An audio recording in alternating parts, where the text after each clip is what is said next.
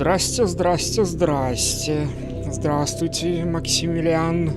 Будешь смотреть? Буду. Привет и лайк, посмотрим вместе сказки от цыгов. Посмотрим сказки, Альберт, привет. Рустам, привет, дружище, привет, привет, Костя и всему чату. Ну что, все приготовили вилки? Не, я шапочку из фольги надел, и то есть. Здорово, Женек, здорово, Саня. Всем привет, ребята. Осталось у нас 11 минут до величайшего события в истории человечества. CitizenCon 2024. Вилочки и фольга прилагаются. Ну, не все так плохо. Там же будут новые кадры гейминга, новые механики, новые рассказы всякие там интересные для нас, для любителей Star Citizen, в том числе. Посмотрим на американское шоу. Американцы умеют делать шоу, согласитесь, это так классно и интересно смотреть, весело. Вот, осталось 10 минут. Левин Star Citizen Live, привет, привет, привет. Это только у меня эхо где-то в две вкладки открыто или что? Две вкладки? Разговор людей, это идет вместе с этим. Там у них в зале, походу, люди сидят. Две вкладки вроде нигде не открыто. А может и открыто?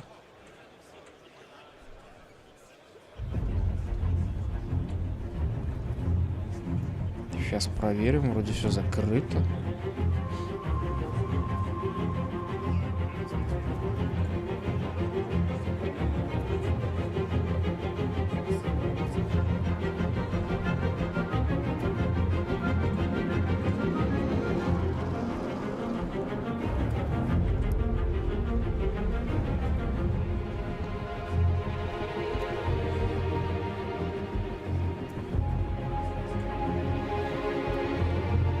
Привет, интересно, Криса прилюдно будут бить ногами за последний патч и прочие успехи? Друг интересуется. За последний патч его только могут похвалить и сказать, что он прекрасен, потому что был патч 3.18, за который его не били ногами. Если за 3.18 не били, то все остальные это все волосы, как говорится.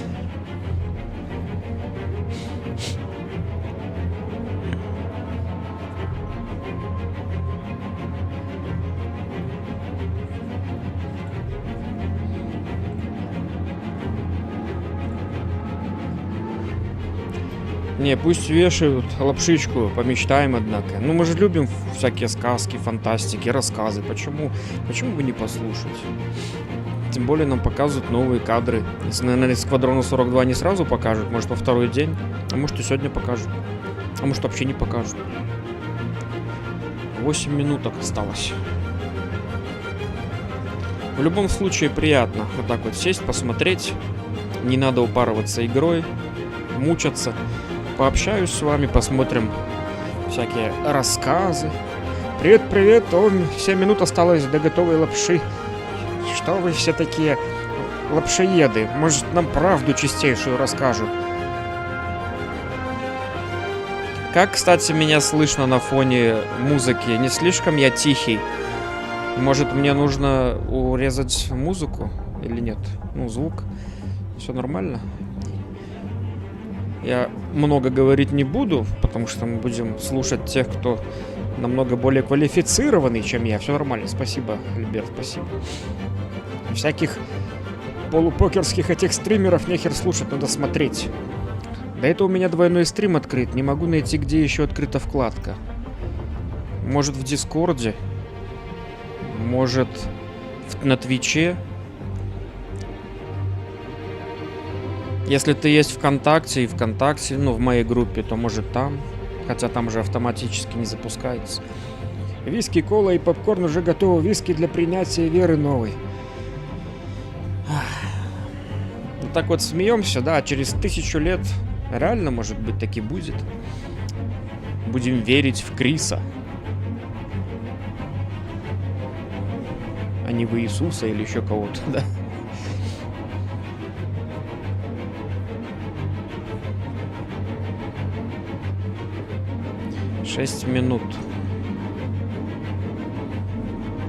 Я в клэшере сижу и смотрю. Блин, прикинь, если бы какой рофл был от разрабов, если бы они реально мониторы сделали в самой тюрьме клэшер, как когда запускался этот ивент Ксеноугроза, появлялись эти бандиты и что-то вещали. Могли бы в тюрьме ради такого события сделать экраны, лавочки в тюрьме, и чтобы шла трансляция в тюрьме. Там бы весь сервер собрался в этой тюрьме чисто по рофлу, и заскринили бы все это дело и начали бы снимать. Как это в армии, да, вечеруху смотрят, там арсенал, сидят, подшиваются, так и там тоже сидели в тюрьме и смотрели бы CitizenCon.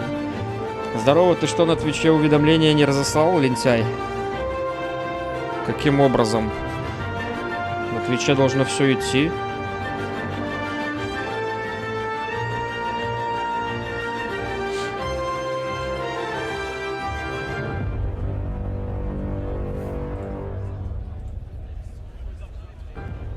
На Твиче все идет. 8 человек на Твиче. Все идет. Влад. То, что уведомление не пришло, это уже вопросы к Твичу. Он должен автоматом рассылать.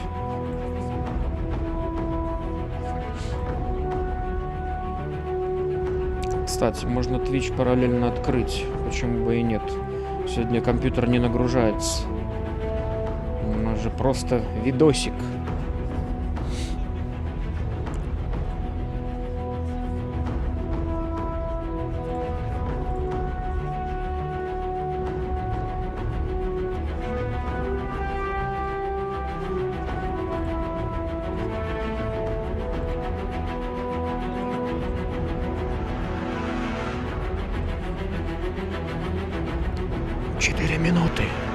И мы соприкоснемся с волшебством.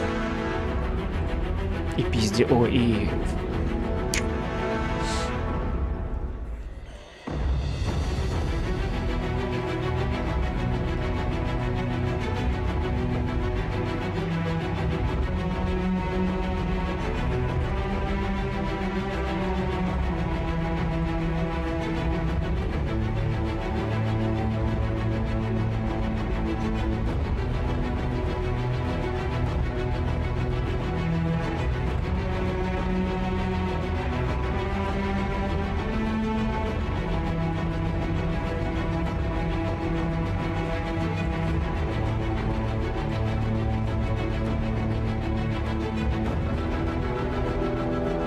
Трансляция идет, уведомления не было.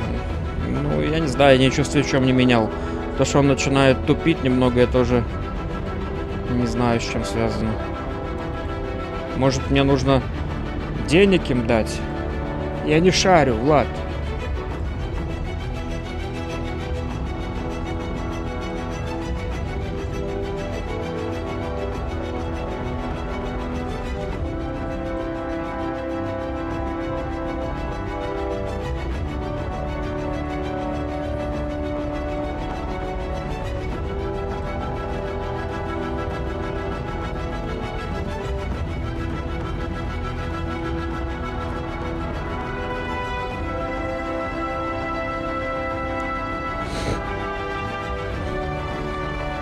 Всем Кугин.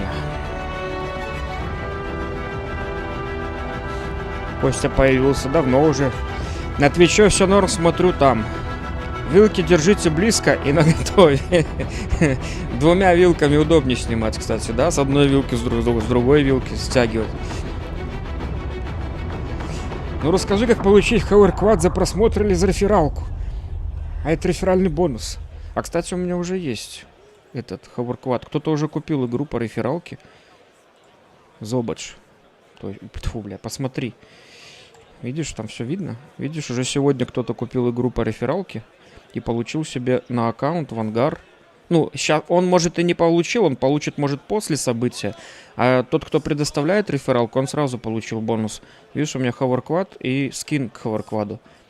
Поэтому, если кто-то решил покупать игру, дерзайте, пока вот сейчас промежуток времени такой. Регистрируйтесь по реферальному бонусу, по реферальной программе. В описании ссылка. 5000 игровых получите на аккаунт. Вот здесь у вас будет 5000. Вот здесь вот. Этой валюты, которая будет доступна только после релиза игры. Ну и сейчас, конечно же, получите ховерквад со скином вот таким вот интересным.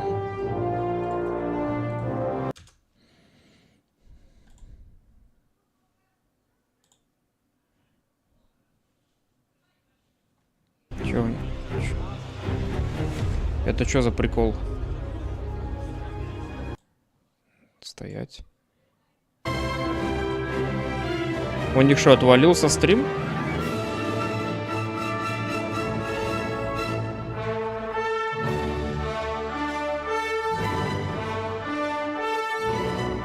Или они его заменили?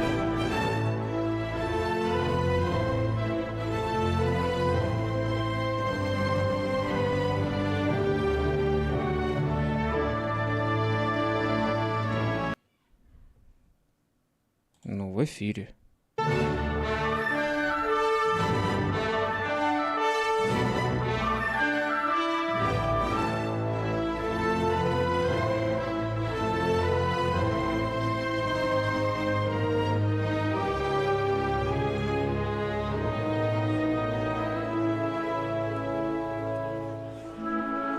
Я ничего не показывал, это реферальный бонус. А, бля, там же ж... Ладно, потом покажу. Сейчас у меня настройка немного другая.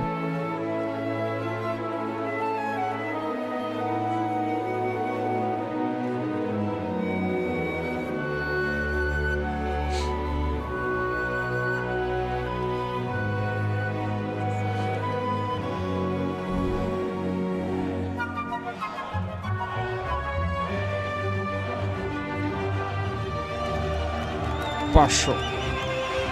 Блять, что это за херня? Они заново запустили 30 минут, показывают?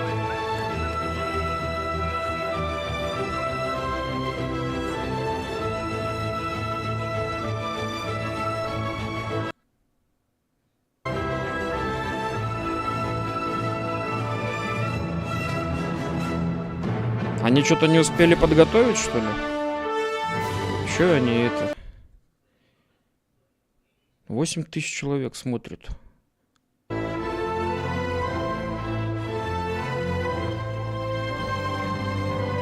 Это он разминается на навешивание лапши. Вроде как и показал, но не показал. Заново они даже к этому не готовы, как и в игре. Не, ну я думаю, не будем мы полчаса еще ждать. Баг, да, Альберт, это баг игровой.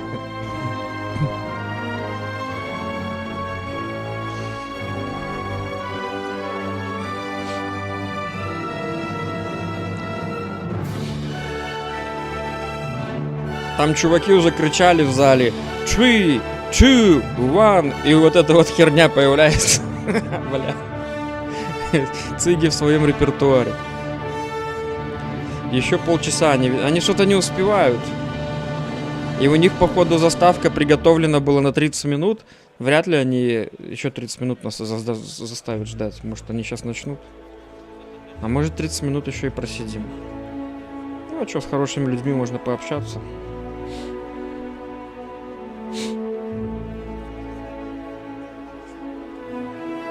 Восемь с половиной тысяч человек у них сидит, ждет. И тут такая тема, хоп.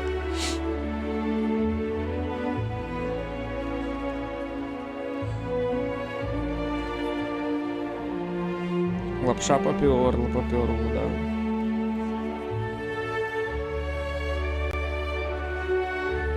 Q7, это я позвонил Крису, чтобы отложили, я еще работаю 40 минут. А, Влад, это из-за тебя мы теперь все страдаем, да?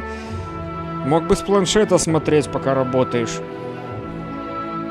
Одним глазом на дорогу, вторым глазом в планшет. А так мы сидим, все ждем теперь. Ну, музыка хоть приятно играет. Сейчас они просто не успели дошик запарить. Да, дошик это важно, да.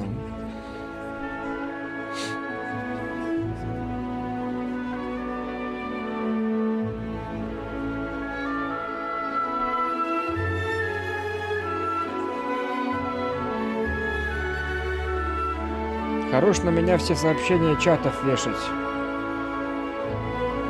Чего? Музыка кайф, согласен.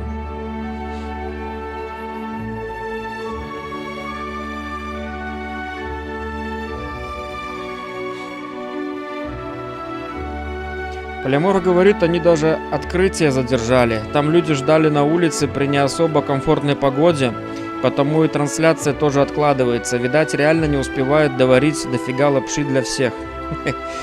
Нет, хорошо, что у них в этом году есть что нам показать, раз они не успевают даже подготовиться, возможно. Что сказал? Как это связано? Ну да ладно. Кто угадает, чего за корабль на видосе? Кстати, да. Это ж пасхалочка на экране, походу. Так Зевс, наверное, нет? Что это еще может быть? Хотя Зевс они уже показали 100 раз. А вот это реально типа что-то загадочное, типа. Фиг его знает, что это. А ты знаешь, Альберт, что это? Это не я говорил про звонок Крису. Вы там сами разбирайтесь в ютубовские с твичевскими, потому что у меня на вас уже сил нет. Надо уже палку брать бамбуковую. Да воспитывать, блять.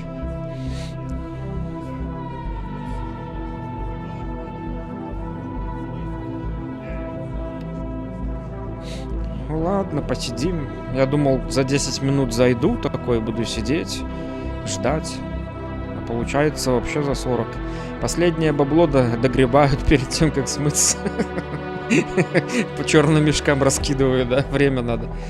Не, это сказка «Корабль», в этом я уверен. Не знаю.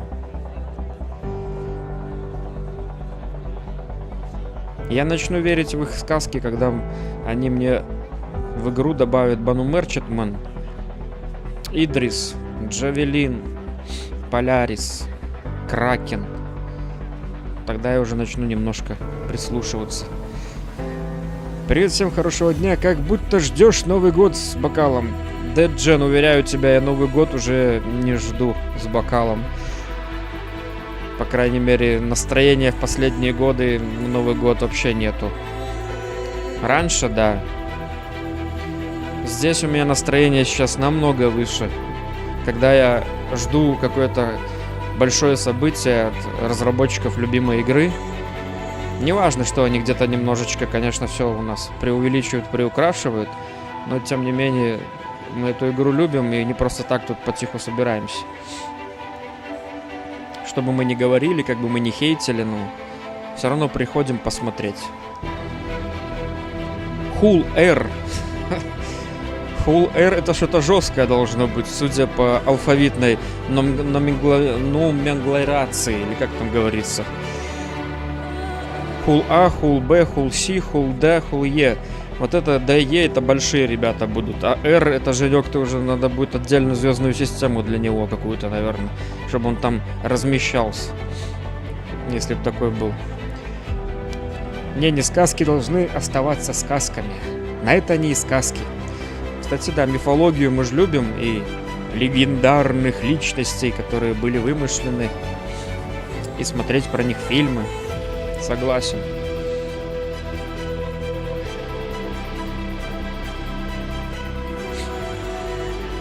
Короче, ладно, пока мы тут в ожидании, я сейчас все-таки покажу все эти дела, да?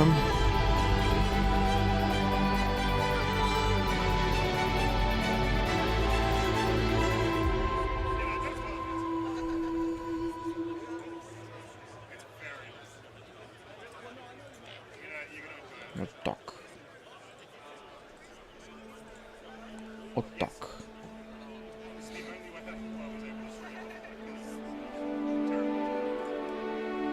Вот, Кирилл, ты просил. Вот бонус уже сегодня прилетел. Hoverquad.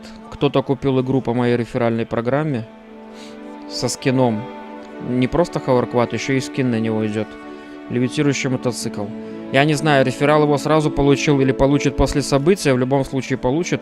А тому, кто предоставляет ссылку, он сразу получает. Вот. У меня уже будет второй такой. Ну, первый у меня без скина, а вот второй уже со скином. И оценивается он... В чем суть этого бонуса в большей степени, я считаю, это в том, что это хорошая болванка стоимостью $30. И если мы зайдем в апгрейды,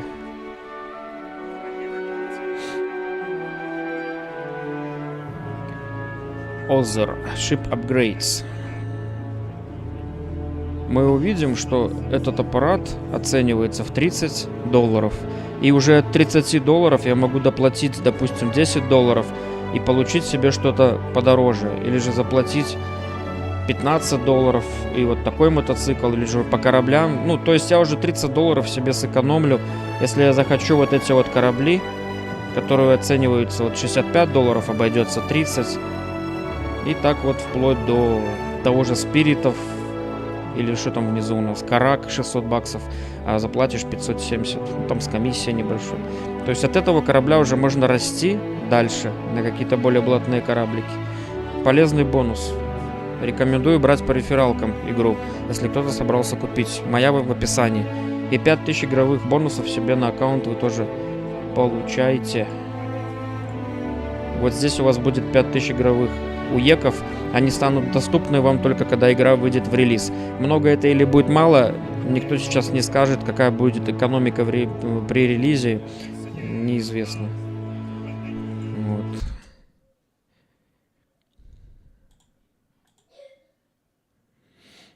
Как-то так.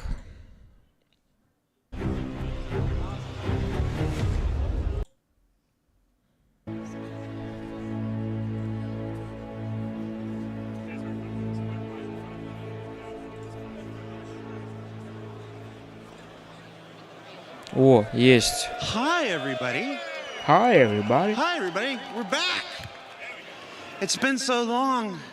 Hi, welcome to CitizenCon 2954. I'm Jared Huckabee. If you're in Hall A, let me hear you scream. If you're in Hall B, let me hear you scream. I'm going to take this off. Here, George. Come on, dude.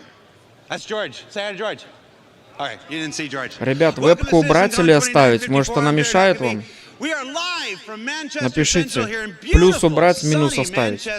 То есть, наоборот, минус убрать, плюс оставить. Basically, we're back. It's our first since we returned last year in Los Angeles. We've got a tremendous show for you. I'm sorry about the countdown thing there. This is the biggest CitizenCon we've ever done, and as one might expect, it took us a little longer to get things going than we expected. But we're ready to start. We're approximately 20 to 25 minutes from the show start, so we are not going to make our 11 o'clock on the dot start time, but you can guess about 20 to 25 minutes. So we do got some stuff here. So what is CitizenCon? Anybody? You can't see them. There's a bunch of people down here below me. What's CitizenCon? Nothing. Ships? It's more than ships. Бля, какой же он охеренный шоумен, вот этот вот чувак. Он вообще вот эту вот тему всю шоу Star Citizen вытягивает на 100%. За последние вот 7 лет за ним наблюдая. Реально охеренный актер. Чувак на своем месте.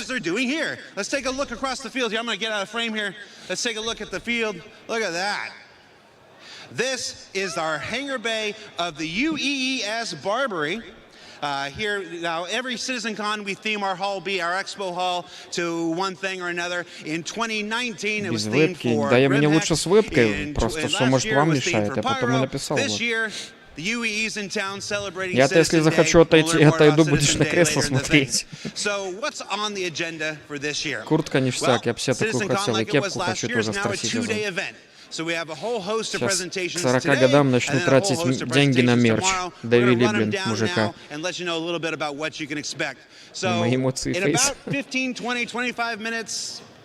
I can't be specific with you at this point. Chris Roberts is going to take the stage and kick off CitizenCon proper. We're just the pre-show here where we like to have fun.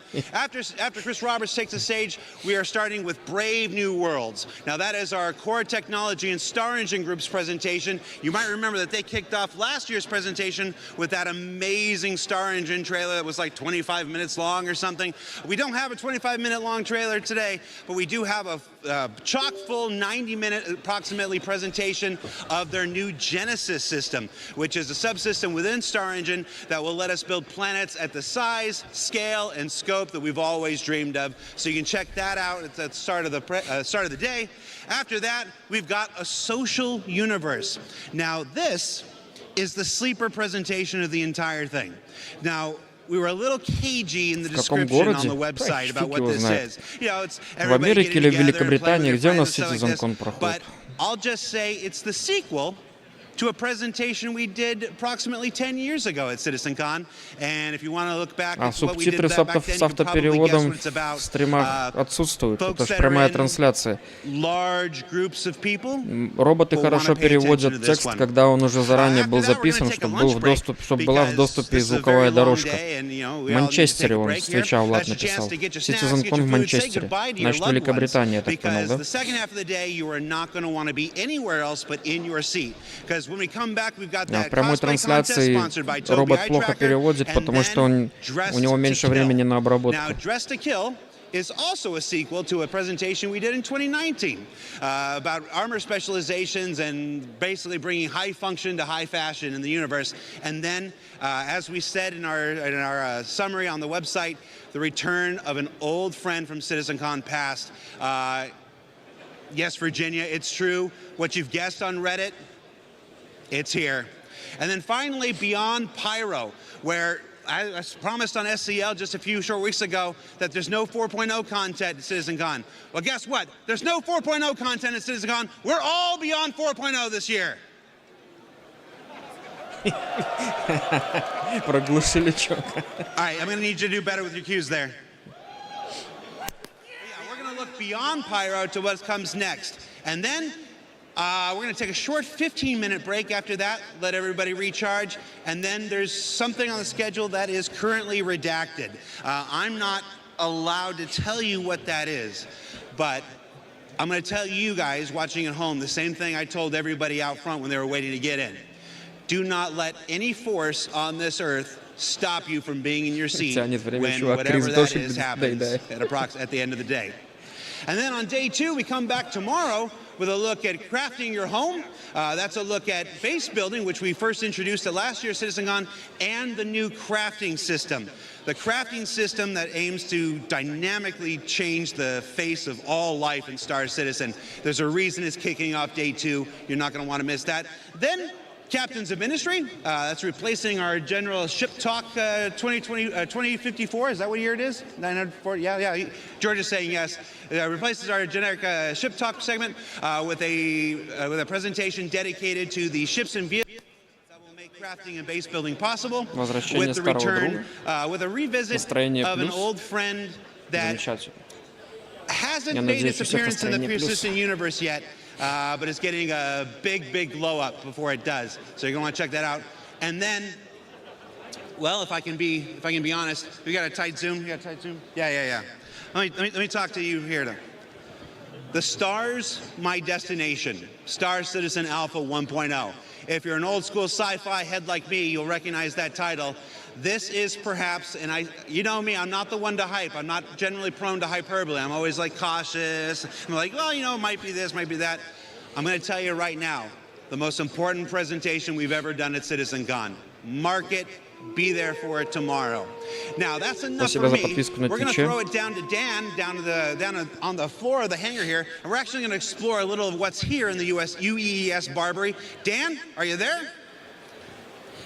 Thank you, Jared. Welcome back to CitizenCon 2954. My name is Dan Howbrick. I'm the community producer here at Cloud Cream Games. Welcome you all back to Manchester, home of the previous CitizenCon 2949. Although, unlike then, things look a little bit different. Чувак похож из этого в GTA 5, который разрабатывал вот эти вот все преступления. Как его называли? Там, помните, в GTA был 5 чувак, который все вот эти вот ограбления прорабатывал, думал. Вот он на него похож, кстати, немножко. И голос. Why, you may ask? Well, you'll just have to keep watching to find out. Ну, Хорнет натуральную величину сделали. Кстати, F7A стоит Хорнет, или F7C. Судя по цвету, F7C, походу. Twitch or YouTube and get to the right tab. Make sure you're watching the stream and make sure you're watching our content.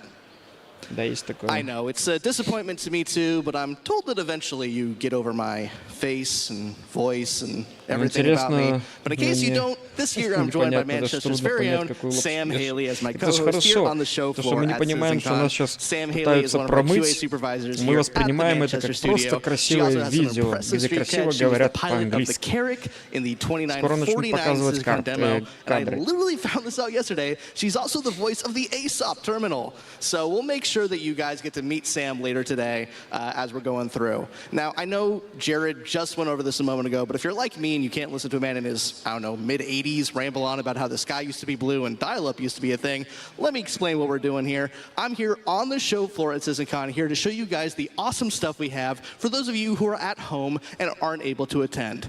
So we want to make sure that you guys feel as though you're not missing out. So come follow me and we're going to check out some cool stuff here on the show floor right now. To my immediate left, we have the Voyager Bar. If you guys are here at CitizenCon and are looking for some refreshments, look no further than the Voyager Bar. As you can see, we have some impressive refreshments based on our in-game drink manufacturers. We have some awesome flags, we have some awesome pennants. Вот в этом месте можно было, в принципе, потусить. Неважно, CitizenCon это или еще что-то. If you guys are looking for a drink here at CitizenCon, look no further than the Voyager Bar. I'm sure we're going to see some of our developers here around 4 p.m. F7C или F7A? Probably closer to 3 p.m. They're going to be here any second. It's been a long couple of weeks, so we'll give them some privacy. Мужик на заднем плане растерялся в непонятно куда. Also to my left, we have our Monster Tech Sim Pit. If you guys are looking to experience Star Citizen in a way that you've never experienced before while you're here at CitizenCon, там тоже тупит и никому не наливает. И дергается в разные стороны такой, да? Хоп, подошел, что-то подергался, отошел, зашел в текстуру, постоял в текстуре, вышел из нее. Они бы, ну, если бы они так делали, было бы намного прикольнее смотреть. Come follow me. Now over here we have our community booth section. We're going to be visiting the community booth section a bunch during CitizenCon, so I'm not going to get into too much detail now. But as you can see, all of our community booths are themed after in-game cargo container manufacturers. We have Anvil, we have Argo, we got RSI, we got Kovalex, we got Misk. All of these containers are filled with orgs. Это типа в Пайра будут вот такие чуваки, тупо полностью слизанные мандалорец, что ли? Из Звездных войн? Что это было такое, что? Или они просто здесь косплей устроили любых как бы тем космических?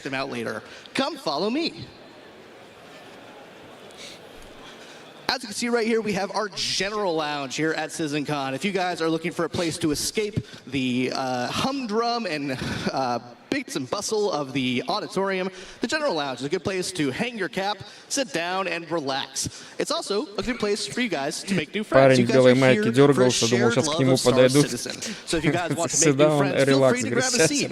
Ask people what their favorite ships are, their favorite ship manufacturer, their favorite game feature that may or may not have an issue council report. And you guys will make friends for life here at CitizenCon, here at the General Lounge. And I know there's something that we haven't talked about. В баре можно было бы и заскочить и увидеть фантазию, всем готовы закончить мистер Ситизен и храпануть на 3 дня. Да, The Addison Lounge, that's right, the Addison Lounge. If you are looking to sit down in comfort and style, the Addison Lounge is the place to go. We have our United Empire of Earth timeline. We have our UEE branding all over the place. It's a good place for, again, for you to hang your cap, sit down, relax, and enjoy the show. And I think that's it. I mean, Sam, I don't know where my co-host Sam is. Sam, hi Sam, I don't think there's anything else that I'm missing on show 4, right? I don't think there's any major stuff I glossed over, nothing big or exciting that I didn't talk about, right? Dan, I know the most big thing in the room is your ego, but other than that, there is one thing you haven't mentioned yet. Yeah, let's talk about the Hornet in the room, shall we? We have an amazing set piece here at CitizenCon this year. It is massive. It is the biggest thing that I think we've ever had on the show floor here at CitizenCon. It is absolutely impressive. It has some really great audio displays Люди as well. профессионально владеют своей речью, своей мимикой. While I go powder my nose and make sure that I'm picture perfect, why don't you head on over there and give the people more information about the biggest and best set piece we have here at CitizenCon. Let's check out exactly what we're talking about, shall we? Happily. Thanks, Dan. Let's go check this thing out. Ага. Не, ну это обычный. F7, ну как МК2, но неизвестно F7A или F7C. Раскраску. Mark II. This thing was made for us by Mango Stone, and they spent 14 weeks putting this together, from 6 weeks of concept, 8 weeks of build time. This thing was their biggest ever build, but they have built stuff for us before in the Manchester studio. Ну, F7A MR? MR она сказала или МК2? This is a medium fighter. So it packs a punch, but it is pretty quick. Но это новый какой-то они анонсировали, да?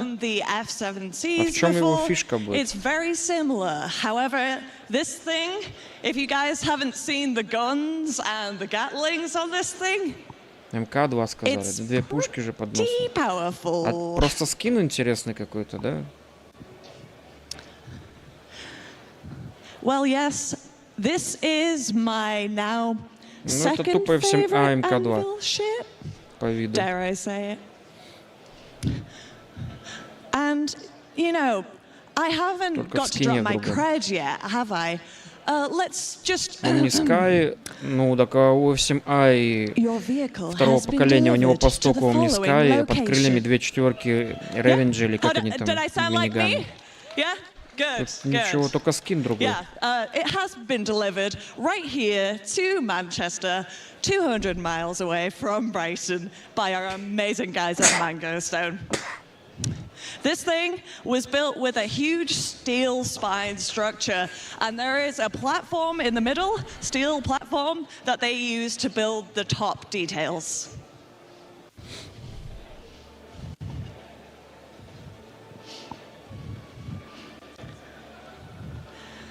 Yep. If you guys don't get the chance to see this in person, спасибо, Кирилл, спасибо, Альберт. Just look at everybody's social media for the next 5 years. Красиво, они покрасили картонки, молодцы. Тут вот накосячили, смотри, на уголок слева было вот на крыле. Немного красное попало на белое. Запортачили. Вот слева, видишь? Запортачили вот. So, yes.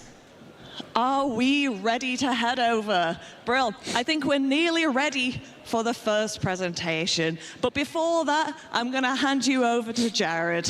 Jared, over to you. Hi, Sam. Thanks, Sam. Look, there's Sam.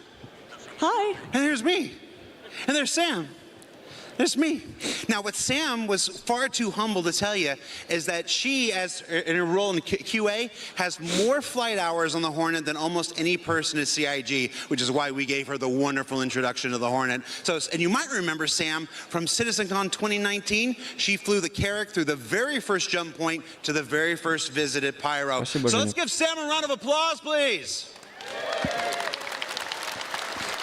She was too humble to give her credentials herself. So now we are going to go into Hall A. Hall A is where the magic happens. It's where everybody needs to find their seat and get ready for the start of the show. So hey, if you're here in Hall B, let's all move over into Hall A.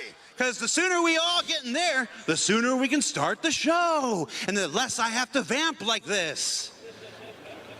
Everybody in Hall A. All right.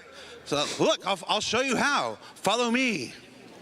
Hey, what you got? Чуваку с камерой ходит за ним. Take a picture. Oh, wait. Oh, the other way. There you go.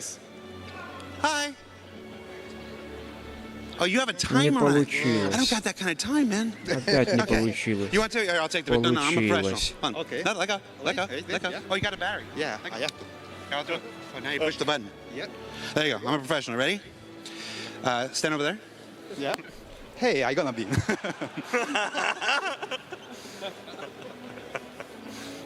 Yeah, no, we're good. All right. No, we're gonna do 2 pictures. Ready? We're gonna down low, like we're in a rap album. But we can see our belly. Салют, что это? Разрабы игры скажут, когда выпустят ее. Когда выпустят ее, не скажут. Это CitizenCon, раз в год проводится событие. And then one that's really awkward. Ready? Okay. Yeah, just... Топ Родригес. How's that look? How's that look? All right. Блядь, молодцы. No problem, guys. All right, let's get in the hall A. Everybody in the hall A.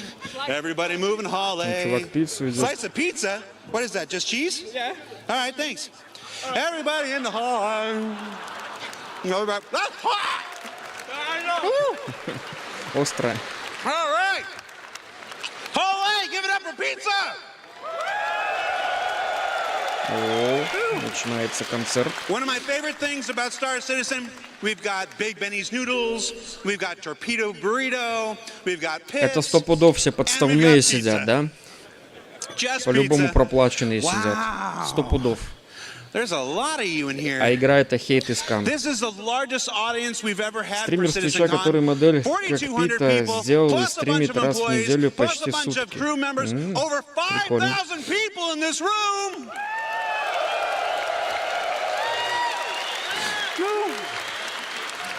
But are you streaming? No, I'm just videoing. All right. Well, hi, Mom. Hi, Mom. Oh, you're streaming. What are you doing? I'm just recording, mate. Are you just recording? Yeah.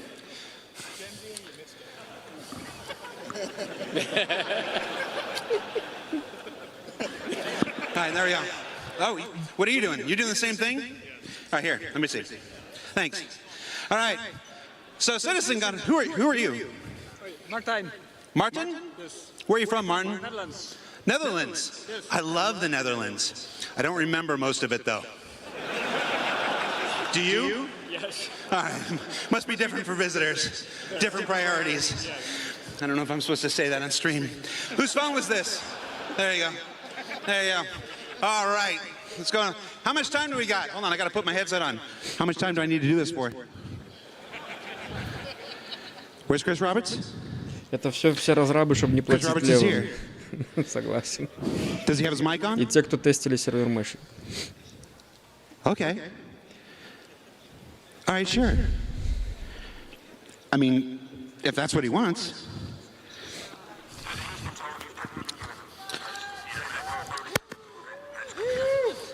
I apologize. You ready?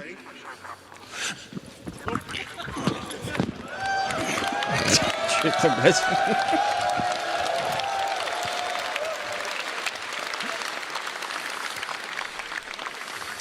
I think I legitimately pulled a hammy. Oh, that thing is rock hard right now. Oh, you're gonna check out my shoes. Yeah. Donatello, Michelangelo, Leonardo, Raphael.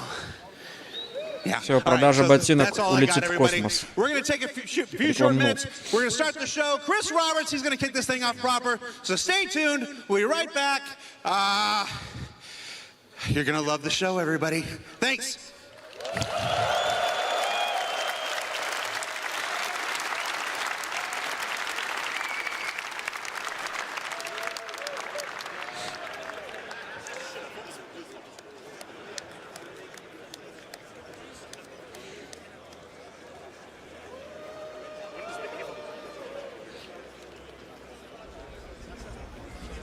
Язык подвешен вообще, Женек, он профессионал своего дела, он просто актерище. Вы какая сидит малая, смотрите. Чик-чик-чик, оп, уехала.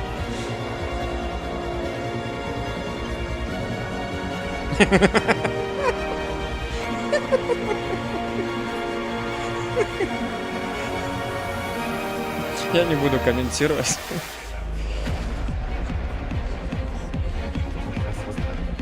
Вот ответ, почему так долго разрабатываются, они все там веселые такие.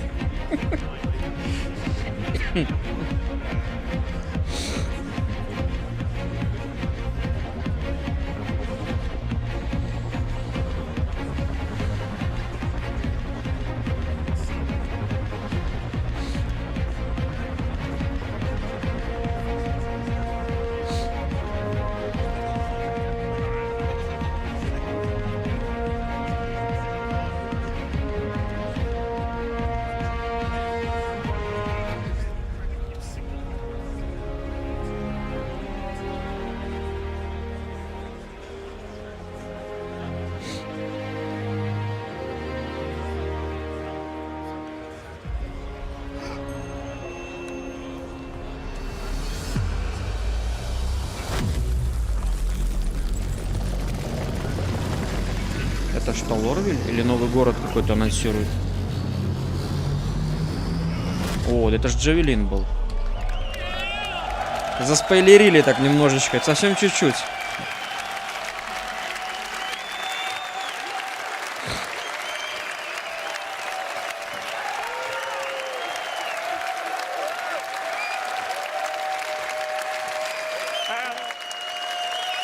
Hello, CitizenCon 2954. There's a lot more of you here than there were when we were here last year, 5 years ago. There was 1,200 people. There's almost 5,000 people in the building today, which is amazing. I'm so grateful. I know a whole bunch of you around that have come from around the world to visit the lovely sunny Manchester. But inside here, there's going to be a lot of very cool stuff, although in this up-and-coming presentation, you may see a few things inspired by the Manchester weather. Anyway, so like the first title of our first presentation, Brave New Worlds, we're on the cusp of a new era for Star Citizen. Server meshing is finally a reality. People are making their first jumps to Pyro in Evocati testing right now, which is pretty awesome. We're going to have it out at the end of this year. So I think it was going to be a great new phase for Star Citizen. And over these next 2 days, we'll talk about the new tech and tools in Star Engine that will help us craft those worlds that you're going to be flying around to. And you'll hear about our plans beyond 4.0 and how we get towards Star Citizen 1.0, which is out of alpha and нормальное такое личико, что-то не жарковато, а душновато. Да все вместе. Anyway, the team has worked really hard on the lead up to CitizenCon and this year to work on, first of all, what you've been playing in live, what you're going to be playing, what you're going to see here. So I'd like to thank them all for working. Но брови он все по-любому подкрашивает. Putting all their love and care, just like you guys love and care what we're building, into what we're doing. So thank them and you guys. And without me waffling on, I'd like to bring CIG's CTO, Benoit Bézageur. Did I say it right, Benoit? Yeah, okay, good. I'm always bad with French surnames. To the stage to start our journey into the future. So let's have a great show.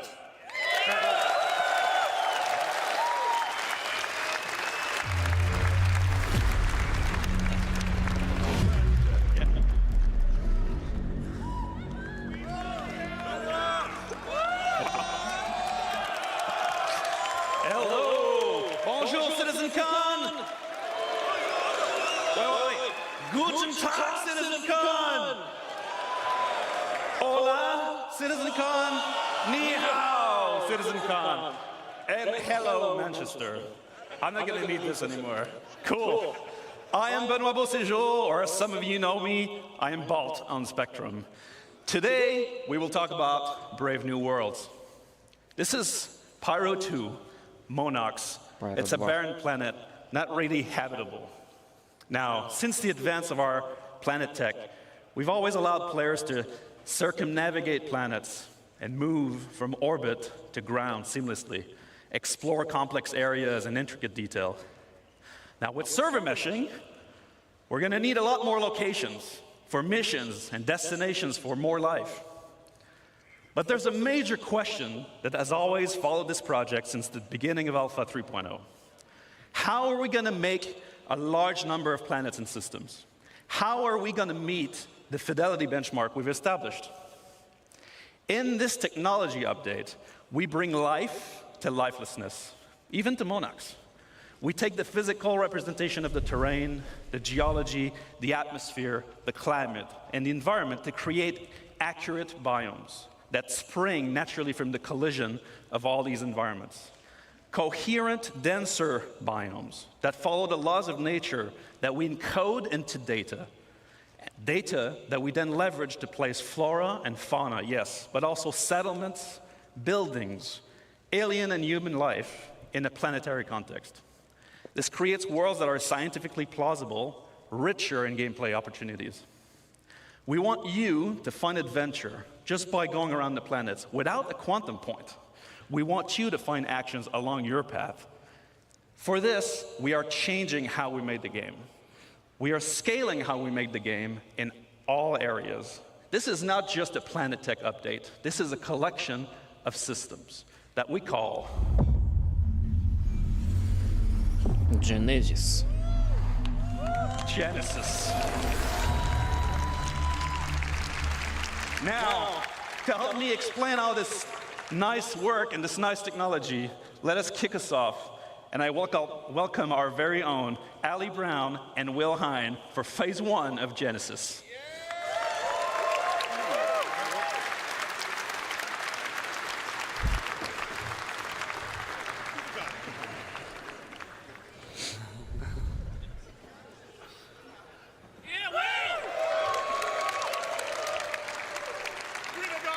Hello, Star Citizen. Там, походу, в первых рядах сидят правильные люди в правильных местах.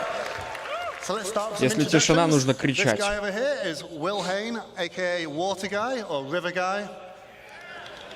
And this lovely gentleman is Ali Brown, pusher of pixels extraordinaire. And we're here to tell you about Phase 1 of Genesis, which we're entitling The Laws of Nature.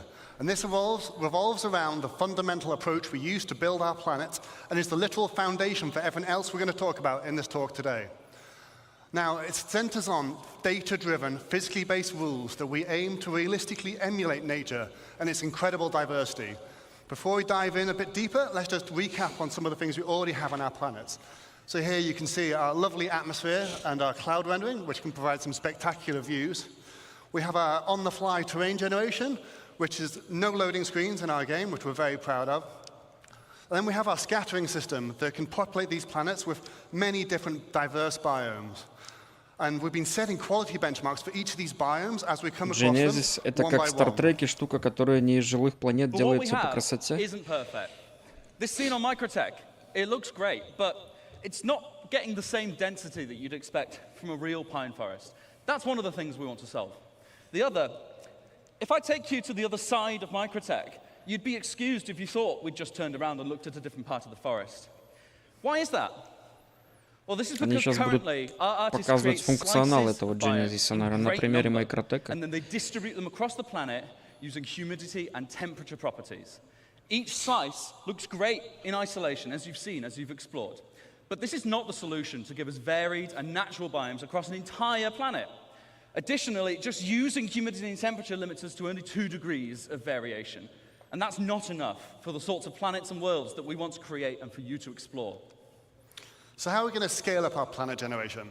Well, as I said before, we're going to start with physically based rules that drive everything. We want nothing to feel random on these planets.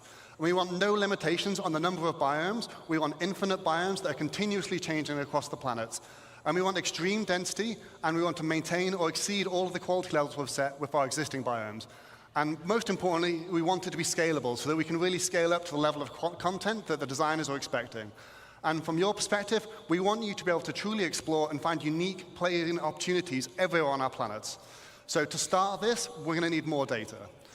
So if we see here some of our existing data sets on our planets, we have temperature, which we define locally and globally, and humidity, and that's it for now. With Genesis, we add many other data sets, such as the geology type, the soil type, and then we also go for things like the soil depth and the quality and the nutrients, and many other properties all drive this complex data set that we use to build rule sets on that each individual asset can describe how it should work with them. We're going to put something together and show you some demos today using some of the assets that you've already know and love in the PU. Although you might see some new stuff later, we'll save that. What you're going to see is a vertical slice of development. It's very early stages, very work in progress. Про строительство на планетах что-то That means it's only going to get better, рассказывает. so be excited. The number one challenge with planets in our game is scale. Позвонить нам в прямом эфире и задать вопрос, когда лифты починят. Вот это вот самый важный вопрос. Как они говорят, Genesis — это субсистема Star Engine. And everywhere in between, there are no loading screens, you see everything. We cannot afford for it to look bad in any of those scenarios. So, let's start from a ground perspective. Demo number 1, let's have a look. Да, да, не на планетах, а сами планеты как будут формироваться с помощью этих инструментов. Ну вот здесь вообще круто выглядит. Это вот они способны добиться такой картинки с помощью этого Genesis, по идее. Но намного контрастнее, насыщеннее, каждый листочек стал более четким. Это густые леса, вот именно до такой степени густоты на Microtech у нас не было. Между деревьями так-то... Тут почти как в Дейзи уже, между елками. Только вся планета миллионы квадратных километров, ну там пускай 1000 квадратных километров могут быть такими.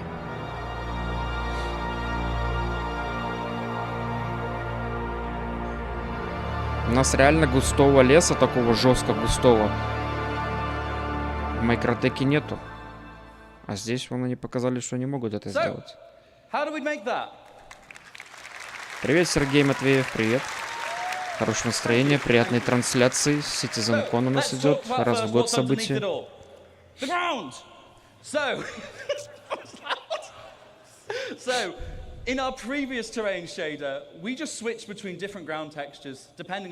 Короче, закупайте видеокарты покруче. RTX 4070 уже не прокатит. Шутка. We then add debris where appropriate, whether it be pine needles, dead leaves, etc. And then when it gets cold, we add snow. Each of these layers has unique shading properties and unique transitions between them. Because we do this all in one shader, we're able to achieve лайк that сегодня as well as ставить being не обязательно. Я не знаю, Влад. Лайк надо ставить, когда тебе нравится и не скучно. Они нам пока еще не показали что-нибудь вкусненькое.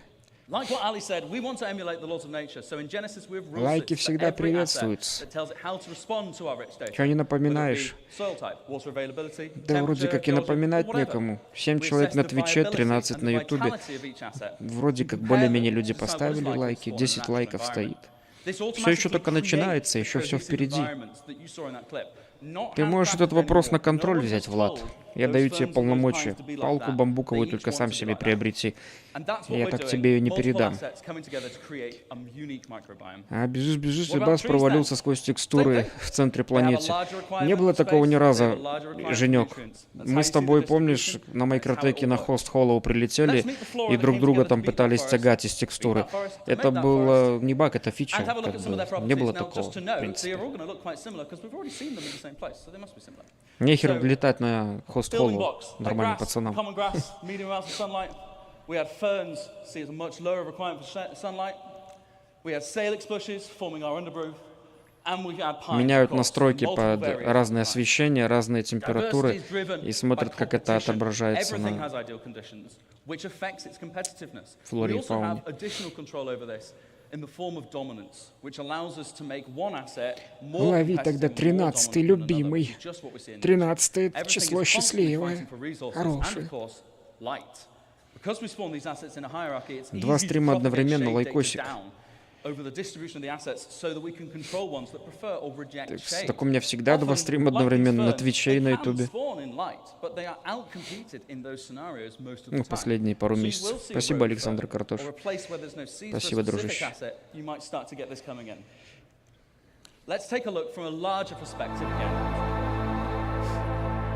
Это не у меня дергает, это у них дергает.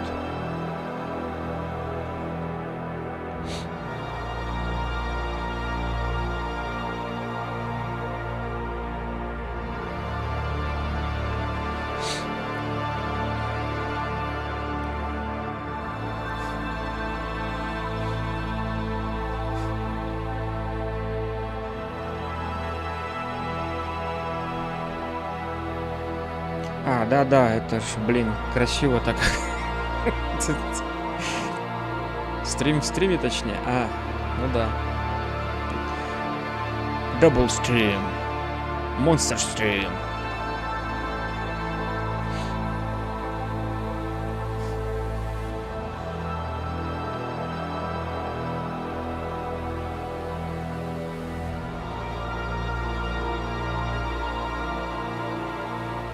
Грибник.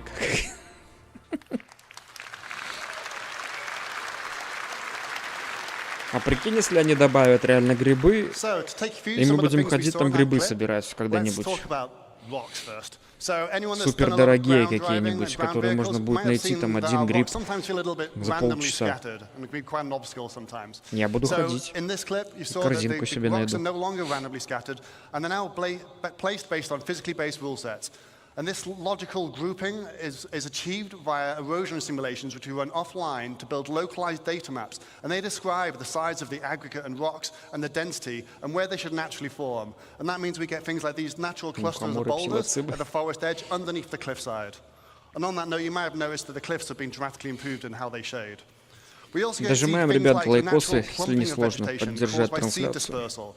This is controlled per species, so we can Поддержать get на better Ютубе emulation of their unique growth patterns, ранжирование. create much more realistic environments. Несложно. And we also calculate the slope aspect, which is the exposure to vegetation to solar radiation and other environmental factors. And this allows us different species to flourish in different conditions, as we can see on different sides of this valley. Then over larger scale, we calculate the age and vitality of each tree individually to drive exactly how high they should be, but also the color of their leaves. Блин, ну Now, this isn't the only нам thing that реально will drive the color понадобятся of the leaves. видеокарты We're gonna покупать introduce the нормальные concept of seasons to the game. And this will mean и our planets процессоры. will evolve Если они through the хотят year, лес еще and we'll красивее be able сделать, to тут shed leaves растительности from trees пипец, and have the grass wither in winter. четкости, и все это как бы выглядит живым.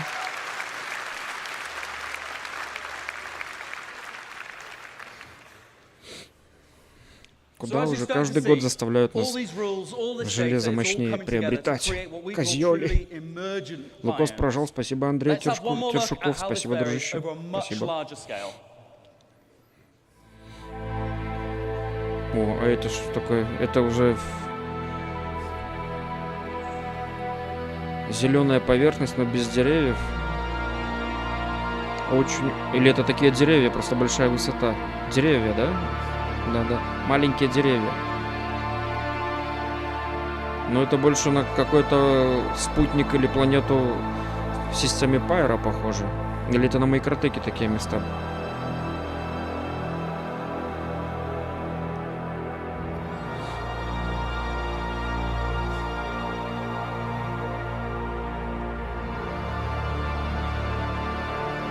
Потом для ПВП убирать всю эту красоту, а ты не сможешь это все убрать для ПВП. Это не арк или не где там все эти текстуры режутся.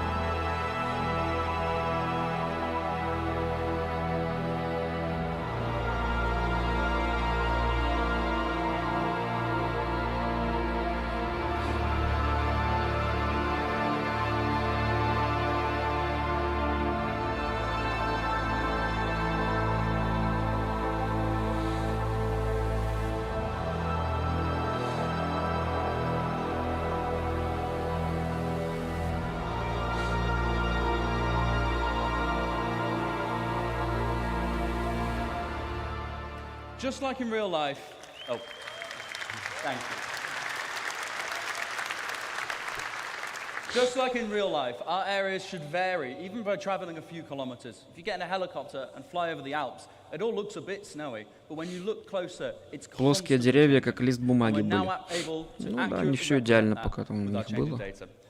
И фотографии не сильно такие уже блатные. Is the distant look. In this screenshot, you don't see a single tree, and yet the terrain is still green. We previously did that with artist-made lookup tables that told the planet what color to be at what position. But that wasn't going to work with all our new data and our far more complex spawning. Now we have a systemic solution.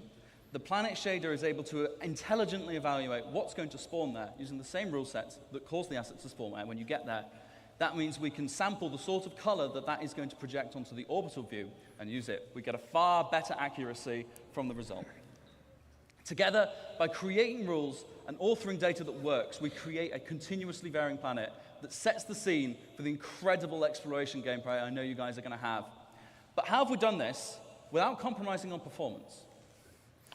So yeah, with all this new data sets and these physically based spawning rules, you're probably wondering, how is this going to handle in your CPU? We don't want to melt anyone's CPU, so we've redesigned all of this tech to work much more efficiently than before, and now it can run on many cores. This allows it to be run perfectly well on both the CPU and the GPU. So we've redesigned our framework so that we can run it at both and swap between them freely.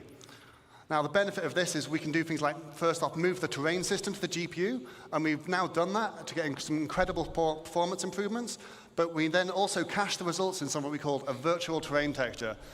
I'll give you a quick demo of this now. This is now vastly faster than the previous system, but it also allows us to generate the terrain in much higher resolution, which means all the popping you can see on the mountains as we're approaching, all of that should be completely eliminated on the right-hand side of the screen. Слева как будто догружается, да, как вот есть текстура, а справа текстуры догружаются на большем расстоянии, и мы не успеваем это заметить, походу.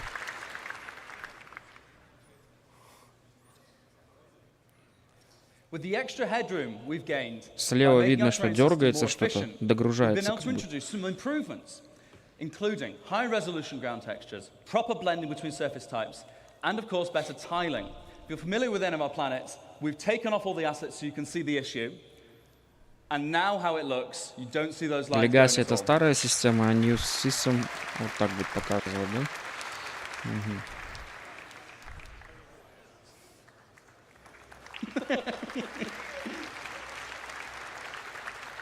And one more.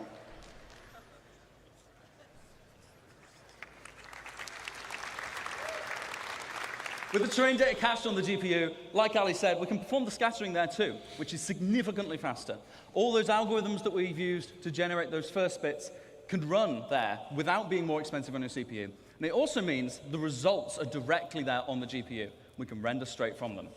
That allows us to have dramatically more density in our new system. We can render objects directly without having to go via the CPU every frame. We also cull at different levels of granularity, with bigger groups in the distance and individual assets up close. Just as a demonstration, this is Не хотят расплавлять наши компы, как раз в этом это и делают, особенно с ЦПУ.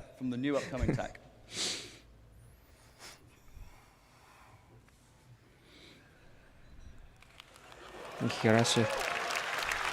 Лес. Вот это лес. Хрен где корабль посадишь. Преимущество у чуваков на маленьких кораблях. Здоровый туда не посадишь. Только если лапы будут высокие.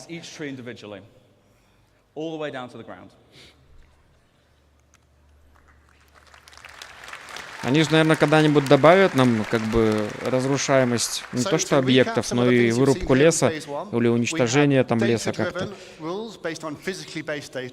Generating emergent biomes that continuously vary across our planets to get infinite possibilities. And we've achieved this with much greater density than before and much faster rendering. And we also achieved seamless transitions from ground to space with zero popping. So now that we've got all this tech, it's time to talk about how art might make use of this. So for that, I'll hand you to the next phase towards Sebastian Schroeder. Thank you, guys. Thank you. No physical. Thank you.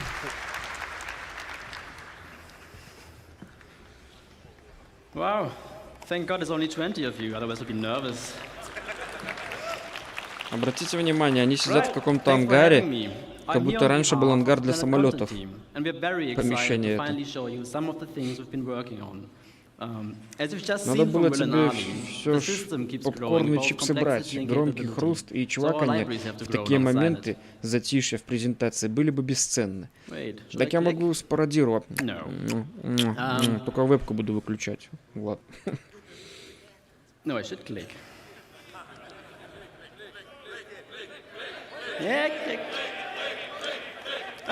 Клик типа нажми, что ли? Our goal is to provide the content that the system needs to populate every corner of every planet with realistic environments. And this content is what this phase of Genesis is all about, emergent biomes. For our first example of today, it's almost a shame Will left because it's about moisture, but let's look at very high moisture and medium to high temperature. О, болото. Ark Survival Evolved, блядь, начинается. Болотистые местности.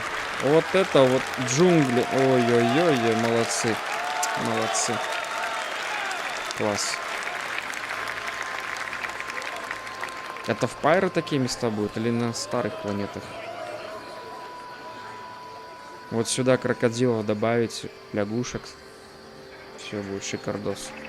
Можно тут жить и нахер там лететь, куда-то что-то делать. Будем тут рыбку ловить, с крокодилами жить.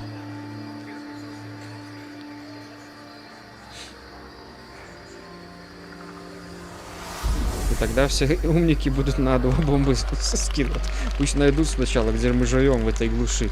Он тут зашился, маленькую базочку себе построил и живи спокойно. Сотни тысяч квадратных километров. Заколупаются искать, куда бомбу сбросить. Вон упавший самолет, упавший корабль. Какая-то миссия на него, типа. А все уже, тут, походу, чувак Escape нажать и поменять сервак не может. Он ждет, вот стоит, кто за ним прилетит.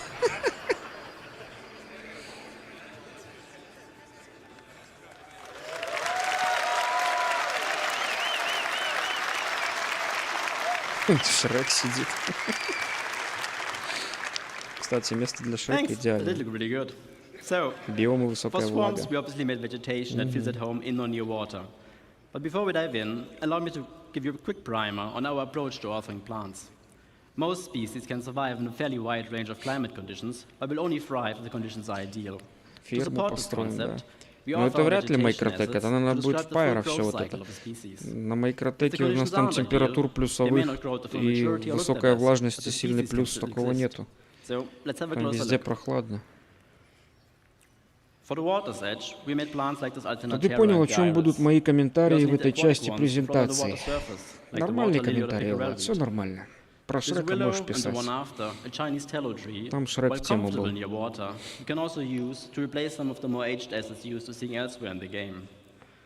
Новые виды растительности. Где-то там Йода должен быть, корабль, сами знаете, чей.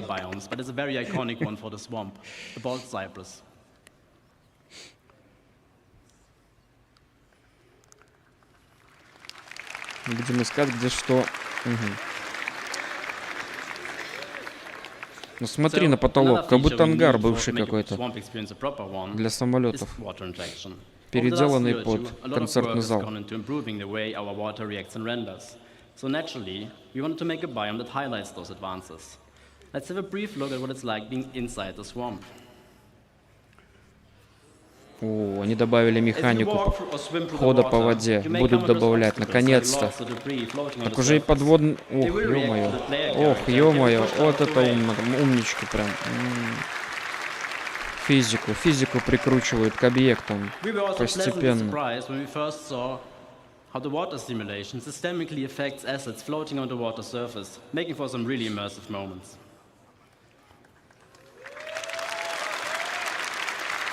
Когда ты считаешь чисто как один человек, и прикинь, так каждый игрок со своей хижиной базой, сколько таких... Ну, бомбу куда скинуть будет, найдут. Я, Женек, тебе по опыту арка могу сказать, на PvP серверах, когда хотят спрятаться, прятаются так, что на 5 квадратных километрах, ну, пускай там 5 на 5, 25 квадратных километров карты, не больше, прячутся так, что месяцами найти не могут. А здесь такие... И там играет по 70 человек.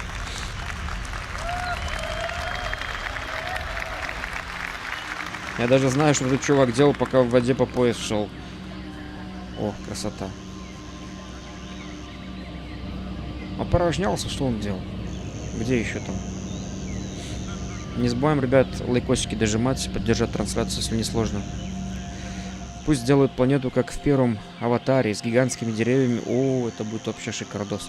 Если они дорастут до таких технологий, чтобы настолько сделать проработанный мир, как в аватаре, мы с тобой уже, Женек, будем на лет 70 нам будет. Но может быть мы застанем Star Citizen с такими планетами. Ни хера он тут. Это бамбук такой высоты. Охереть. Вот где надо будет PvP-шиться. Хрен кого найдешь. Потеряемся, потом будем звонить друг другу, чтобы спасли. Помогите! Кричать будем. Маугли. Пусть сделает так, это я читал. Помогите! Ой-ой-ой, и Марокко добавили, пролетающего. И спрятанный Пайсис. Ляпота. Я любил в Арма 3 карту Таноэ. Вот за такую атмосферу. Но там и то не так классно, как здесь показано.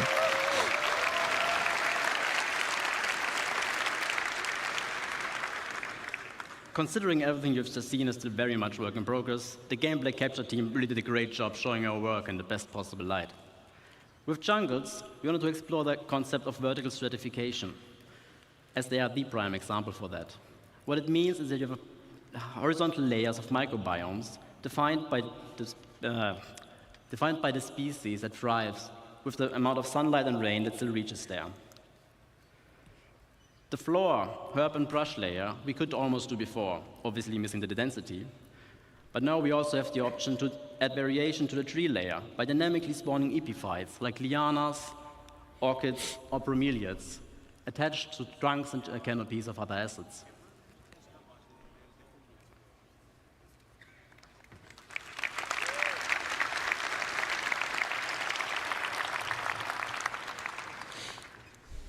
With this and improved density is what will finally allow us to make convincing jungles. And the best part is, we don't even need a lot of different species to create what we refer to as a canvas of a biome. The idea being that we can vary what kind of forest you're in by adding or replacing the plants that visually stand out the most. Now, to get us started on our stratification, we made epiphytes like the Epiprenum and the Они хотят прикрутить к старым, типа древним постройкам, наверное, заросли. Или к любым постройкам, как лианы обрастают. And we also made the grias, which add character to the herb and tree layer. Помнить, что это все влажные фантазии Господа. Держим себя в руках. Я не могу, Женек. Я хочу приобщиться к этому к этой красоте.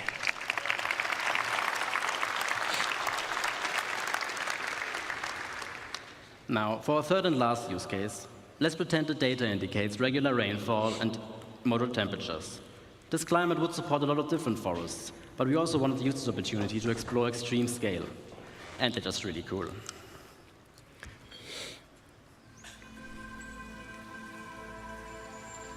Возможность распалить костерок бы прикрутили побыстрее в таких местах. Redwoods. Красный лес. А где он красный?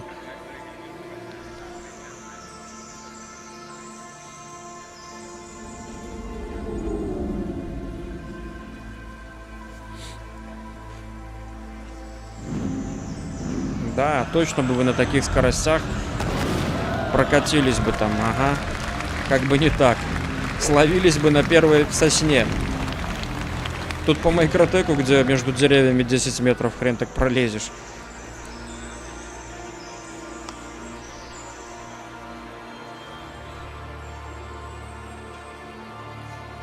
Фантазер, ты меня называла.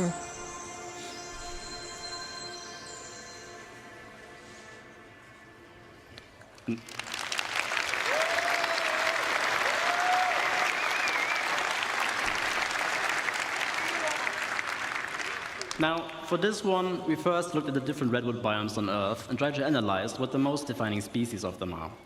With this understanding, we then decided on the following plants to allow for a fairly universal redwood forest that will easily support variation across continents and planets. A fairly common family of species for the ground levels of all redwoods are ferns, in our case the sword fern. We also made a huckleberry variant to provide some visual density for the shrub layer. To add some Jurassic vibes, we made tree ferns that can be found in New Zealand's redwood forests. The most important one, though, obviously sequoias. And they ended up being one of our most complex sets yet. As it turns out, they can grow to be fairly ridiculous in size. It keeps going. Ты не понимаешь, видео проще сделать, чем игру. Я-то понимаю как раз-таки. Они трейлеры классные делают. Просто ребята, которые придут в Star Citizen, они же не понимают, что управлять Dragonfly'ем вот в таких вот условиях это невозможно на таких скоростях. Ты просто разобьешься нахер. Рассинхрон. Спрятался такой, да? And let the vegetation behave accordingly. Now, as part of our tech improvements, we will be implementing a GPU-based simulation that's fit for our game scale. For now, we've set up the ferns with our existing CPU-based one to better visualize what it will feel like to walk amongst those giants. Also, with the biomes on our planets now being defined by where an individual object wants to appear, you can expect a lot more happy accidents by having species invade different biomes, making for some Даже растения под ногами ложатся. Если они это введут в игру.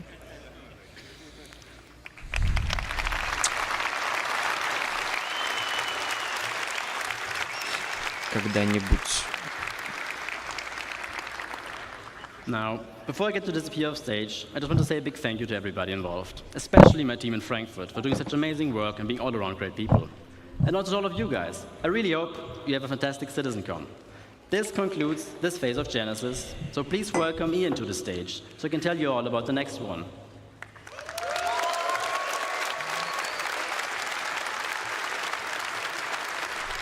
Я тебя не слышу. Это очень шумно. Thank you. Я сейчас ждал, что он поднимет руку, как в трейлере Ассасинов. All right. Those new planets and biomes were pretty, right? But it's time for phase-free civilization to give you some stuff to do. Это что за инь-янь? So, let's talk about location density. We've emulated nature as well as we can to make sure our planets are physically based and realistic, and our biomes are emergent. But it's time to start populating first, because where there's people, there are their lives and the structures they build. So it makes sense that whenever you go and explore these planets, that you find their lives. And what's even more important is that when we make these structures, that they use and they follow the same rules Разрушаемость as деревьев our будет, biomes, где such as the рубить jungles на and the шалаш. swamps. Я думаю, Влад будет, но потом. But before we continue, Пускай let's хотя бы first take дома stock сделают as там, to where we are чтобы now. разрушались. At Это the moment in the сложнее. verse, we have these custom, Это они же показали в beautifully прошлом made CitizenCon, что locations, such as будут Ghost дома Hollow, we've разрушаться. got our distribution centers, or even Ну вот эта just some постройки outposts. тупо And these вообще ни have all капельки не been слизано с этого, handcrafted by our designers со and Звездных artists войнов. to hit that benchmark. Ни разу не And they've been похожее working сооружение на directly Звездные on войны. the planet. Ни капельки. However, Презентация о том, что поиграть, когда твоя майнинговая ферма простаивает без дела. Да? About to arrive, and we're going to have a way higher player count. So those 73 bunkers across Stanton. Одуванчики можно собирать будет. But in general, it's also pretty barren. There's not much for you to explore and find stuff out there. So there's no exploration gameplay. You haven't really put your character to use for the way that you should. So this means we need to go bigger, which means we need to change our workflow. And with any workflow means we need to first establish a new benchmark. So, with our new benchmark, we are ensuring quality and improve on our previous work and make it even better. And any location that you'll find needs to have its own unique personality and no repetition. We don't want you to find the same location twice. This also means that this is your exploration and your findings. So when you go out there and explore with your Carrack or with your Corsair, is that whatever you find, you can share with your orgs or with your friends. As for that density, if you fly down to the planet, we want you to find something, let's say, every 100 clicks. But also improve the mission experience. So when you stay more on the planet, you're more immersed and you go from location to location. Just keep going. So going forward, we are modularizing all our existing locations and assets. And we're basically making a library of buildings and layouts that we'll be using to no longer work directly on the planet. Правильно сказали, когда с костяном летаешь из all these целого мира. modules and assets can be iterated upon and tested right in the editor for all the designers and artists to ensure fun gameplay and interactive sandbox activity, and also make sure all the mission stuff is there. Basically, we're building a toolkit. So let's look at some of the things that we need to keep in mind as we are making that toolkit. First and foremost, we've got our art style and branding. We've got things like Frontier for our settlements. We've got high-tech for the emergency shelters, but also utilitarian, like our bunkers and distribution centers. The richer the data, the richer these locations will be. Secondly, they all have a function. We've got mining for our mining outposts, farming for the farmsteads, or just places where people live. The function of the place will define the way the place looks as well, and its form. And last but not least, the people as well, the faction and their loadouts. We've got lawful people, like the new Citizens for Prosperity in Pyro, unlawful, such as Xenofred, and sometimes not even no one. And the place needs to look a bit, derelict. In different places, you'll find different people. So, now that we've made our toolkit and we've defined all this new stuff, let's start building thousands of locations. Yes, I said thousands. So, to avoid the same issue of working on directly in the planet, I'd like to introduce to you Starchitect.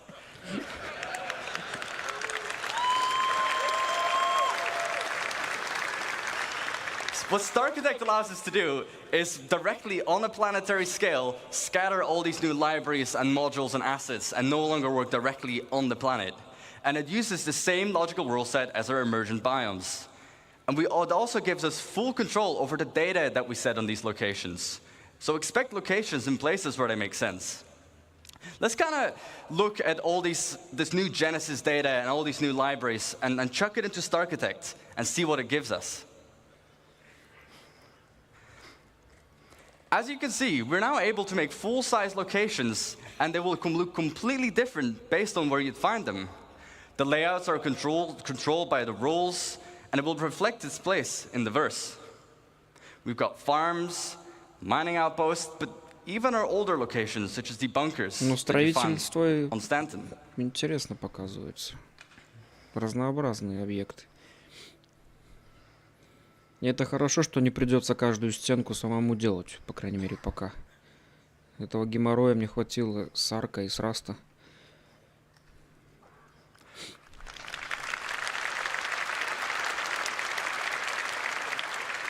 So, let's look at an example and kind of use the tool to really, make a location. We can define the rules, as I've mentioned a couple times by now. So for our mining outpost, it wants to be near a resource. We can specify what this resource needs to be. But we can also give suggestions where sometimes you'd find it here and sometimes you wouldn't. If the location has refineries, it might want to be near water to refine the resources. Then secondly, we can define what buildings should be there. Показывают какой-то движок и сравнение картинки, как было и как будет. Зачем тут как бы переводить что-то? Так ясно, что есть какой-то инструмент, который вот так вот улучшает. Вот так вот было, так вот будет. Про строительство, что говорят, думаю, понятно. Показывают все картинками. Где-то что-то мы сами комментируем, что понимаем. А вглубь будем строить, как в Майнкрафте. Может быть, пускай хотя бы Кирилл нам сделает подводный мир классный, чтобы можно было под водой что-то строить и жить. А по поводу, когда-нибудь, да, через лет 88. А по поводу под землей копаться, я уже молчу. Но возможности игры такие, что это сделать можно будет в будущем не проблема. Probably most commonly find them. Если разрушаемость заводят, сделают там вырубку леса и копать землю. Почему нет? Можно под землю зарыться, хрен те, кто найдет потом.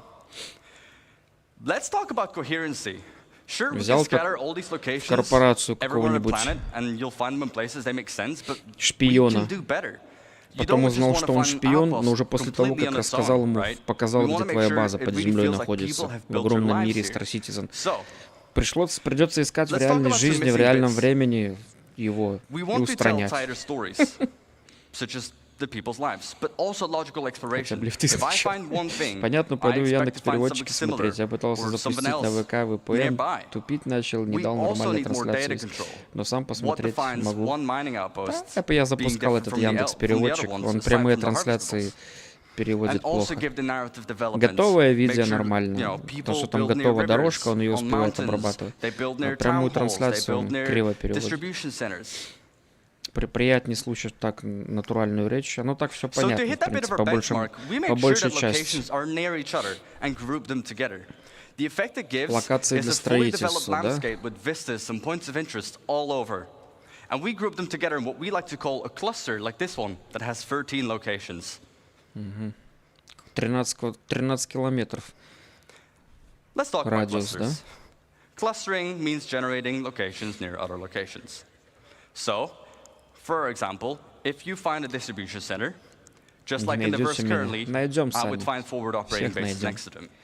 But if you go even further out, you'd find mining outposts to funnel those resources to the FOBs. Go out even further, you'd find caves around them, because that's where they might find some of the gems. Кейв, пещеры, майнинговые And then we can апосты, even specify the data on a фобы, cluster level. distribution All центр. of the factions Это that примерно, live at this whole примерные cluster, радиусы any для mining строительства outpost, that показывают, would be the какие same будут people, but also what commodities they объектов, sell, да? to find on what resource you'd find. Distribution центр самый большой. So let's look at an example of the clusters. We have our mining cluster. Again, we can define what rules we should have. Rules, well, near a resource, just like our mining outpost, but also it needs to be on a lawful planet. We can target on a planetary Какие-то scale where правила it would должны need to be. быть near ресурс. They need protection. Должны быть As for the ресурсы targets, какие-то well, caves, в области, mining так, потому outposts, что but поставить even trade майнинговый posts. кластер. Let's go to the other side of the Цели, spectrum. пещеры. Before I do so, I forgot data. We can, on a cluster level, specify, again, what mineral commodities, but also what harvestable types you'd find are in that region. Now let's look at the other side of the spectrum, an unlawful cluster. What rules? Кластер Well, для they need топлива, to be да? far Добыча away from any топлива. other cluster, because they want to be isolated and do their evil deeds on Должны their быть own. какие-то условия And на also on планете, an чтобы unlawful добывать, planet, наверное, such as somewhere in the какие-то Pyrrhus system. ресурсы. For the targets, outlaw outposts, Упавшие crash ships, корабли because they должны would shoot быть them в down, области. and also ruins from these Руины places they just completely и overrun. аутпосты, наверное, какие-то data on this связанные с one? этим. You'd find А, вон specific картинки loadouts, даже and they'll be справа using показаны. weapons that you wouldn't find in any other legal system. And these weapons will be sold at the shops in these regions. So, now that we have a cluster, let's go even bigger. Just like our locations, we can put clusters near other clusters, and we group them together, ranging between 10 to 15 locations each. And we group this into what we call a sector. Так, давай попробуем. Like this one, Жена that говорит, has меня about почти не слышно. 120 locations. Давайте сделаем вот так. However, Так лучше меня будет слышно, on a наверное. planetary scale, we can define how many sectors we should have. Сектора на 360 With each their own километров. data and persona. 213, And every single 413. one of these locations is now ready for the mission system to hook up and give you gameplay. And for you to find Охереть. a bunch of places on your own. And just on this side of the planet, Спутники примерно 1000 километров у нас. Ось, да? can you guess the number? От южного We've до got северного полюса. 3042 locations. 3042 куска земли можно будет And again, this на means одном as спутнике, я architects, так we're понял, just ну, able to, примерно on a planetary разместить. scale, just define how many locations we need, what you'd find there, and to just give that full identity. Это незаконные сектора. Thank you for listening. Слышно нормально? And I won't just see you in the Я verse, все but равно I'll see you in the немножко next тише verse. трансляцию сделал.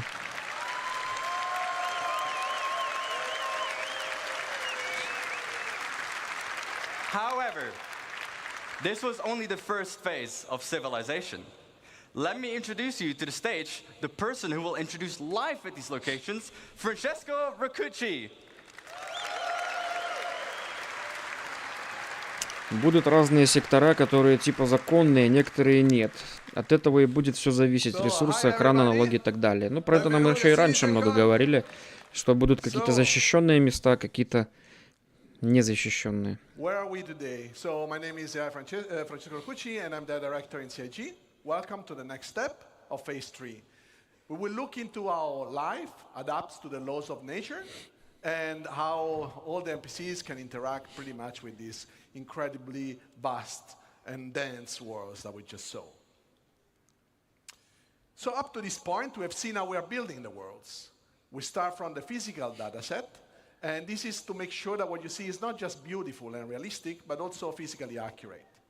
So the distribution of the elements that we have seen and the location and the POIs are influenced by geology, mission, narrative, and the lore. Those locations cannot be lifeless. We want the planets to basically leverage the space that emerge with life.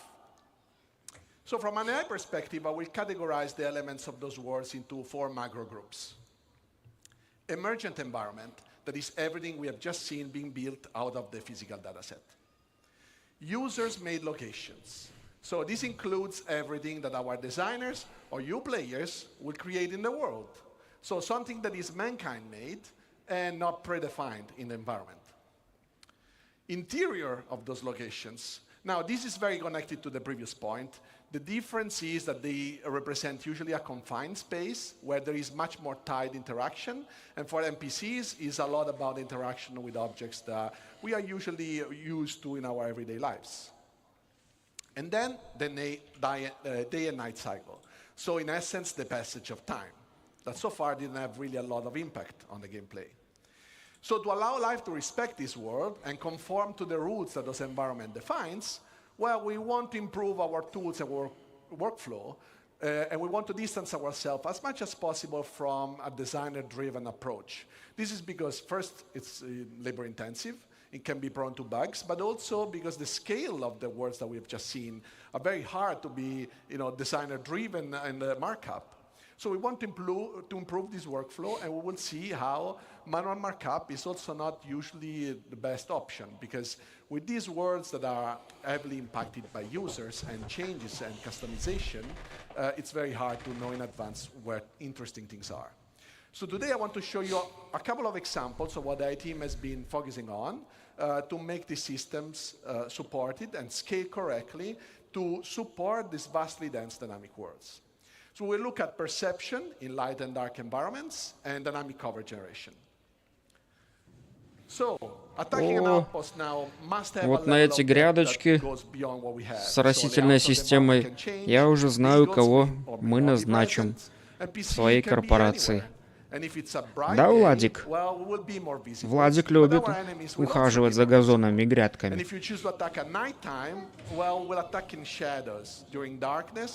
It's going to be a bit harder to see our enemies, but we will also be harder to be spotted.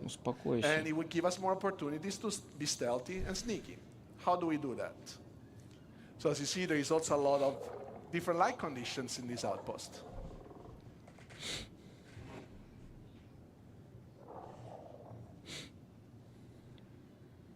Где-то копионы тусуются, судя по звуку. Я министр сельского хозяйства Абердина, не забывай. Поэтому там все плохо и план не выполняется, да, Влад? Все сгорает нахер. Тут у тебя все условия, влага, температура.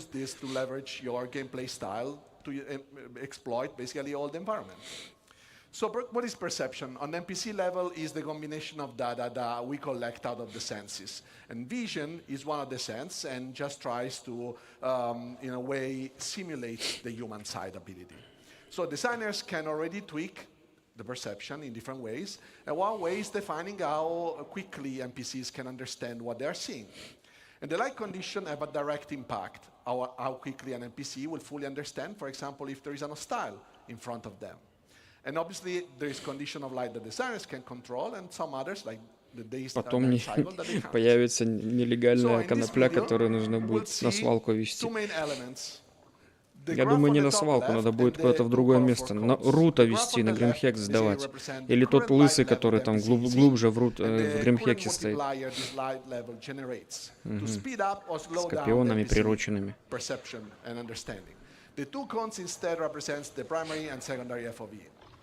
Будем как в Far Cry стрелять по замкам или в Ассасине. Из клеток будут выбегать животные и загрызать местных неписи. Стопудов.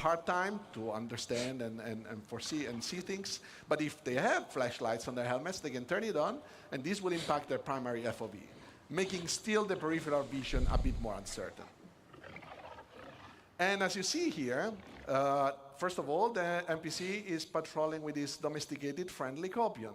This is because he wants to exploit the night vision capabilities of the animal, and it's kind of our tier 0 pets.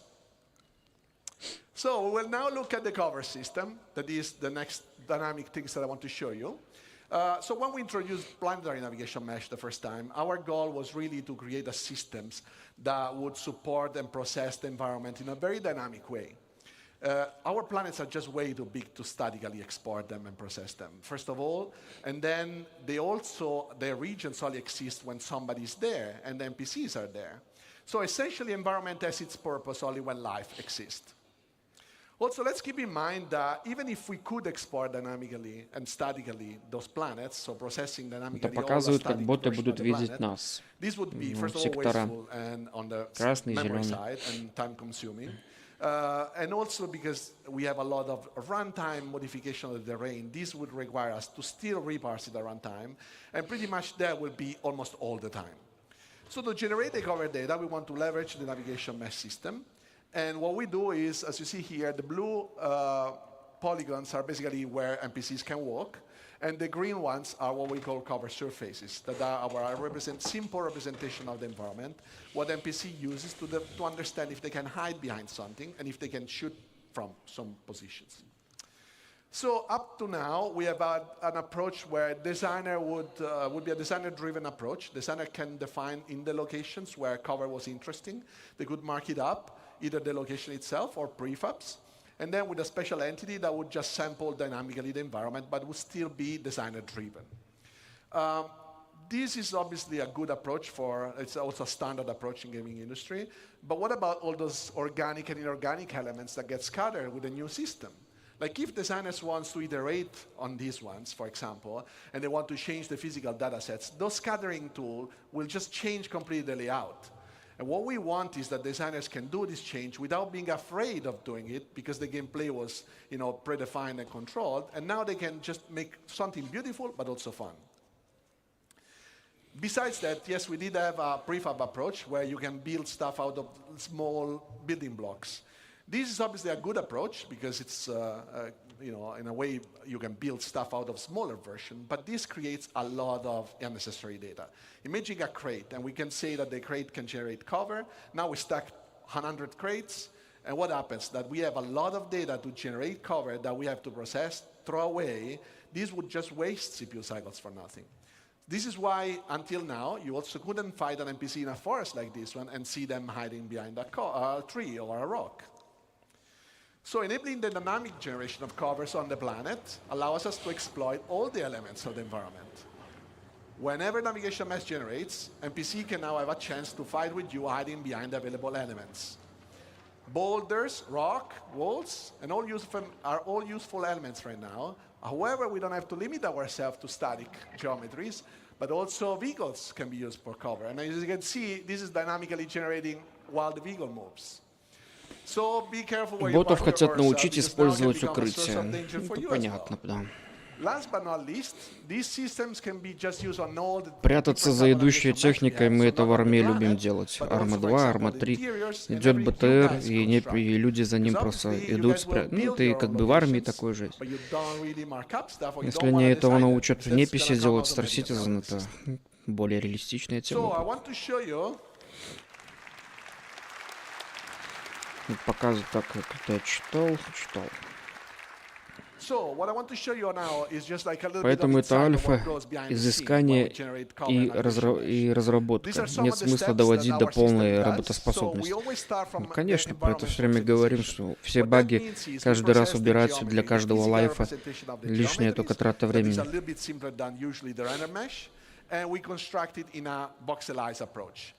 This is also using different types of agent definition. Why so? Because obviously where a human can move is not the same as where a vehicle can move. So we can define different type of precisions and then speeding up the process where we have to and be more precise where we cannot be to. And we can also create overrides based on different things. For example, if you crouch, you can enter into smaller locations than where you stand. This process is basically common between navigation mesh and cover. After that is generated, then we can evaluate the voxel in different ways, for example, defining where we can walk. So can we make the step with our foot over a specific voxel? Or is there something in front of that hole in the nav mesh so that we can actually cover behind? And then we can basically decide where to generate cover surfaces. And after the cover surfaces are generated, we can process where the cover locations are. Cover locations are a good spot for NPC to be behind the cover. Лифты — это не просто баг, это основная часть типа механики. Поэтому это альфа. Это я читал.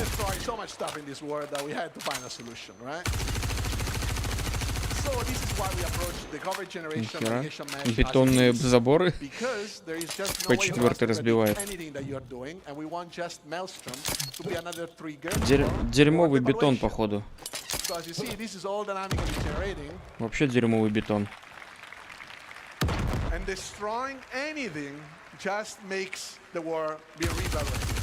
Что за такие гранаты и пули, которые бетон крошат просто на куски?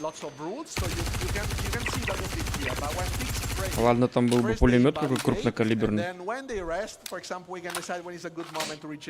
Это Костя уничтожает мои посадки. Причем нелегальные посадки твои, Влад. У меня все плохо после обновы, игра влетает или просто постоянная загрузка. Надо подождать, чтобы патчи какие-то выпустили. Я вчера стрим провел более-менее нормально. Были какие-то там вопросы, не критичные. Finding a plan and having a good plan to approach life in this vast universe.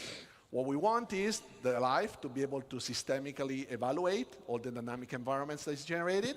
We want to improve our workflow, not only to support designers and being faster, but also support all your guys' creations. So we want the life to adapt, and this is all for making the game fun for you, so that everything comes together. So thank you all. This was phase 3. And now, let's welcome Ben Parry, that will introduce you guys to phase 4 of Genesis. Thank you. А ты вообще счастливчик, видимо, потому что днем стримил.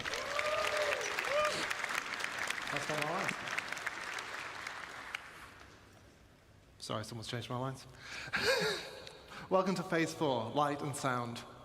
Now, we've seen already automated systems for automatically placing different biomes, different vegetation, settlements, and people. So now we're going to take the same approach to automatically handling light itself.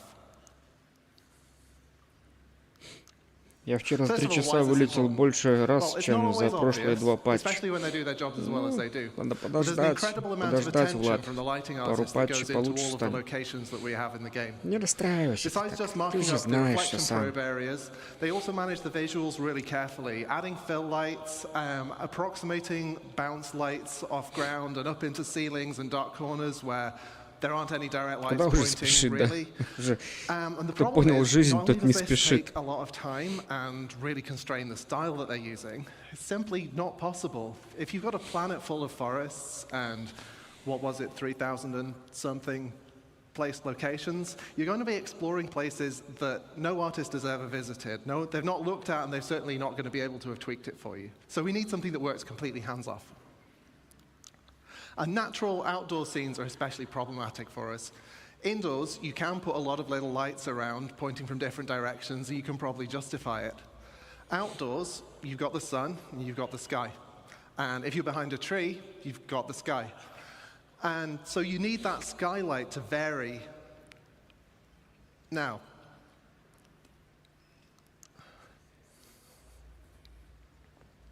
so this is the forest as you'd see it without the GI system.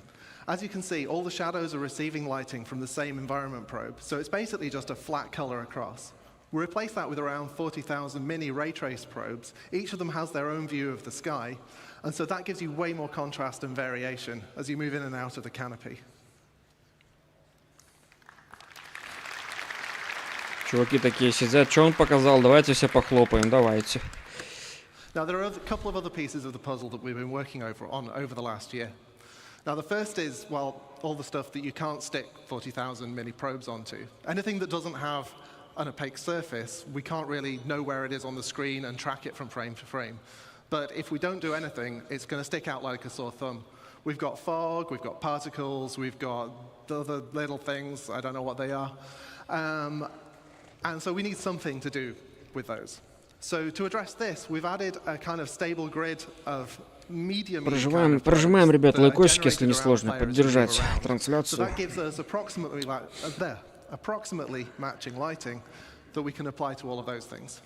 У меня вчера один раз была 30к и один раз ошибка сервера и дофига багов. Серваки еле работали, но как-то ковырялся. Но вчера под стрим у меня было 3-4 FPS, тоже еле ковырялся, Женек. Потом на Азию зашли, там был 10-11 был вроде. Серверный FPS нормально. Что это за вознесение, блядь?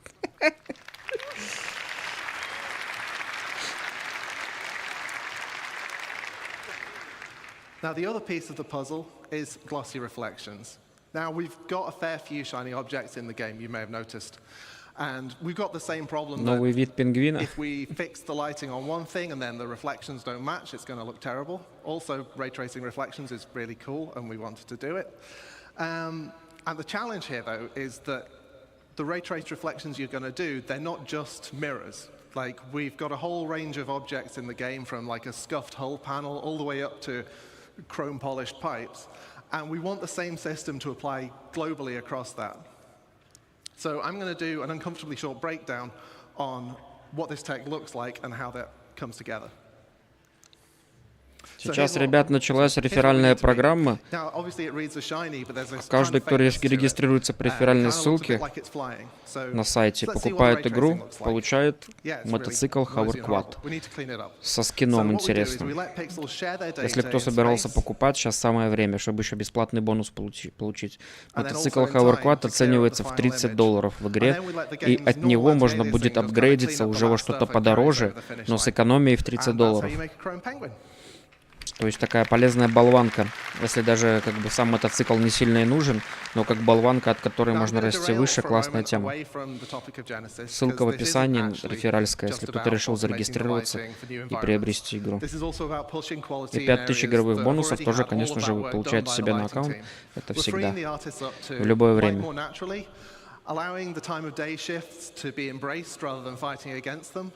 And as I'm about to show, players and NPCs are going to reap the same benefits as well. So here we start adding natural areas of light and shade and warm and cool colors.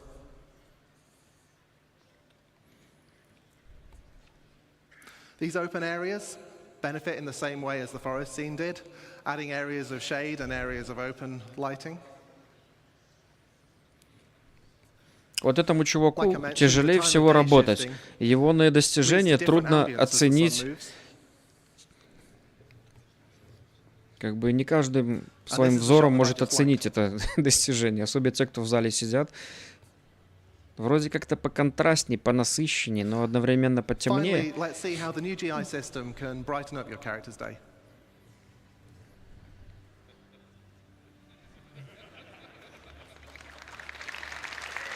And also their day as well, whoever they are.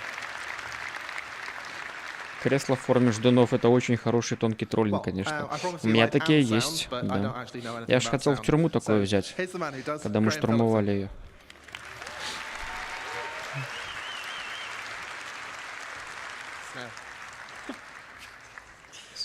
Good afternoon, CitizenCon.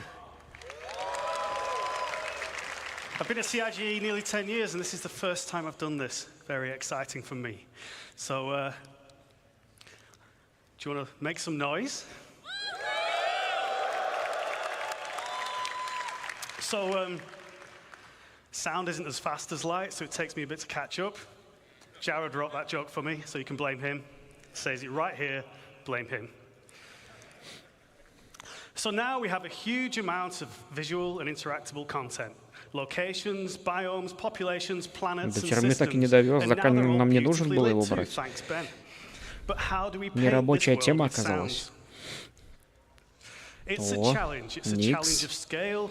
We need to support multiple star systems, and it's Смотрите, Деламар появился. Спутник, этот астероид, который блуждает с городом Левский, шахтерский, который мы видели еще в 17-18 году. Потом его убрали. All of which can be reused and reflected immediately across the game, including all of those emergent locations we talked about earlier. So again, this is Genesis data deriving what happens in game. And we can do all this without breaking flow. So here's a fairly dry video. It gets more exciting later, I promise. Showing you our rapid workflow. So over on the left, I had to think about that, we have the Wise editor, that's where all our sounds live. In the middle, we have Star Audio editor, and on your right, we have an entity that needs some insect sounds on it. So we can very quickly drag from Wise to Star Audio. We can mark up very quickly a bit of logic, and we can re-trigger this entity's spawn sound so that it immediately makes a sound. I assure you there is a group of insects. Thank you, you're too kind. If you like that one, you'll like the ones that come later. But there's a little something missing. So to add some realism, sounds respond to how they move, how you move in the world and how they move relative to you. So we need to change the frequency as their velocity relative to the listener changes. This is known as the Doppler effect. In simple terms, the pitch dropping as something whizzes by. Or, in even simpler terms, now, sound designers traditionally needed to implement their own Да-да, звуки вы делаете, которые потом глючат. But given how fast we can travel through these rich, dense locations and the sheer number of them, we can't afford to be doing that any longer. So we've created a systemic Doppler solution. And I'm going to show you that now, the only way I know how, by putting a big Benny noodle machine on top of a mountain.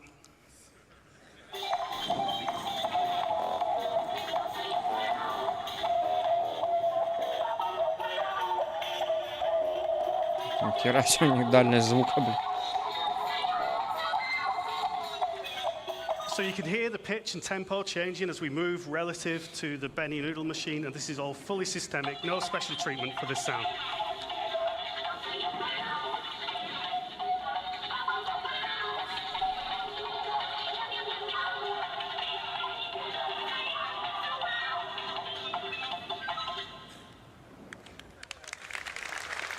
And I expect the noodle bar to be very busy after that commercial. So, how does it work? Well, the listener is surrounded by variable time delay buffering, not the horrible kind of buffering you get on the internet. This is a really nice kind that helps the game sound good. Each buffer represents a section of the sphere around the audio listener, and the audio is mixed into these buffers at a position that is appropriate to the object's position in the world. Changes in the position are applied to the delay buffer by interpolating the audio data. But that's not all we're doing here. Now, I know there was a bar citizen yesterday, so some of you may not be thinking as fast as you might normally, but you may have realized that by buffering the data in this way, we're not just creating a speed of sound, we are not just creating a Doppler effect, we are indeed, and I just spoiled my own line, creating a speed of sound effect. So, introducing systemic speed of sound to the game, I now have a couple of minutes of video, and we go through rapid fire, looking at some fantastic examples of what this brings to the game, starting with a spaceship pass by that is supported tonally by the systemic speed of sound.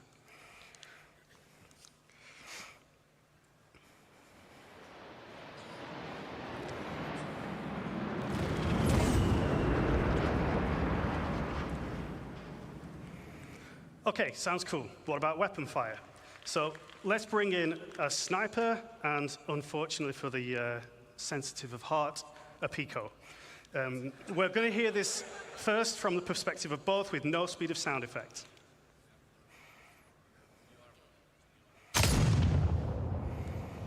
Okay, so that's, if you were at the Pico perspective there, that's how you'd hear it in game right now. Let's hear it with speed of sound enabled, and this time we're just going to listen from Pico's perspective. So Pico's down before he even hears the shot. But don't worry, he's not dead. Okay, let's finish him off.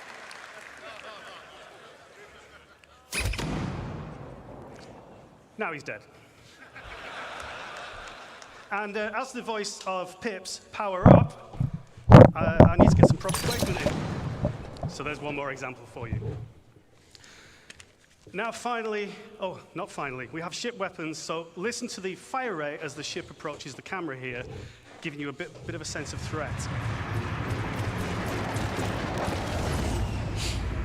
Конечно же, другой корабль не мог тут пролететь, пострелять. Finally, the really cool stuff, explosions. So we can put a cinematic element, a shockwave element, and a delayed speed of sound effect.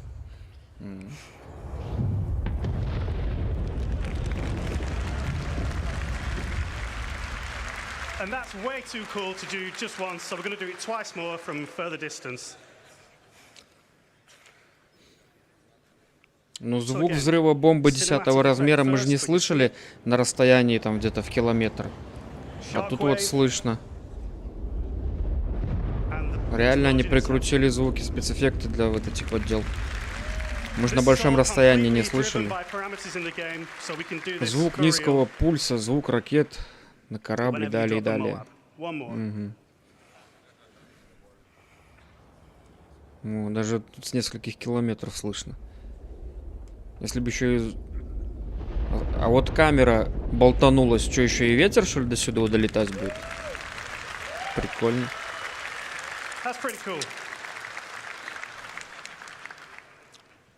Заглушающие громкие звуки в ангарах. А мне продолжать? Женек, нормально все, прорвемся, Женек. Все будет хорошо. Да-да, вот это чуваки изобрели Genesis.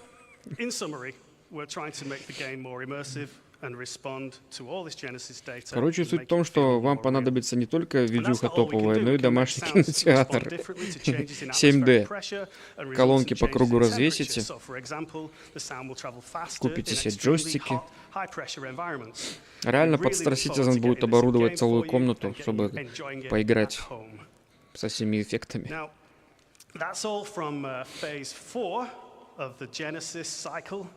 Light and sound. So I'm going to hand you back to the amazing Ben and Ali to bring us home with the final phase.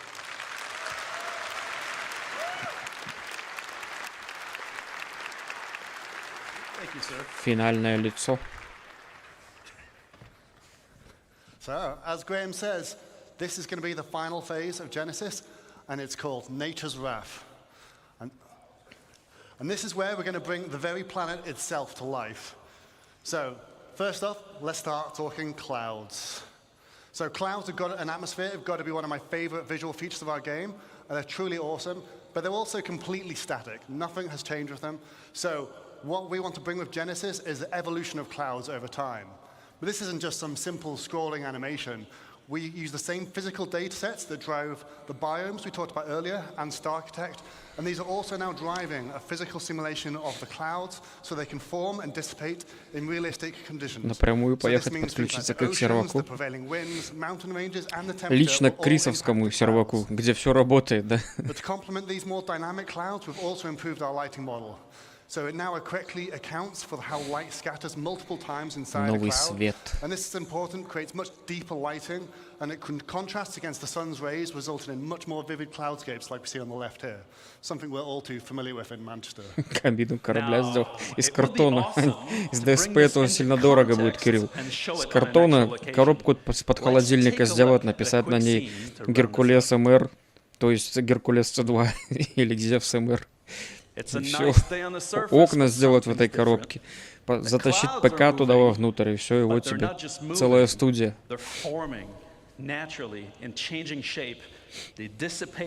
As they glide on the atmosphere based on wind data, stratus and cumulus alike. Now we start seeing the new cloud shading model come into play. We are seeing enhanced occlusion beneath the cover, emphasizing the sunbeams how it interact with the clouds, and seeing the light shafts peer through the layers. Now, as this is closing in, we can start to see the changes in visibility of the area. Light precipitation is starting. Previously, we authored static cloud shapes, but no longer. Если я отключу, у меня будет преимущество перед другим игроком, что ли? Тот будет в темноте, и я буду с синим небом? Или они потом уберут эту возможность убирать? А, ну еще для непогоду привязали к этому, то нахрен мы потом будем облака убирать, и наш FPS будет кушаться еще сильнее. Но зато красиво. Все мокрое будет вокруг. Аплодисменты FPS у вас говно.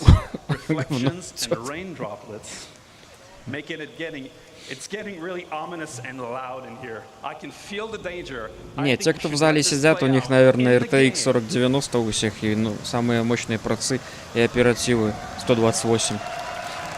Ой-ой-ой-ой-ой. Это кадры из игры? Судя по всему, кадры из игры, похоже. Или все-таки видос?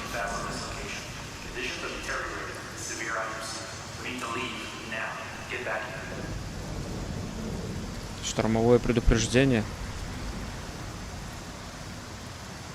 А, кадры из игры. Слева видите эти no messages, типа чат.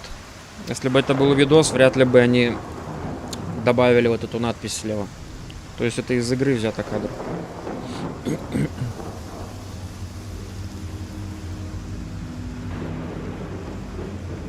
Пушка. Моя видеокарта сгорит нахер.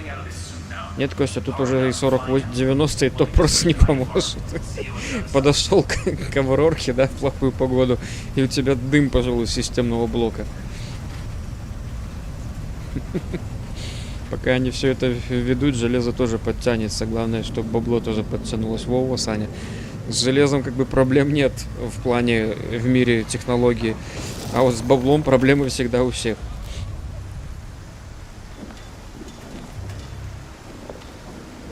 Зевс стоит. То есть выждал, пока улетел. О, ветром банки сносит. Вот как он.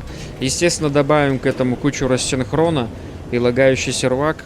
И все это будет перемещаться не так плавно, как в ролике. У них в этом видео, наверное, на сервере один человек. Один тестер, который все это записывает. Я представляю, как эти все предметы двигались бы, если бы на сервере было 1000 человек. И он такой, дай-ка я видосик запилю. Похоже, скоро нам понадобятся квантовые компы, чтобы поиграть в Star Citizen. Да хотя бы современное что-то иметь возможность купить.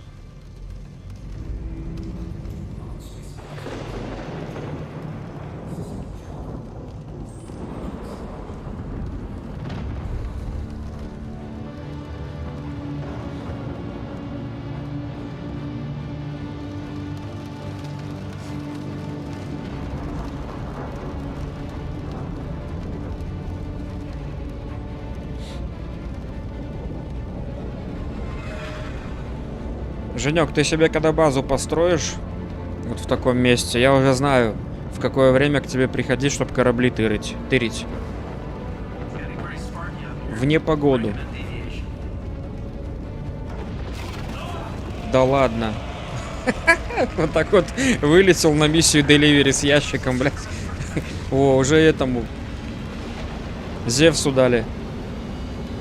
А я, помните, давным-давно рассказывал про то, что планеты можно сделать разные, с разным функционалом. Что даже вплоть до того, что один корабль сможет долго выживать в атмосфере, а второй корабль не сможет даже в атмосферу влететь. И вот, в принципе, частично то, что я говорил еще года 2-3 назад, они реализовали вам, пожалуйста. В непогоду молниями долбит так, что корабли просто разрушаются. Дожить бы до этого всего. Да мы-то с тобой еще доживем, Женек. Должны. Да, еще лет 10. Да, может меньше, может больше. У меня время есть. И MP-шечка такая неплохая прокатила. Не, с молниями, с этими облаками это классно. А дворники ночное видение не сделали? Да, я думаю, это такое обновление, что его просто завезут, ты не заметишь. Как и вот эти оптические прицелы с ночниками. На распределительных центрах же есть они. Коллиматорные точно. Но они никому не нужны. Вот кораблям бы, если бы они это прикрутили, было бы получше. Что за бунт на корабле? А ну быстро в сказки верить. Верим, верим, Влад, верим, верим. Смотри, он как красиво сказку нарисовали.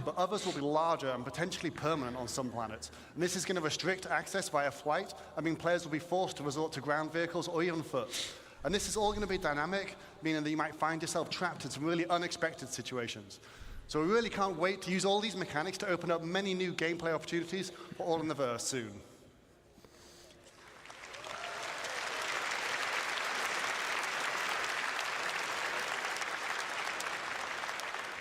A wise yogi once said, "It's your job as a pilot to compensate and stay on course." All right, what have we learned today, guys? We've shown you an approach of encoding the rules of nature into planetary data. We've seen biomes emerge from geology, temperature, humidity, climate, weather, the physical terrain. We create denser, more diverse living planets without artists hand-placing or manually creating biomes, instead leveraging asset mapping. We've shown you a new way to make the game that can scale, to create thousands of Korean places for civilizations on planets that can be used for missions or immersion gameplay, without art and design hand-placing locations, leveraging world design rules instead. We've seen how populations of AI and NPCs inhabiting locations dynamically adapt their understanding of the environment without custom markup by developers, allowing the creation of more playable spaces rapidly. Они теперь будут все продаваться, прицелы с функцией переключения ночника и обычным режимом. Это понятно. По-любому в магазины добавляют потиху. Да нормально все по срокам. На пенсию лет через 20. А только на пенсии будет время, чтобы спокойно играть в это. By applying our tech wizardry and craftsmanship to build systems that respond to data. Не надо. That's our Star Engine presentation for today, guys. For this year, have a great CitizenCon. We'll see you next month.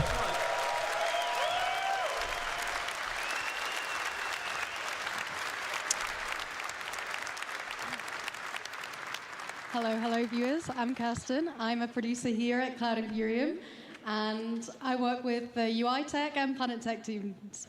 Off the back of that amazing presentation is the lovely Will Hain on Planet Tech. How are you feeling, Will? Yeah, I'm feeling really good, thank you. It's been a good day so far. Beautiful. That was a smashing presentation. How is it to do it here in Manchester versus LA last year? It's very different. LA is, of course, amazing. It was incredible to visit. But I think there's something really special about doing it here, just down the road from the studio. It's amazing to see the people you get coffee with, the people you work with and you chat about problems and do design with. They're here too this time. Whereas last time, it was amazing and it was lovely meeting all the LA folks. But it's just not the same as the people that you work with each day. I love it being here. It's great.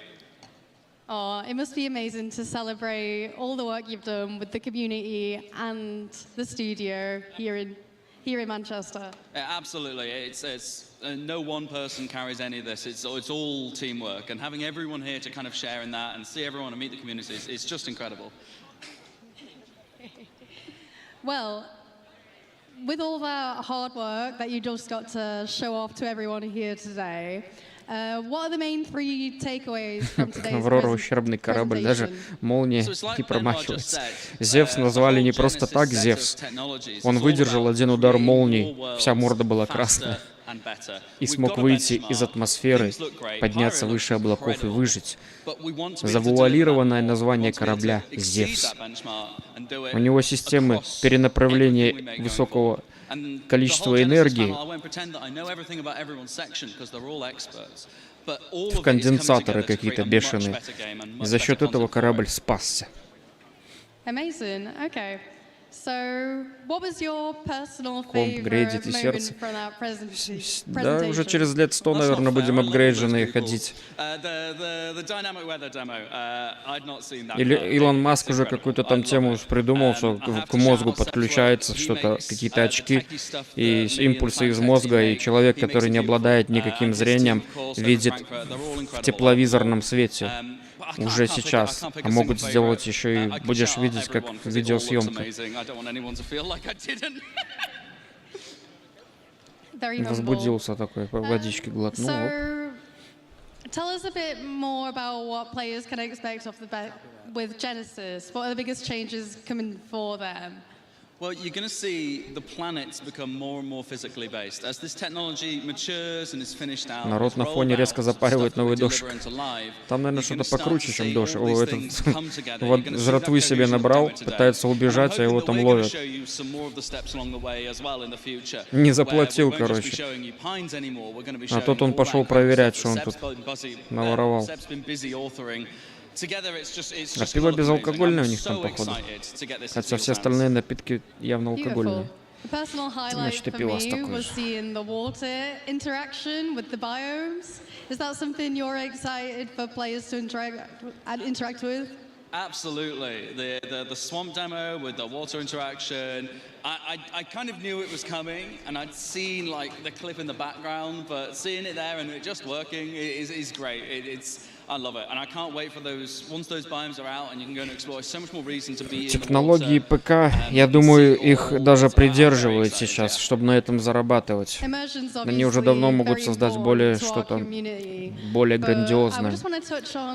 Они тебе создадут карту 4070, 4070 Super, 4070 Ti, 4070 Ti Super или там 4080. По сути, просто разделят ту мощность, которую они смогли достичь, на несколько частей, чтобы продавать разным классам людей с разными возможностями покупательскими. А по сути, саму мощность они давно уже получили гораздо более большую. Просто они частицами ее продают.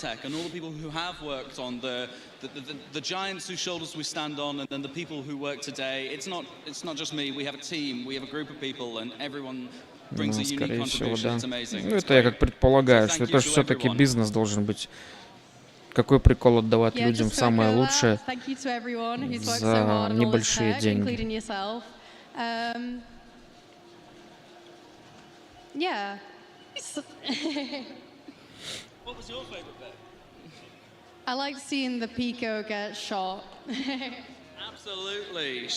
Блин, ну девочку могли бы с нормальными цисками найти. Так мы бы тогда смотрели не на то, Вадим. Ну не надо, не начинай, Влад, не начинай, хорошо. Не буду, Влад. Ну вот чувак же похож на из GTA 5, это вот чел, который миссии планировал, ну, только посветлее его надо сделать, и голос такой же. Как его звали в GTA 5, который миссии вот эти вот планировал там? Приходишь к нему, он тебе говорит, как и что сделать надо. Бля, это реально он там, наверное, работал.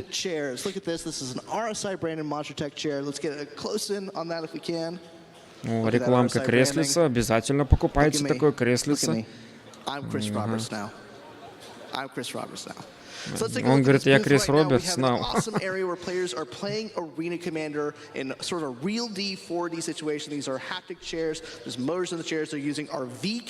Во, как надо стримить.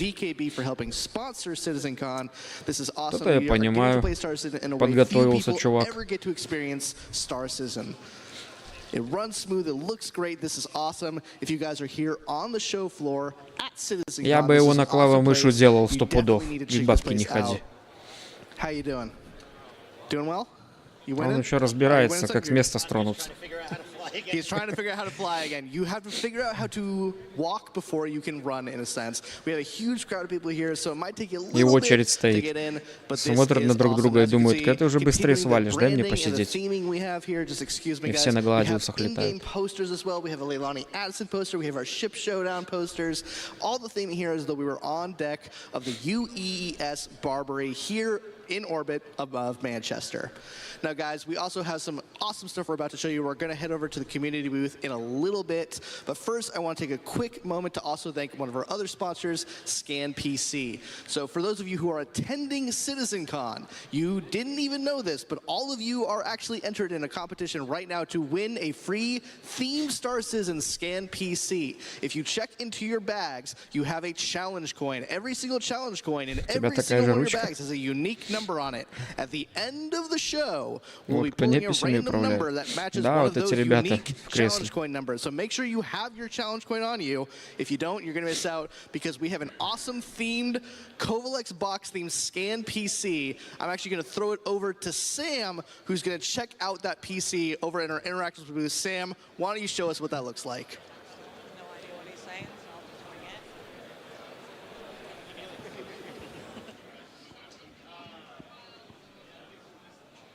Hi guys, and welcome over to the community booths. So Лысый сзади, да ну нахер, я пошел. С такой заточкой. One of those special PCs right here on the desk. So if you guys want to see what you could be winning, hang on to those challenge coins. That is a 3XS PC from our friends over at Scan. Thank you so much for sponsoring this event.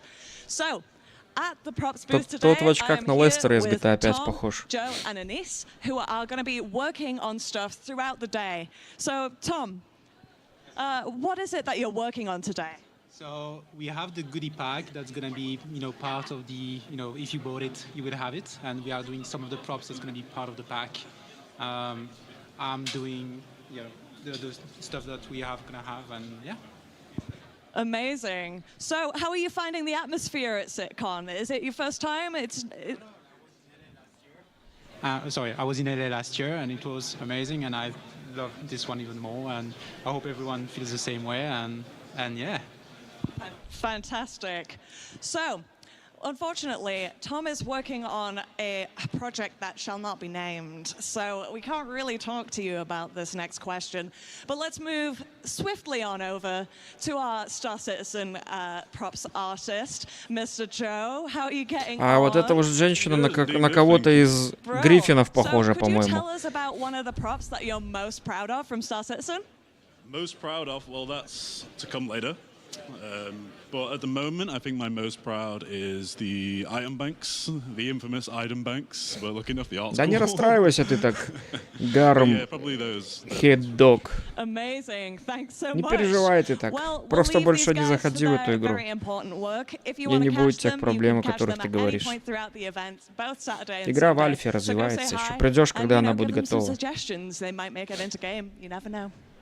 So on the right over here, as you can see, a very popular booth, we have JRDF, who are our amazing model makers, and they have done a lot of work for us in the studio as well. So if you get a chance, do try and visit their booth.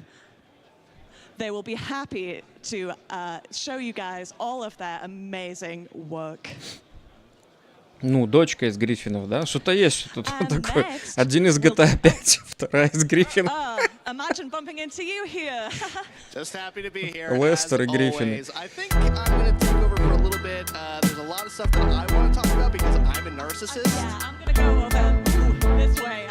Спасибо большое, спасибо на пивасик под стрим, спасибо. Now, guys, as community producer, one of my favorite bits is getting to interact with you guys, the community. And one of the best parts about being part of the Star Citizen community is being part of an org. And one of our first orgs we're going to look at today is Nova. Now, Nova is one of our awesome orgs that has a community booth here today. You can see they're giving a ton of stuff out. Let's take a quick look at some of their theming of the booth. They have some awesome video stuff playing. We've asked them to turn it down a little bit because it's a little noisy here. But as you can see, they have some awesome giveaways. They have some awesome stuff. They have some merch, which we'll be looking at the merch in a second. But let's make our way behind the booth. Is there a good way? That is a terrible idea if I try and do that. We're not even going to worry about it. If you can come on down and join me, though. How's it going, man? It's going all right. And you? Great. Thank you for letting me into the country. So tell me all about Nova. What's the history of Nova? Well, at the moment, Nova was established in Это у них типа антракт сейчас там, да? Nova is a lawful and independent, self-sustaining organization where citizens from all origins can come together and create a better future for themselves and the people around them. Nova has quickly grown to become one of the biggest and most active organizations in the game. Our goal is to provide an inclusive environment that allows all of its members to have fun and enjoy the verse, and also provide an awesome community of like-minded individuals. Our primary objective is to just have fun together, and we respect how others may want to enjoy their game and experience. That's awesome. So both new players and old players alike can sign up for Nova. Anyone who's interested in being part of you guys. What would you guys say is your main focus as an org? Are you guys just trying to get a rounded experience for Star Citizen, or is there a specific focus, like role play or career focus? What's the hook for Nova? Где купить модельку кораблей? Я думаю, Влад, тебе нужно будет на твоей фуре как минимум Атлантику пересечь. А, нет, там же в Манчестере сейчас. Тебе нужно будет, я я так понял, из Литвы или из Латвии, откуда там этот подводный туннель в Великобританию, по этому подводному туннелю туда на поезде, я так понял, идет машина. Везут машину по этому туннелю. Хотя нет, там вроде должны еще и дорожные быть. Но не суть важно. Приехать в Великобританию и там найти эти модельки. И мне одну привези. So 13,500 people, that is awesome. What do you guys have here? Let's take a quick look again at their booth. There's some really cool stuff they have here. Right, on the booth, right. Here we have the postcards that were part of a screenshot competition we hosted with our members. The winners, obviously, got to have their screenshots posted at CitizenCon. А, из Франции туннель. Ты уже ездил по нему? Прикольная тема. Я только в видосе видел. Кто-то видос записал на легковушке. Или ты паромами. Там, наверное, большие машины по этому туннелю не везут или везут?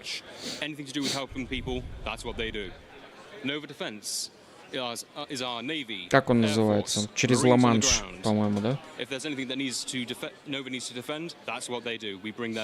Не, я на Англию не работаю. Ага. Значит, мы без статуэток, Вадим, останемся без статуэток. Все. Nova Frontiers, our scientific and exploration branch. They're the ones that go out into the black and bring that back the information for us. They also create our grid maps, cartography maps and everything like that for us. And Nova Skyline, our diplomatic and racing and touring branch. They're the ones that do the races with Atmo Esports, Anzio Racing League and the Fleet Faithful Knights with their race across the verse. They also help build the booth for our community events. And it's a great looking booth. And that was all of them, right? Yeah, that's all the branches. Yes, that's all the branches. Amazing. So, guys, if you are here at CitizenCon, check out Nova. Thank you so much again for inviting us into your lovely Nova home. So, guys, we're going to move on to the next booth. We have, pardon me. We have Palakis Workshop. We have some amazing minis here. These guys are making some awesome Star Citizen minis. Take a look at these minis. We have some painted razors. We have an Aepo Centauri. We have a Mercury. No, that's, yes. Lots of ships. Sorry, people are talking in my ear. We have a Fury. So, guys, I want to thank you guys for coming to CitizenCon. I'm being told we need to wrap for time, so I unfortunately need to throw over to Sam. Let's make sure we go Интересно, over сквадрон to Sam. свободный будет или линейный? Я думаю, будет миссия, на которой ты будешь, когда захочешь. Типа как в Киберпанке. Захотел по сюжету, пошел по сюжету. Захотел какие-то побочки делать, пошел делать побочки. Также там будет несколько звездных систем, и ты будешь летать там как хочешь.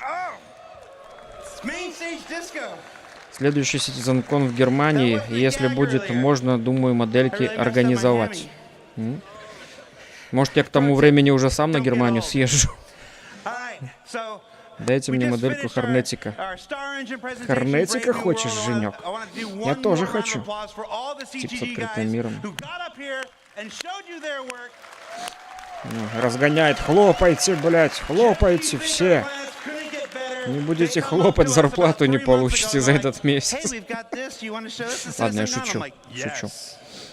Yes, we do. We want to show this at CitizenCon. But you don't think it'll be like an ISC kind of thing? I'm like, no. That's CitizenCon worthy. All right, so our next presentation are a group of several dear friends of mine and Sean Tracy. You know I love you, baby. I love you.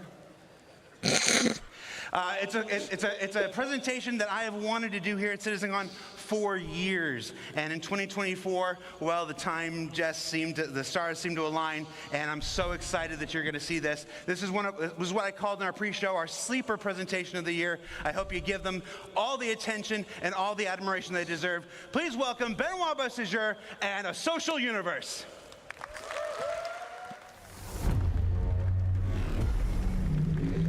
А что это за такие пушки были? Спаренные аж на... в 4 орудия. Okay. Hello. Can you hear me? 1, 2. All right. Cool. Okay, so in the Star Engine presentation, That was Benoit. In this one, I am Bolt, my player persona. I will now channel my inner Jared in this one, and I will be your host for this panel. Woo!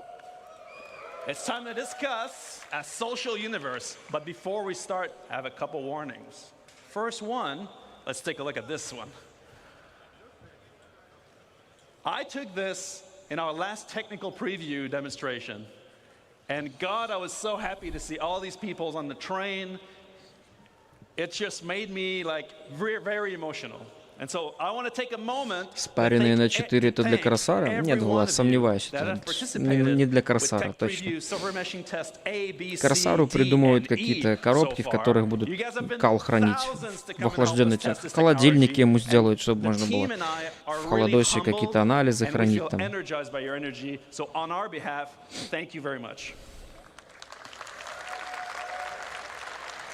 Now, the above picture is really nice, other than this guy, but что-то за Харконнены такие стоят. A fundamental part of playing a massively multiplayer online game is how you connect with other players. To join in on adventures, теперь что-то похожее на наши автобусы в нашем городе, по утрам особенно. Хотя еще у них как-то свободненько. Двери закрываются сами. Well, as our game server shards grow, you will encounter more players. And for that, we need to scale Star Citizen's social tools to MMO size. Our ambition has always been to build a grand social system, including not only the game, but the world outside, like on Spectrum. Unfortunately, the focus has been elsewhere for a long time. We have neglected this side of the game in favor of others. For example, the Comlink app is by far the oldest application in mobiGlass. It's now time to correct this and make progress on this plan. Our goal, as a reminder, in Star Citizen is to cater to all types of players. Star Citizen in that respect is not a black or white. It's not an either-or kind of game. We are not an achievers versus casuals game. We are not a socializers versus solo players game. We are not a role players versus mechanics focused game, or dare I say, we are not a PvE versus PvP game. We are all of those things.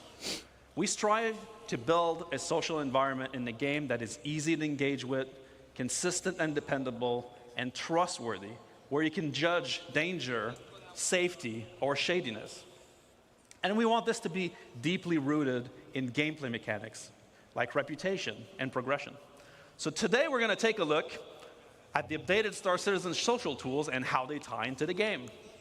But first, look at this guy, a warning. What we're going to show you is very early work, and we will not be making a revolution or breaking boundaries. We just want to bring our game up to MMO standards. Or like Jared likes to say, bringing our 30th century game into the 21st century. And so in order to do this, we've enlisted some help.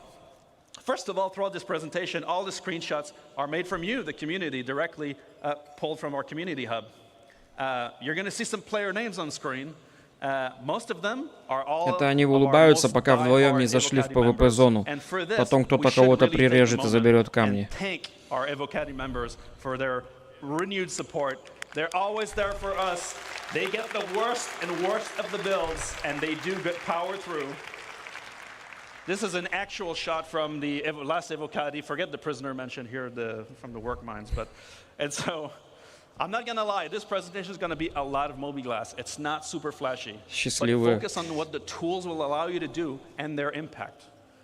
But for this, I need some help myself. Да? So I'm going to make a party, and I'm going to get some developers to help. So let me first invite our senior systems designer, Gabriel Hector. Обычно, когда в тюрьме сидишь, это непроизвольная улыбка на камеру. Ты радуешься этому. Hope you're doing all right. And Ben, you forgot to cover the Swedish before in your earlier introduction, so tjena. Со словами вот. Nice. All right, we need some more. Let's invite Assistant Design Director, JJ, to the stage. Дизайнер, да, там. И второй тоже дизайнер, да? My spot's quite far away. Yeah, no, you walk it up. Walk up. Okay, so social universe begins with your friends. That's your closest group. It's the first go-to when you want to play. Our current friend system is dated, and it includes things that are, well, not really friends. So my first question goes off to JJ to kick us off.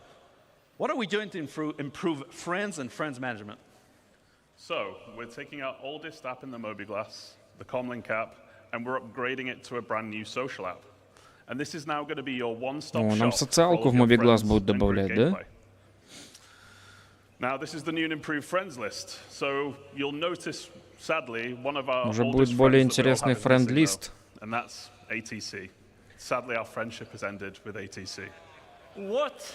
I'll have no friends at all then. Локация каждого будет показана, да? Или это привязка стартового, типа стартовый город?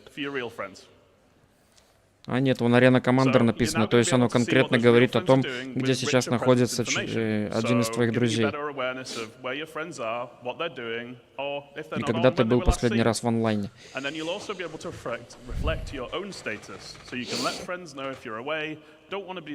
Костя, я видел в ВКБ есть свой Дискорд. Будет время, черкани и дадут на обзор четкую ручку.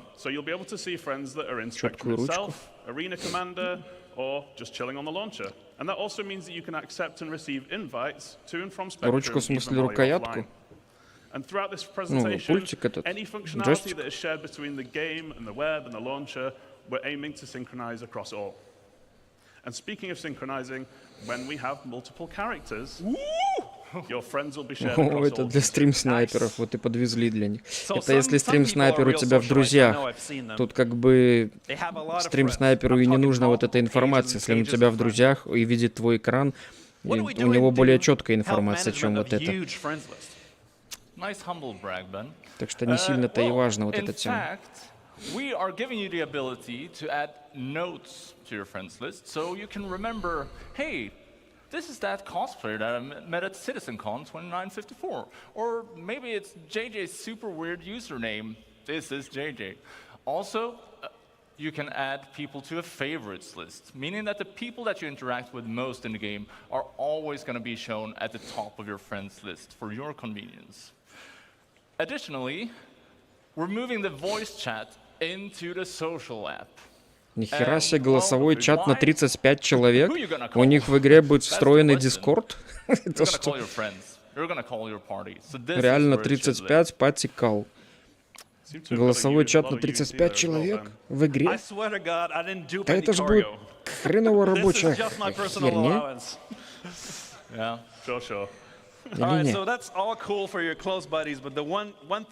Хотя в арме нормально работает. Ну, он теперь знает, на какой планете будешь. А ты палить, кто это так, что для тебя тоже норм.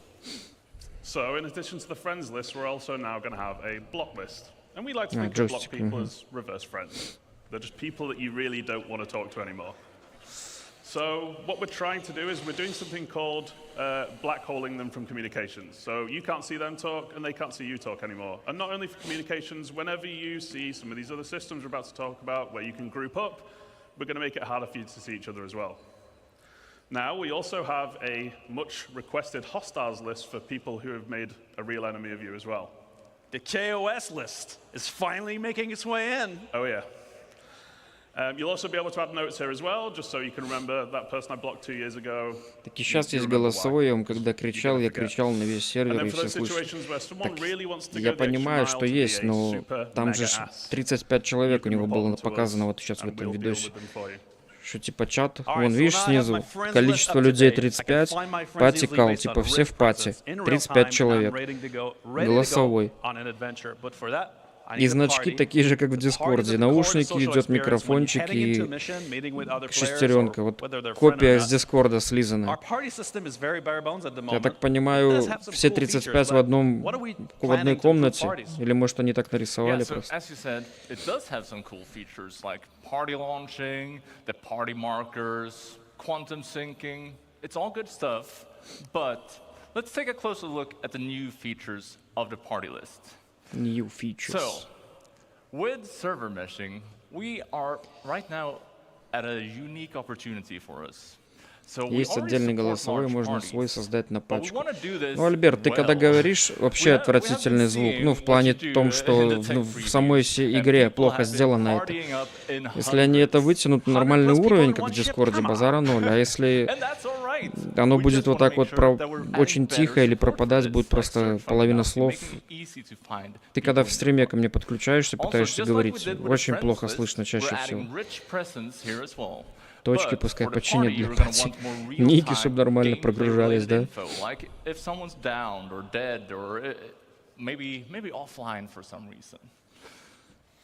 A big thing though is the ship and seat breakdown. Вот эта информация интересна. Можно наконец-то узнать, вот когда нас человек 10 на одном корабле, где кто сидит, кто в какой турели, чтобы ни у кого ничего не спрашивать. Вот это удобная фича. Интересно. Зато у нас сейчас в патчках даже тупо метки не всегда отражаются друг от друга.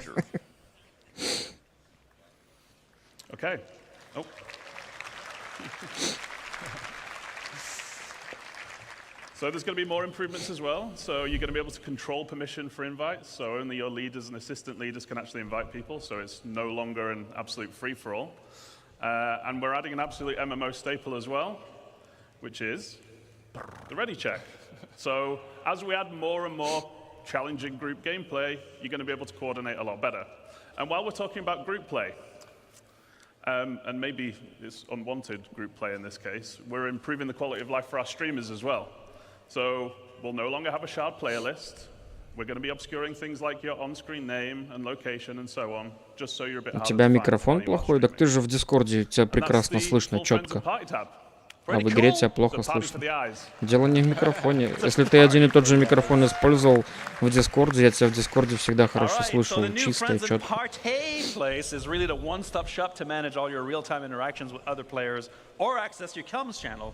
That's cool, but as we navigate the verse, it's always very difficult to find people. We have a single channel. People are blasting, looking for groups. It's a bit awkward. You never know what you're going to find. With bigger shards, I know I'm the bigger shards guy now, but we're going to have a lot more players in there. There must be a better way. Well, Ben, we have given this some thought. So, the second tab in the social app, introducing the Party Finder. So, the Party Finder, it's a dynamic system that's going to make it easy for you to find interesting and engaging gameplay. It's basically player-powered matchmaking. So, if you are looking for more Смотри, там players, значки как раз для тебя заменят тебе тетрадку в клетку и линейку. Помечаешь, кто-то кого-то сердечком нормальный, кто-то черепком плохой, да? В принципе, классный список, удобный. По-любому будем пользоваться. Чтобы не забыть, кто какашник, а кто нет, а кто хороший.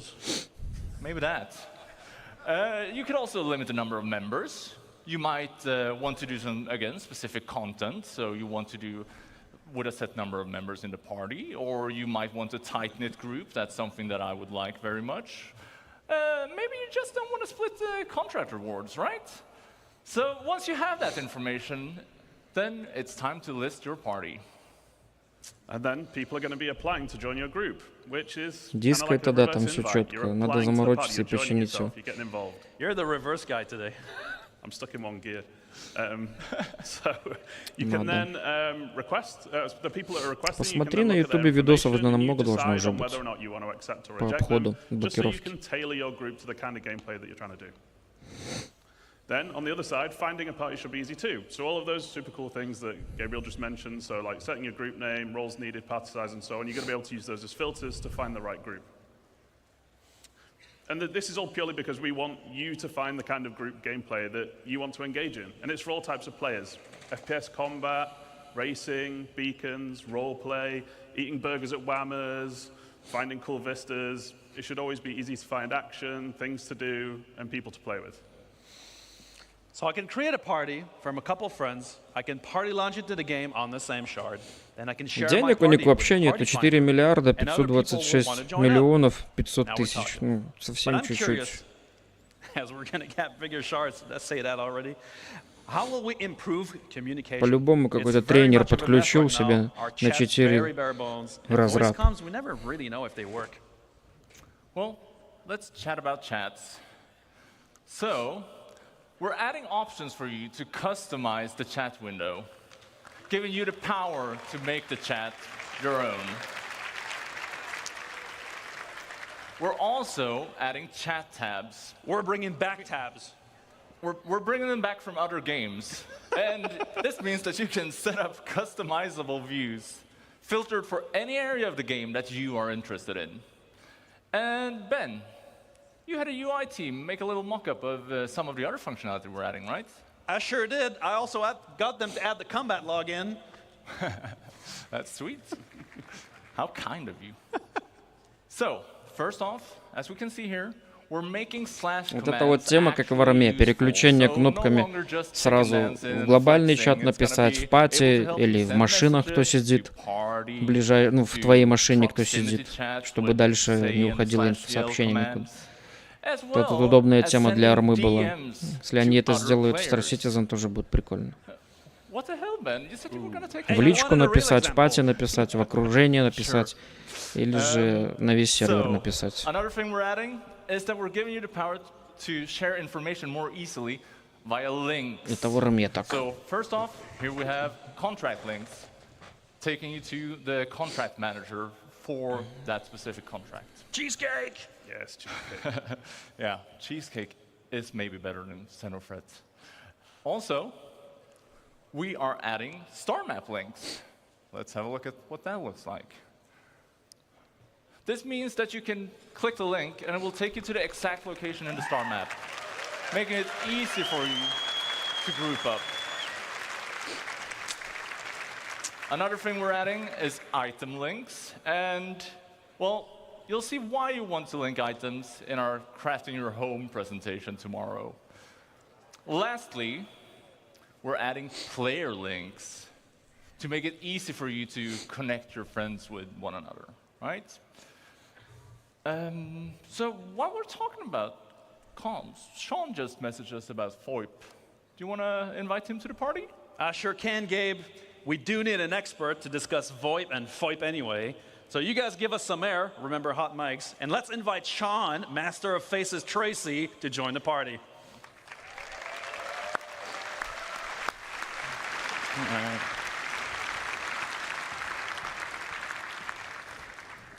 Hey, Ben. Hey. How you doing? I'm good. Hello, everyone. Good to see you all here. So, I've come up to talk a little bit about FOIP and VoIP. So, it's a bit of the communication channels beyond just text chat, right? All right, so FOIP and VoIP are our systems in-game. VoIP, Voice over Internet Protocol, and FOIP, which I termed way back in 2019, Face over Internet Protocol. So VoIP gives us spatialized audio where you can hear and be heard within the universe, whether you've got a helmet on, you've got a different filter. Когда они дадут возможность общаться не на латинице, Влад, если на серверах будет по 2000 человек, то тут как бы чат этот будет бежать бесконечно на разных языках. Я думаю, что-то они какой-то механизм будут прикручивать, что не каждый сможет написать вообще в глобальный чат. Аналог тебе могу сказать, что в GTA 5 RP, 2000 человек, получается, у тебя есть возможность донести до 2000, у кого включен чат, какую-то информацию. Это уже, на мой взгляд, это была бы платная какая-то функция, как это сделано в GTA 5 RP. Чтобы отправить какое-то сообщение, приедь в агентство, заплати деньги. Ну или через мобилу как-то делай. Не так просто и не так дешево будет отправить в общий чат, мне кажется, какое-то послание. В глобале латиница, в приватных на любом. В приватных, да, ты можешь писаться как угодно. Потому что вас мало и может на окружение какое-то. А если это будет на огромное количество людей транслироваться, будет какой-то контроль спама, или же это будет недешево стоить отправить сообщение. Банально просто предложить кому-то купить P6. Извини меня, за это надо заплатить. Это рекламное предложение на большое количество людей.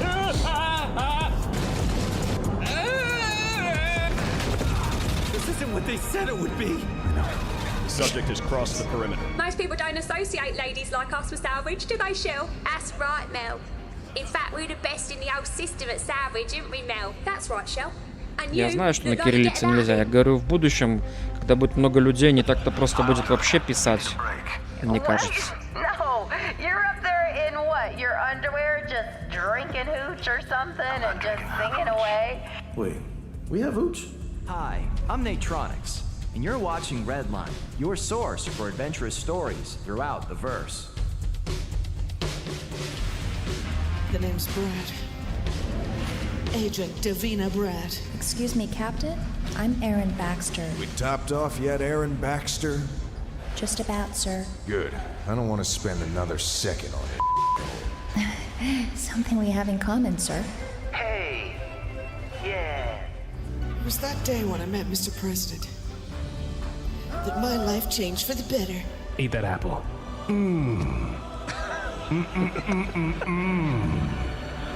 Apples. You were never supposed to know any of this, Detective. You were supposed to die at Safe Haven. Rachel. Rachel's dead. Hey man, I'm back again. You have any hats? Oh dude, I read the cap. What are you looking at, sir? Go away.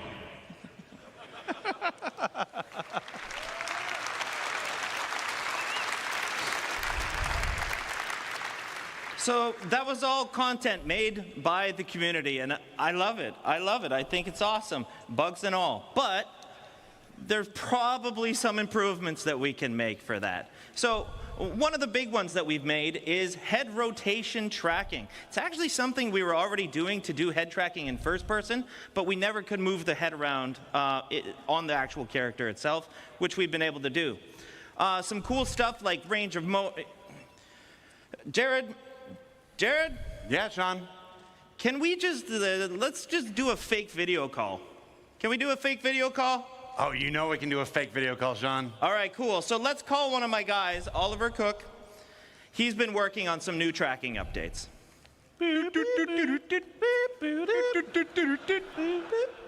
Hey, Sean, and a big hello to everybody at CitizenCon.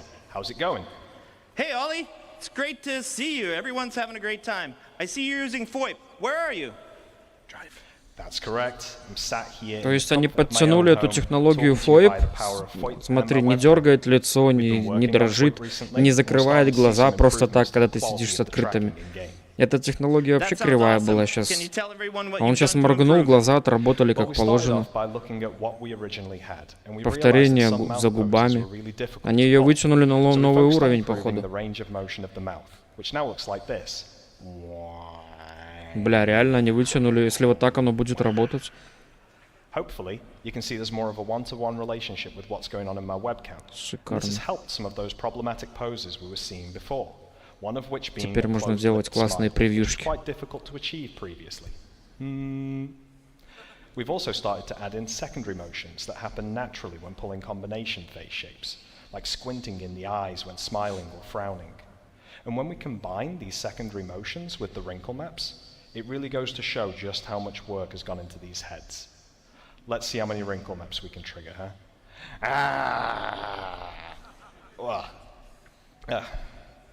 And finally, Бля, с глазами доработали вообще классно. Они сами по себе закрывались все время, когда ты подключаешь вебку. И чтобы они открытые были, нужно было, не знаю, там, что сделать.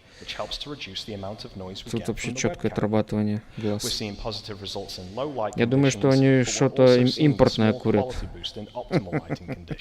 У них само по себе все ихнее, но как бы для нас импортное. Но штормит нормально. Вруны таких причесок нет. Чего? Сейчас же уже каких хочешь, там навезли и бороды, и в этом 3.24.2. Yeah, let's do it. Let's change up my appearance here a little bit and see what we can make. The super cool thing about the character customizer is that it continues to track my face even when editing. And this is great if you want to see what FOIP will look like on your character before you commit to your appearance. Let's start off by changing my hairstyle, shall we? We have a bunch of cool hairstyles to pick from. То есть ты можешь подключиться к FOIP в момент настройки лица своего и смотреть, как оно под разными мимиками, под разными волосами и бородой и глазами будет выглядеть. Вообще класс. Четко.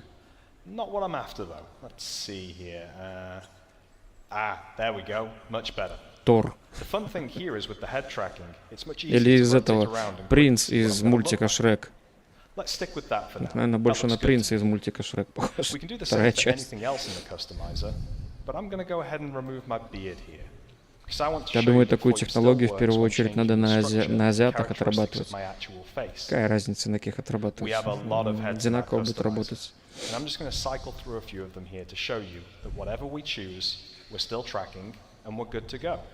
Ты посмотри, как чувак сидит, как у фотографа на паспорт. Я знаю, Влад, я просто это делал. Посмотри на мои превьюшки. У меня очень много, где просто мимика какого-то персонажа на превью сделана.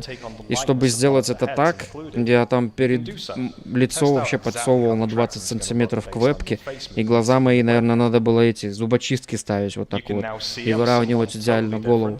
И все равно у тебя такой четкости от работы твоего лица не будет, как вот здесь показано. Его постоянно дергает, постоянно там что-то щеки надуваются, когда ты ничего не делаешь. Очень плохо отрабатывал FOIP. Они реально его доработали. Ну, в этих видео. Ты когда говоришь, там рот вообще почти не шевелится, он просто что-то чвякает. А здесь даже видно, что слова повторяют.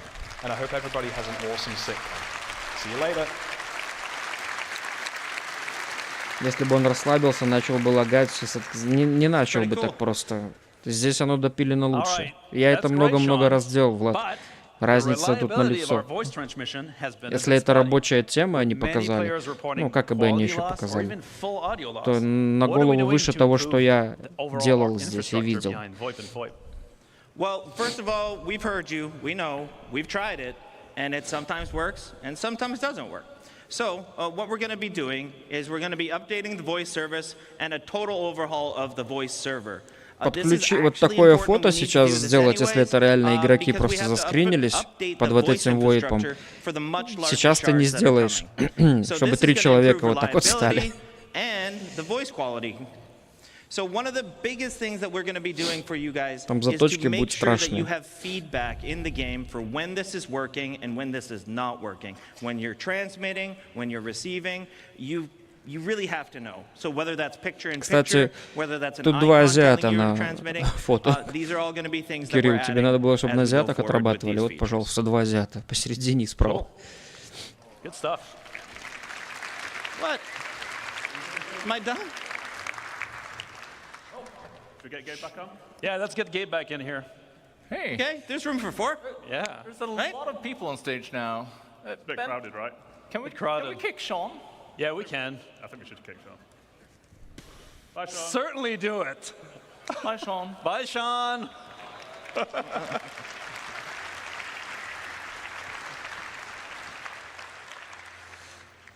All right, now we've made some friends, we've joined parties, and we even kicked some people. That's super great. But what if you're new to the game? Ben, behind you. Oh! The guide system. So we've introduced the guide system on the web a while ago. And this allowed new players and experienced players to match up, basically for a new player to get training and learning the ropes. Wait, are we bringing it in the game? Yeah, of course we are. То есть они завести хотят систему гайдов вот этих вот для дрочильни, которые, или что это? Типа как в ММОхах, там пойти набить это, 10 штук пойти собрать вот это, сбегать туда. Или что это? Ежедневные квесты, блядь. So we want to keep the guide types from the website because there's already a lot of good ones there. And they already cover a very wide variety of gameplay. And as we add more game systems, more guide types are going to get added too. And base building's a great example of that, which is a little teaser there for tomorrow. No teaser, you're tease. Oh yeah. But now, how do you become a guide? So now there's going to be a list of requirements that you've got to meet. And this list will require you doing content like contracts, beacons, or many other things as well. And ultimately, once you've checked that list, you can then opt in to become a guide. And really, we've done this because we wanted becoming a guide to really mean something, both to yourself, to other players, so they can rely on your experience. But why become a guide? Out of the goodness of your own hearts? No. You want to get paid. Some of you love to help, and a lot of you already are. But while I don't have time to get into specifics today, Дожимаем, ребят, лайкосики, если не сложно. До 30-очки, если можно, конечно. Если не трудно. You do like to get paid. But ultimately, we want you to want to help. All right. So I've been doing a lot of guide stuff, and I've reached a guide level in a field that I like doing tons of content on. Or I'm a new player and I need training. А деньги за эти гайды хоть будут платить или, как обычно, ничего, ни копейки? Женек, они даже миллионы могут нам дать на миссиях. Только реализовать эти миллионы не сможем, лифты будут сломаны. Или они тебе скажут, что вознаграждение твое лежит внутри лифта. Подними его за эти миссии. Да уже мозоль на большом пальце от лайкосиков. Ой, да не надо, Влад, до самого последнего момента тянешь, чтобы тот лайкосик от души оторвать. Знаю я.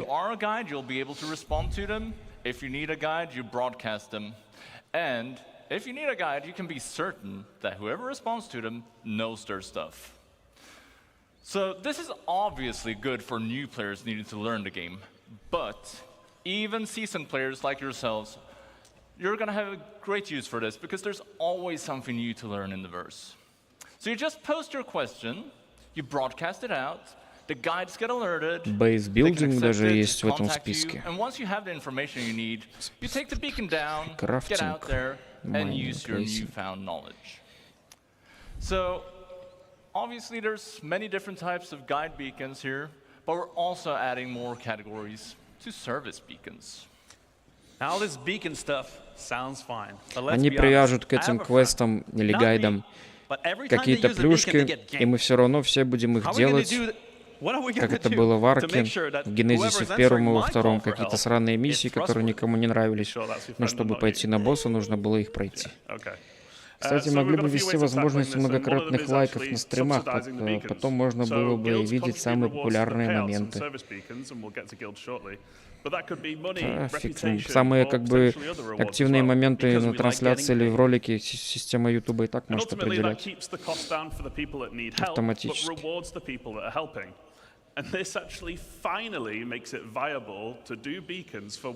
Костя, реталятор будет тестить. Будешь тестить? Я вон вчера в игре увидел, продают теперь и карго, торпеды, и модули для него. Да, я видел, Женек. Будем, конечно, обязательно тестить. Спасибо, что чекнул за меня это все и показал в Дискорде. По-любому будем тестить. Реталятор с этими модулями поинтереснее уже будет, чем Eclipse. 6 ракет как-никак. Жалко, что нельзя и тот модуль впендюрить в него, и тот модуль, чтобы было на чем вывозить еще награбленное.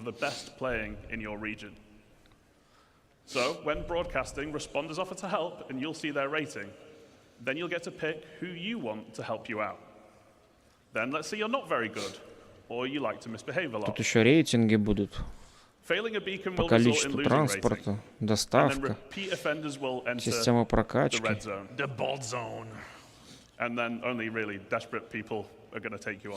Влад, вон у тебя будет деливери на 100% прокачано, 100 пудов. На Корсаре можно будет по-любому только этим и заниматься уже, в принципе, сейчас. Вон, видишь, деливери, вот это твоя тема теперь, Влад. Все, прокачивай до упора. И все будет хорошо. So yeah, that's all great from the beacon broadcaster's perspective, right? Сервис Бекон. But Беконки переработают. the beacon responders, they're also in a bad position. Да я случайно это увидел, не спецом, просто вчера пытался хоть как-то весь свой хлам продать, и увидел вдруг модули для ритки. А где ты это был, Женек, кстати, на какой станции? На ты, наверное, на Микротеке был, в Центромассе каком-нибудь, да? Ты ж там вроде живешь. Не, там такси видно. They have two neutral ones. Something's gone wrong, but it wasn't necessarily bad. Там вроде передние и задние модули отдельно. Ну, если так, то вообще замечательно. Можно и может и грузовик с ним, и ракетчик одновременно. Ракету пустил, взорвал, ящики внутрь положил. Хотя их там немного, ну, наверное, небольшое будет. Помещение будет небольшое. And yeah, I think that's it for beacons. So, well, we've got one more big thing I guess we need to talk about, right? Which we're really excited for. Oh, yeah. Look at that. That is exciting. I like this one. Did someone mess with the slides? In Sweden, we call this a double barrel. Well, it's not time for lunch just yet. So, who would like to talk about player organization? О, да неужели организации внутри игры свершилось, блин. Хорошо, буду доставлять предохранители твоему хорнетику. Да ладно, они все-таки заговорили про эти организации. Да неужели, ёб твою.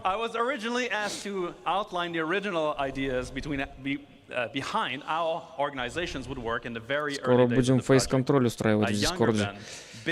Там у нас 51 человек, и неизвестно, кто из них кто. Скоро, Женя, будем устраивать кастинг, готовься. Ты будешь в составе комиссии.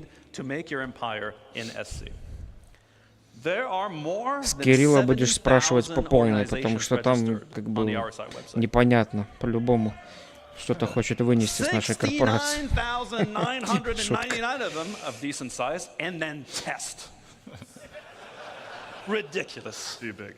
But all of those have Лифты custom еще не identities, logos, Кому что, да, charter. The Кирилл? amount of creative and high quality content you guys have always produced has always amazed us and inspired us. Можно один модуль сделать карговый, а второй торпедный. Причем они оба отличаются в размерах.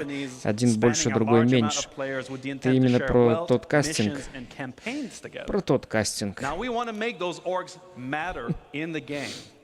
Should you choose to join or create an organization, we want this social aspect to be part of your progression. Или кого-то But don't let вынести. me spoil it. Let's get a real designer to cover this stuff. JJ, you are a self-proclaimed big MMO player yourself, so why don't you give us the details? I didn't realize I went around self-proclaiming so much, but thank you. But as an MMO player, I understand that different terminology is used in a lot of different games, so I just wanted to very quickly go over how we're using it in Star Citizen. So orgs, as many of you know, the players coming together to achieve a goal, whatever you want your goals to be. We give you the framework and you set it up and drive it forward. Можно будет сделать свои аватарки, да? We couldn't play favorites, so we actually made our own. So we've got the Fellowship of JJ and Они цензуру пройдут? Those guys. You guys made your own orgs? Yeah, we kind of left you out. Sorry about that, James.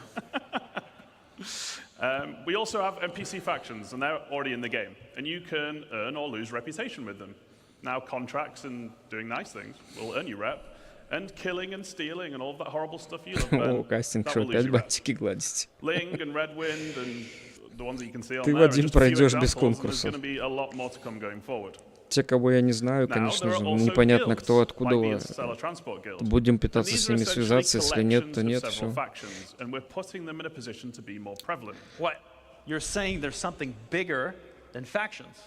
Oh yeah. Да я про то, что все добавляют, а лифты еще не работают. Зато видел, ходишь, и листья под тобой гнутся, трава шевелится от твоих ног. Лифты какие-то нерабочие. Подумаешь, механика, которая не позволяет тебе зарабатывать в игре, не работает. Зато вот ты наступаешь на травинку, и она ложится под твоей ногой. Кирилл, не понимаешь просто ничего. Сейчас тебе надо объяснять. Вот это круто, свои аватарки, организации. И если бы еще можно было их на свои корабли как-то крепить, я думаю, можно будет по-любому. Они будут отображаться. Можно угнать будет чей-то корабль с чужой аватаркой и подставить организацию какую-нибудь. Я все еще в флешере. Это нормально, Альберт. Для нашей организации это норма. Все в порядке. Ты делаешь все правильно. Все понятно. На нашей аватарке рыжий кот с грибком на фоне будет...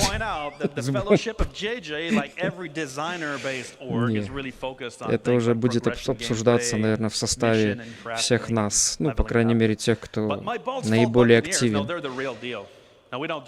Я не буду от себя тянуть делать, можно будет проголосовать за какую-то идею и попробовать ее реализовать.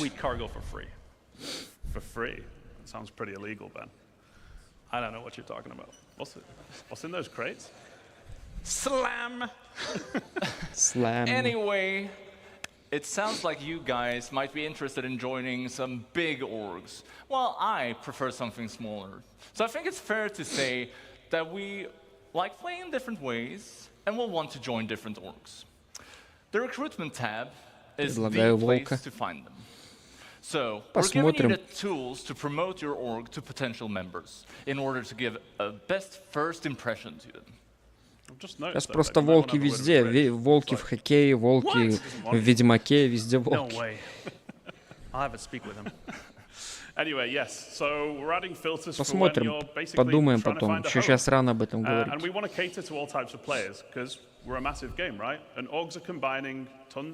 Вы все проголосуете, а я приму решение.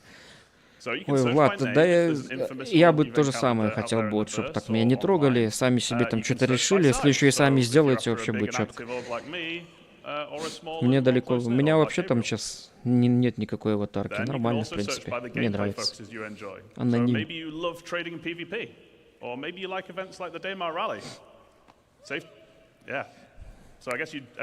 А если никто ничего не предложит, будет волк. А я твоего имени говорил, да, конечно. Мне далеко до лампочки, какая аватарка будет. Главное, чтобы она цензуру проходила. Я предлагаю пчелу с маленькой бомбой. Вот это уже поинтереснее.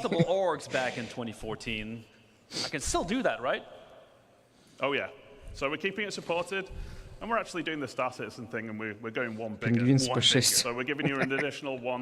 А кто у нас умеет так рисовать? Чтобы пингвин получился с P6. Yeah, and here you get an idea of what the full screen will look like. It's going to be your one-stop shop for Предлагаю реальное голосование, чтобы члены организации подали свои идеи на крутые аватарки. Потом путем голосования отборы самую большую и набравшую голосов выбрать. Это, Женек, все прекрасно и как бы классно обсудить это таким способом цивилизованным. Вопрос в том, кто это все сделает. Я-то могу нажать загрузить и вставить там, да? А кто эту аватарку сделает? И я рисовать не умею. Это ты наш маленький диктатор. Дело, говоришь? Дело. Все правильно, да, Влад. Все это ты знаешь. In short, these things, well, it's a big verse, and it's easy to miss cool things that happen in your org. And these features will help you stay on top of the day-to-day life of being an org member. Okay, we're also adding an events calendar. So, by default...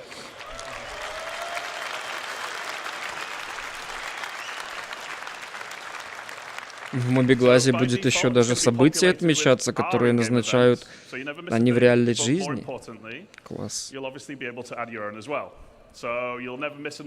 Теперь все игроки Star Citizen будут вовремя оповещаться о каких-то событиях в игре через Мобиглаз.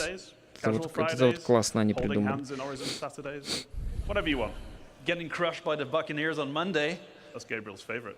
It is my favorite. Remember that it is our intent that all the features we're looking at here are available on Spectrum as well, allowing you to access this info even if you're not in the game. This applies to parties, comms, friends, and all other functions. So, I can join multiple orgs, like the Buccaneers, the Corvette Club, or the Slam Truckers. But how will others see me in the verse if I have multiple choices? Surely I need to pick a banner. So, that's covered by something new called representing. And it's actually quite similar to the existing affiliation main status system on the website.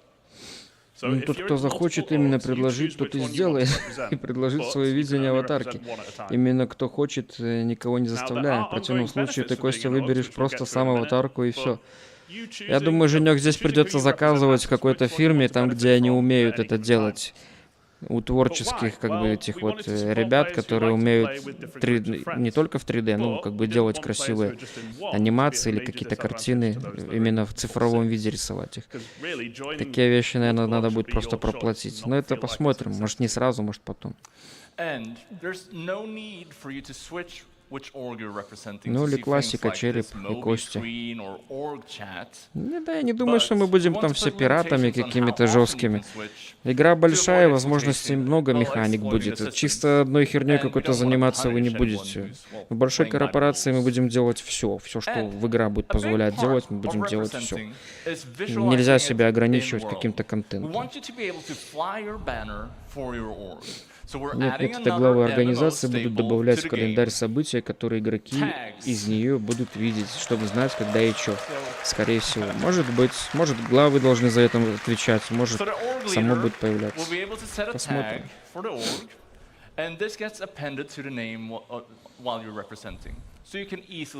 Тогда Рыжиков.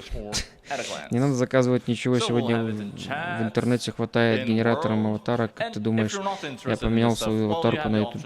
Можно через нейросеть попробовать, действительно, Женек, ты правильно заметил. Через нейросеть, может быть, что-то интересное сделаем.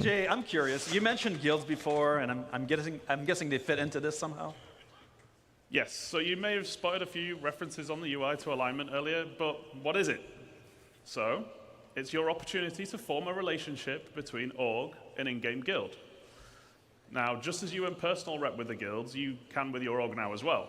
So your org leaders pick which one you want to align with, and while representing, org members doing specific action, like contracts with them, will increase the org's alignment with the guild.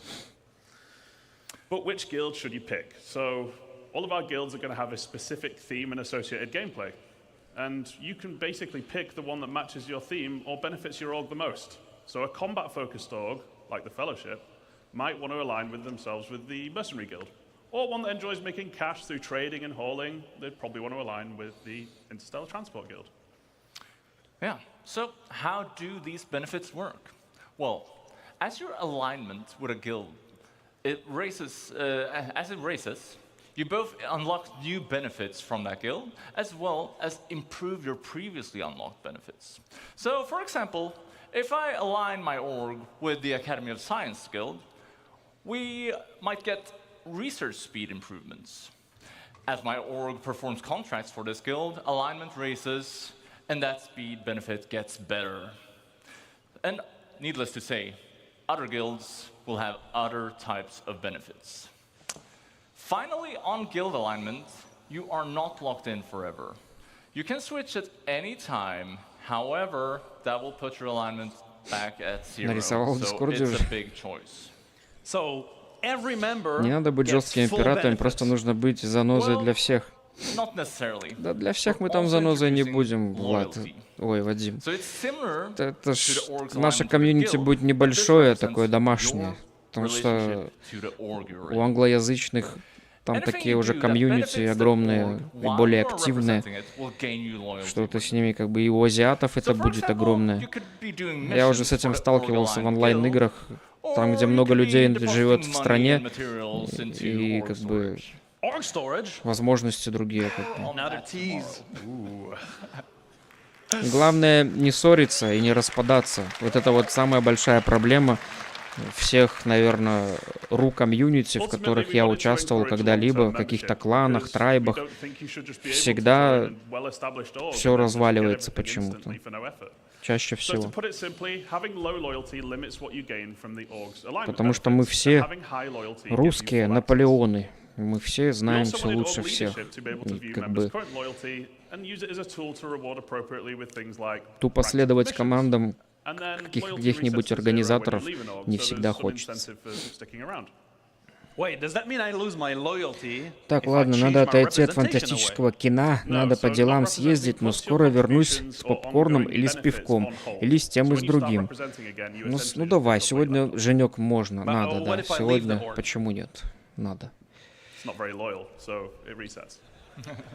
Right. Well, so, you know, У нас все равно сейчас в игре у нас шаббат, там неписи все спят, а в реальной жизни можно уже отдохнуть.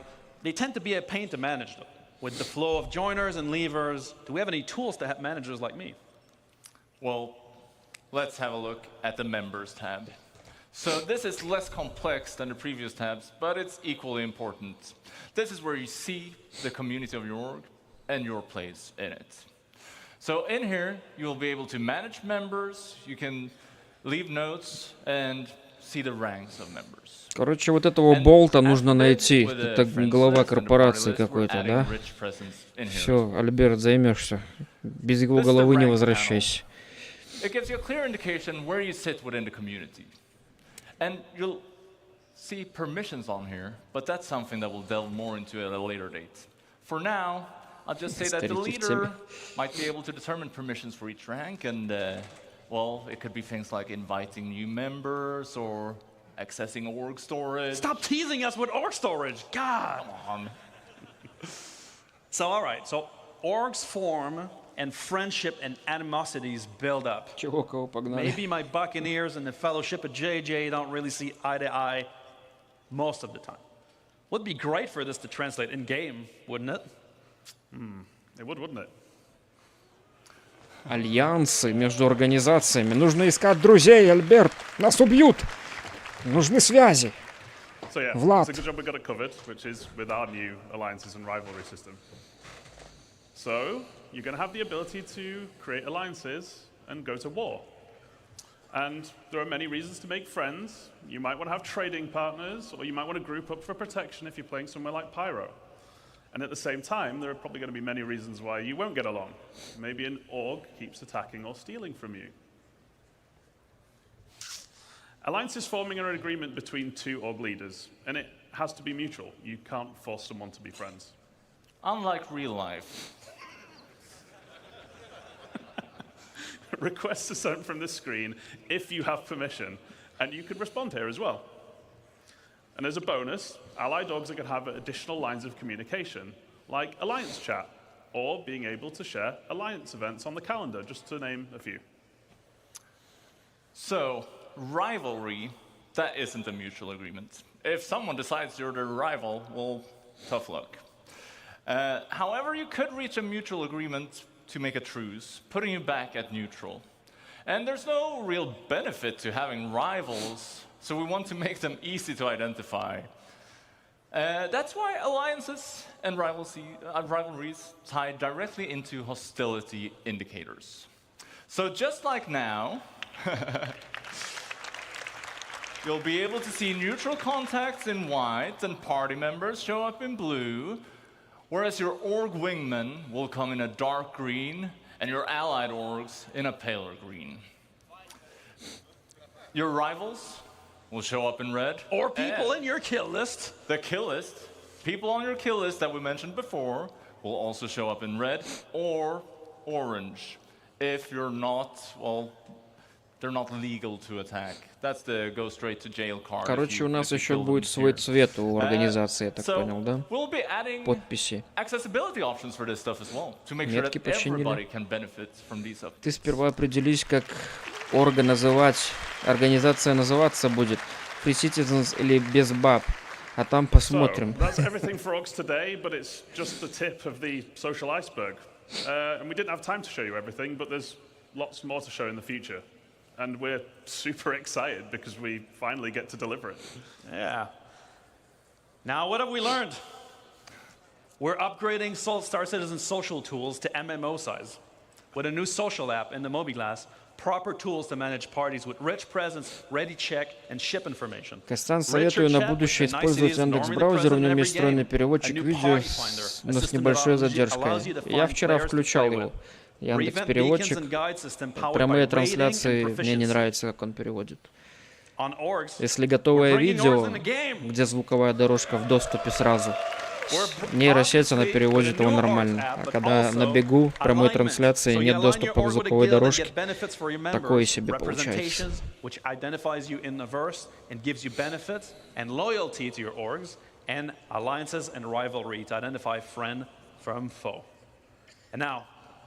We're going to leave you with a short video to end on because we couldn't show everything we're working on. But what would it look like in the unlikely event where our two powerhouse orgs came together as one? And my org, right? Yeah, it's a little teaser for tomorrow's crafting your home presentation and what you can build together as an org, and teasing something else coming in the future. Have a great CitizenCon, guys. See you there. See ya.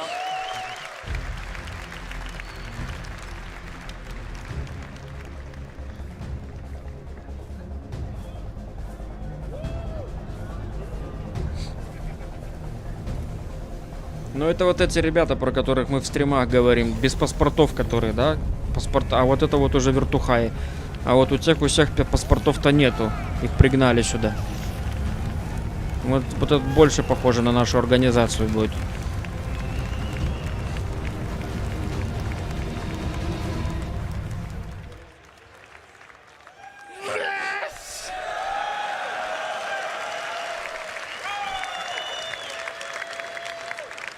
Sometimes it's just the simple things, isn't it? Let me put that crap in a shirt. All right, so we're at our midway point of day one, guys. We're going to take about a 45-minute to 60-minute break, depending on some technical stuff that we're going to figure out backstage. This is your chance to go get some food, go to the bathroom, stretch your hammies, whatever you entertain yourself for the next 45 minutes. But come right back. We're coming back with the cosplay contest and then 2 presentations. I promise it's only up from here. Thanks for watching, guys. We'll see you in about an hour.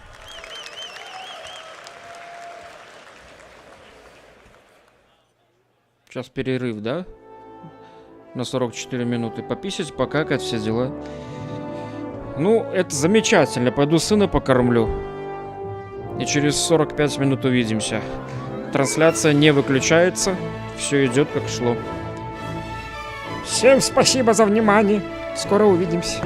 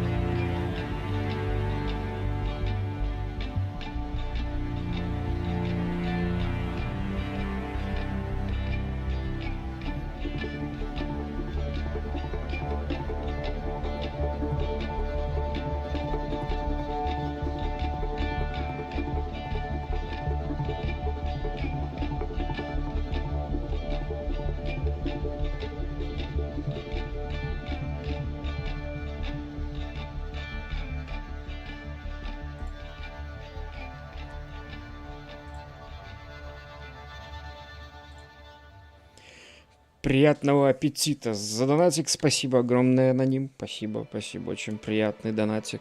В мое отсутствие прям такой волшебный. Жаль, что все разошлись. Тут статистика прикольная на экране.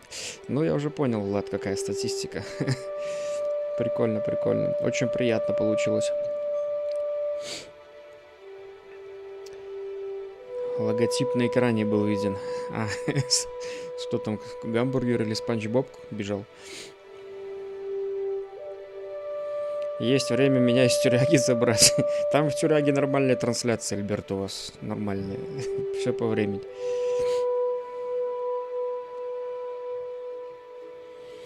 Все отдохнули, перекусили, пописали, покакали, покурили, полежали, да, все нормально. Кто-то себе пошел, взял что-нибудь в магазинчик, да. Я все знаю про вас. Вечер близится, все дела начинаются.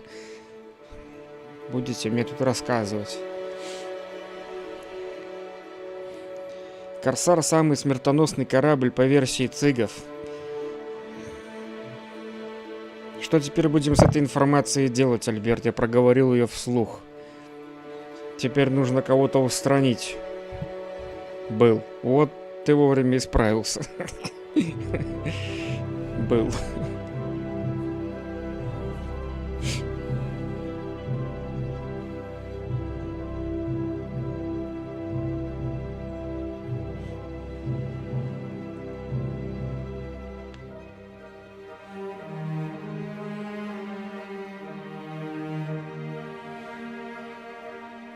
Так его же именно потому и понерфили.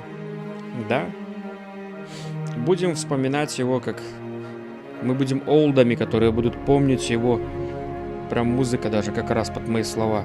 Как великого, величайшего, мифическое чудовище. Вот. Ну опять они, блядь, запустили по второму кругу. Еще на 15 минут. Ах, они козявкины. Второй раз обманули нас. Они таки написали, что слишком много киллов от него было. А что происходит? CitizenCon у нас идет сейчас. Сейчас антракт заканчивается. Событие, которое идет 2 дня. То есть сегодня первая часть, завтра вторая часть. Иди, Матюш. Туда он, Ляж. Всем привет. Где он там? CitizenCon — это событие, на котором разработчики показывают, какие технологии они сейчас разрабатывают, как они будут применяться в будущем в игре.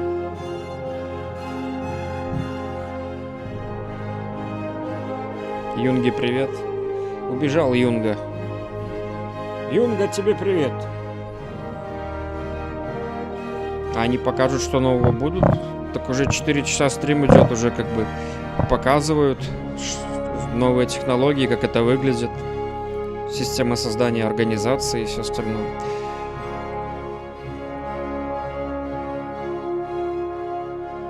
Только пришел, ну ты ж можешь в записи пересмотреть. Много сейчас кто стримит CitizenCon. Все каналы, которые тематически завязаны на Star Citizen, они сейчас стримят, рестримят CitizenCon.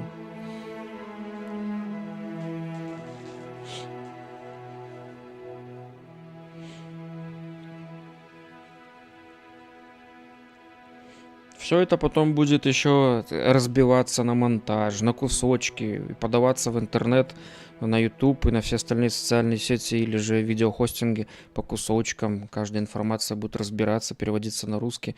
Все это будет сейчас в течение следующих месяцев облизываться, мурыжиться и как бы мимо человека, который интересуется Star Citizen, оно не пройдет. Опять баг был, да?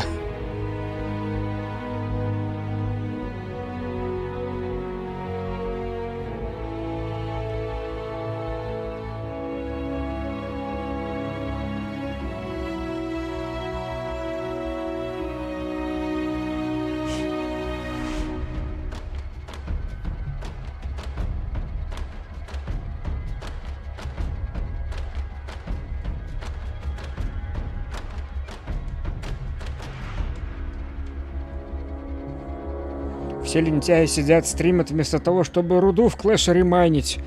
В клэшер тоже надо еще умудриться попасть, Влад. Это целое как бы мастерство. Особенно мимо хейтеров не пройдет. Да мимо никого не пройдет. Хейтерам же тоже надо чем-то питаться. Крис Робертс дает пищу для всех. И фанатов Star Citizen, и хейтеров Star Citizen.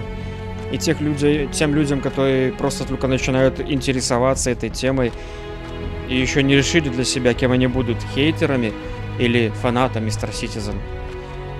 Главное, что музыка в тему под мои слова мне нравится. Величественный философский взгляд. Кем быть или не быть? Хейтером или фанатом? Фанатом. Где музыка? Все? О, пошло.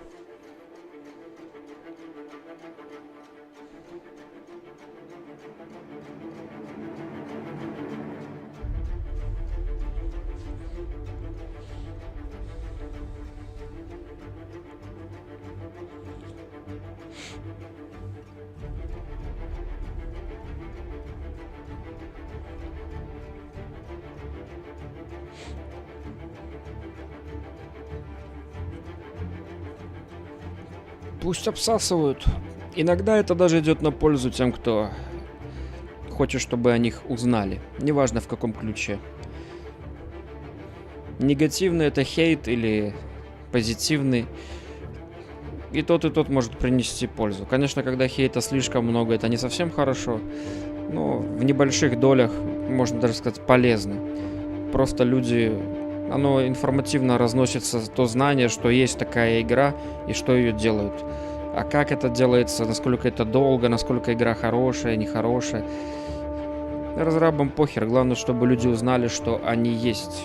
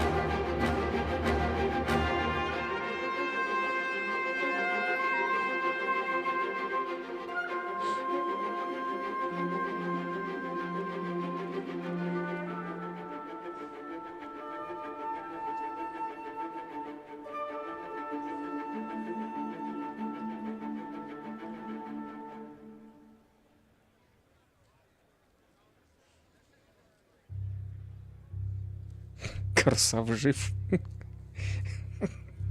Forever, да? Когда тишина и все молчат, что сказать? Корсар жив. Жив, никуда он не денется. Налили, казусили, давайте уже сказки. Давайте, сейчас уже. Они нас перенесли еще на 15 минут, Альберт. Видишь, какие они? Ну, уже как бы 8 осталось.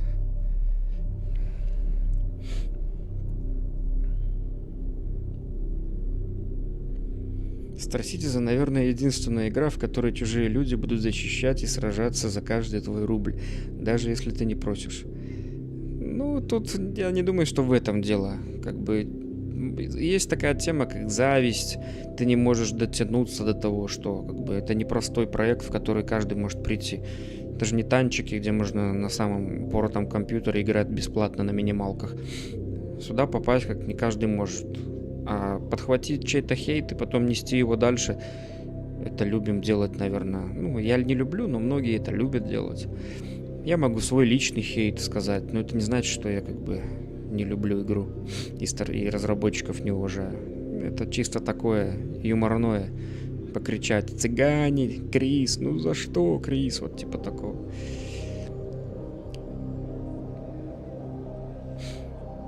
Войсом Джерард и говорил, что через час. А, то есть они дали 45 минут, а вторым уже дали 15 минут, ясно. Что за корабль БМС, если я правильно написал? БМС? Не знаю. БММ?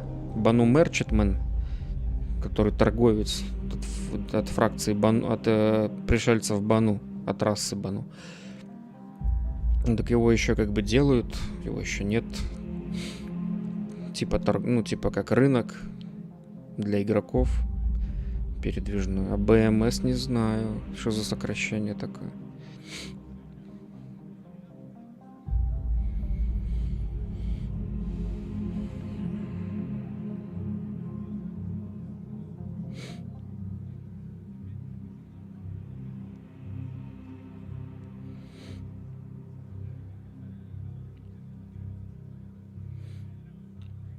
Ну как, он внешне готовый, внутрянку не всегда делали. Ну понятно, сейчас много таких. Внешне нам и Полярис поставили прям на Инвиктусе. Смотрите, вот Полярис есть. Ну посмотрели, как бы. Я корабль начинаю воспринимать только когда он уже какой-то обзор посмотрел, по нему кто-то побегал хотя бы. Уже так-то становится. А так они показали, как они, разработчики, там делали эти тронные залы, как оно все внутри будет выглядеть в Бану Мерчетмене. А геймплея никакого, по сути, нету еще. Но я очень буду рад, когда этот корабль появится в игре. Это, наверное, один из самых ожидаемых мною кораблей. Бану Мерчетмен.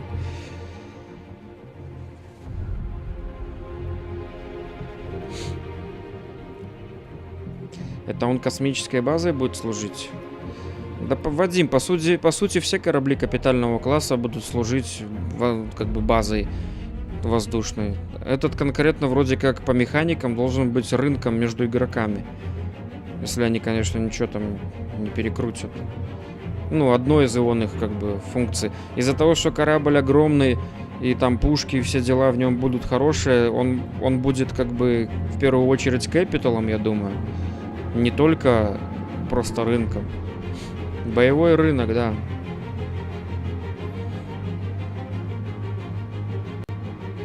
Обратите внимание на движки корабля, которые на заставке. Обратили. Просто этих движков реально дохера. Какая-то ракета, блин, а не корабль. И вот сверху смотришь.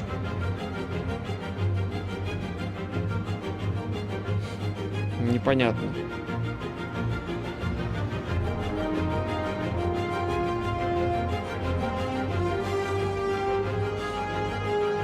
У Бану нет отдельного военного флота. У них торговый совмещает в себе военный класс кораблей. Да-да-да.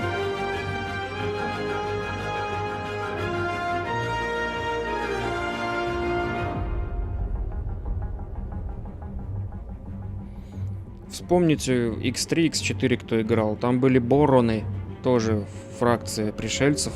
У них были величественные, классные, самые дорогие, мощные корабли. Они могли быть торговыми, но в них всегда были хорошие боевые системы. Я думаю, что-то подчерпнули циги из X3 вселенной, X4. Вот именно от боронов, возможно. Потому что сам этот стиль ихних кораблей, он похож на корабли боронов. Стразы такие, обтекаемость, закругление.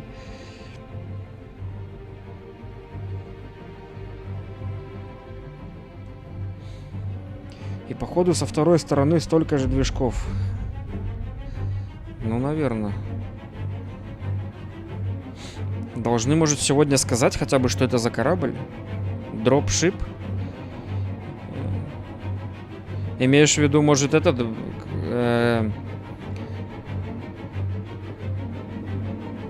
абордажный? Ты имеешь в виду?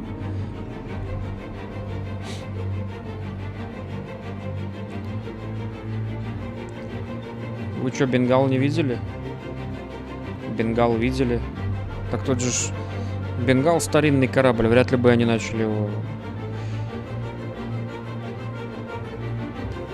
рекламировать так просто. Или это что? Да вряд ли это бенгал. Да-да, Альберт, в смысле ты имеешь в виду абордажный, этот новый, который анонсировали еще где-то месяца 3 назад?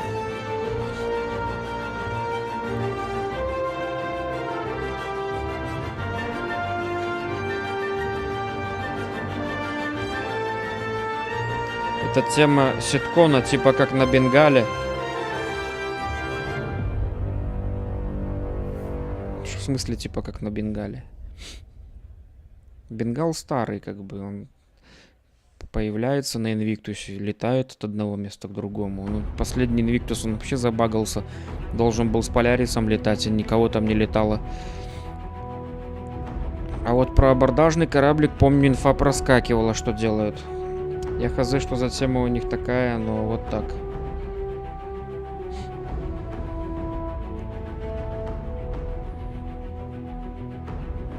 Не, это точно не бенгал.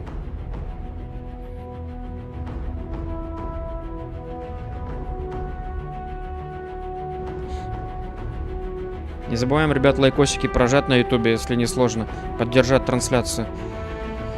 Ну что, обещали Сквадрон в 2024 году. И еще неизвестно, еще до этого не дошли. Может, они про это только завтра будут говорить во второй части. Или авианосец. Но было бы эпичнее, наверное, показать не какой-то корабль-абордажник, а может реально какой-то Capital. А, кстати, на Полярис он не больше похож? Заострение вот это вот сверху, когда... Вот сейчас сверху будут показывать. Вот, сейчас. А может это Полярис? Нет? Типа доделали. Сейчас посмотрим. Скоро. Да это же Дрейк. А, Влад, какой Дрейк? Не дай бог. Хватит нам Дрейков. Ну, как знаешь, просто двигатель и его расположение сопел у него уникальное. Я не буду утверждать, Драка, может, ты и прав. Давай лучше посмотрим, не будем гадать. Я не буду утверждать, что это тот корабль, который я думаю. Может, ты и прав.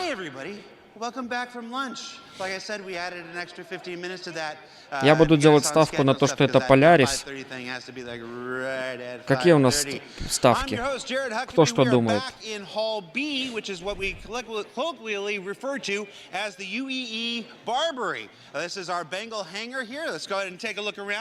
Do a spin around. People see me enough. No. Show the thing. Show there we go. Look at all those people.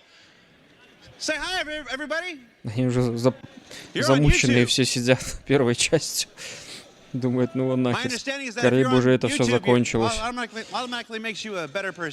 Полярис. Альберт тоже думает, что Полярис. Of the UES Barbary. We're going to start over here. We made you wait before, but we're going to take a look at this big guy. Excuse me, everybody. Old man hobbling. Yes, were you going to... No, I'm on... Oh, wait, what do you want? What's going on? What's going on? All right, that's cool. Let's go do this. All right, we are going to this thing. Now, this is the Hornet F7A made by our partners at Mango Stone. It is fantastic. Hey, let's do another tour of the hangar, of the Hornet here. Старый очкарик уже подчехлился вискарем.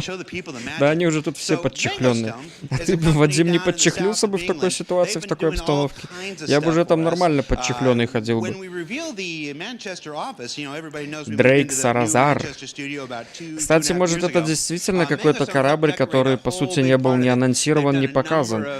Чего нам думать про старые корабли, которых уже показали? Пускай даже не сделали, но их уже показали. А им как бы нужно наше вызвать, у нас интерес нужно вызвать, им нужно показать что-то новое. Может, реально какой-нибудь новый корабль?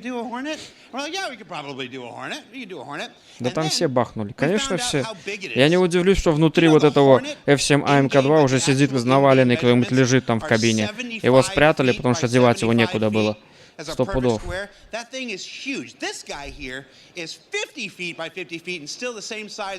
Звук изнутри такой.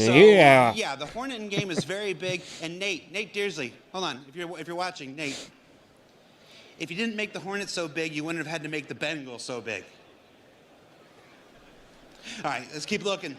So this thing is pretty cool. Mango Stone is one of our trusted partners here. They've done all kinds of work for us. I asked them what we were going to do with the Hornet after CitizenCon, and we've got a lot of ideas.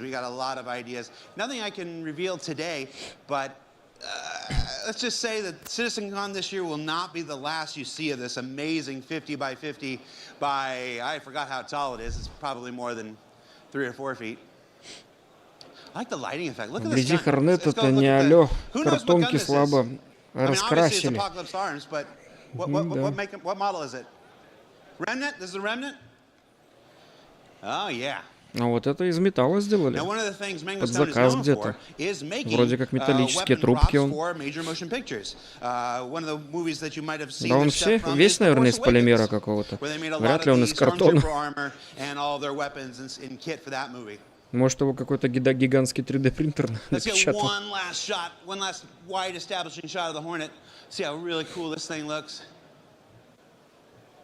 And then we're going to do something, you know, here's something I can do that other people can't do.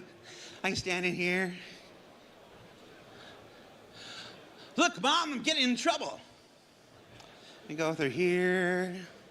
Maybe go under this thing. I am making Tyler Wicken very nervous right now. I'm going to go under this thing. I may not be able to run, but I can still get low. Hey, where's my camera? Can you still see me? Where'd he go? Oh, he went the long way. Oh, I thought I was going to outsmart you. All right, so we're going to check out the rest of Hall B. Follow me this way. These are the Star Citizens. Hi, Star Citizens. Where are you from? From Florida? Из Флориды. Where in Florida?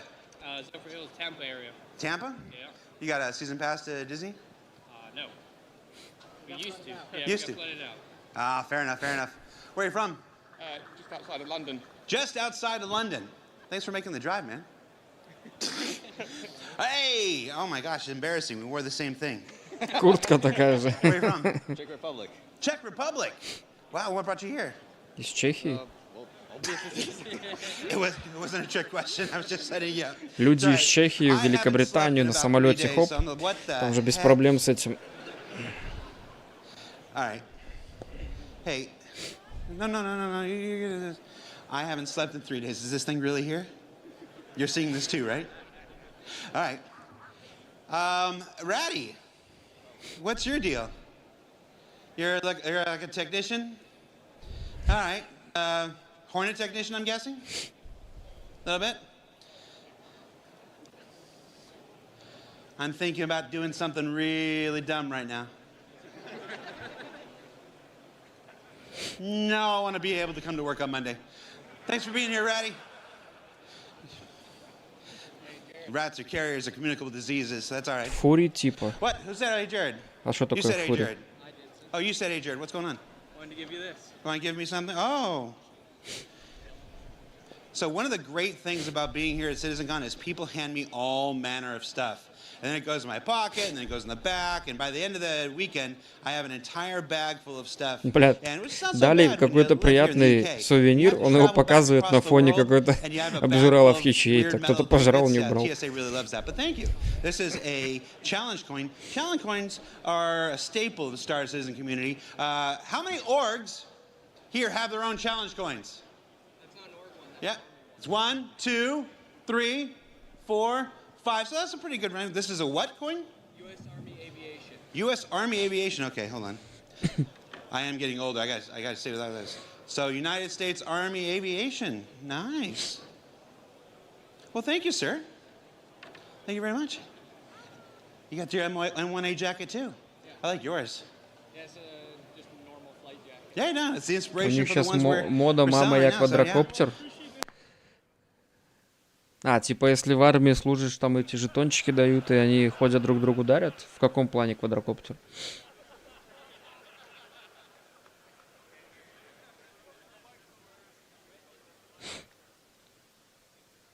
Квадрособака.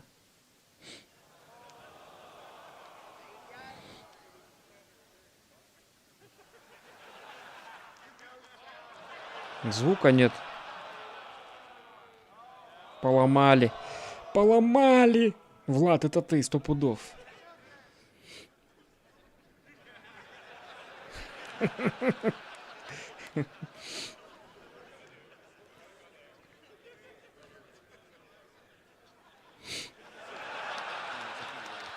Hello? Are we on? О, отладили.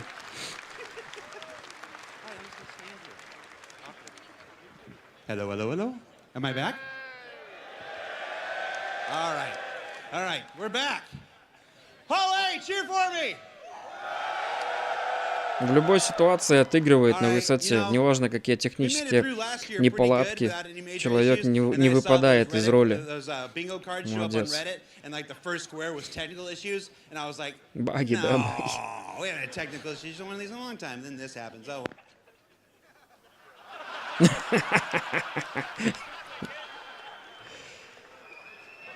Не предложили похавать, да?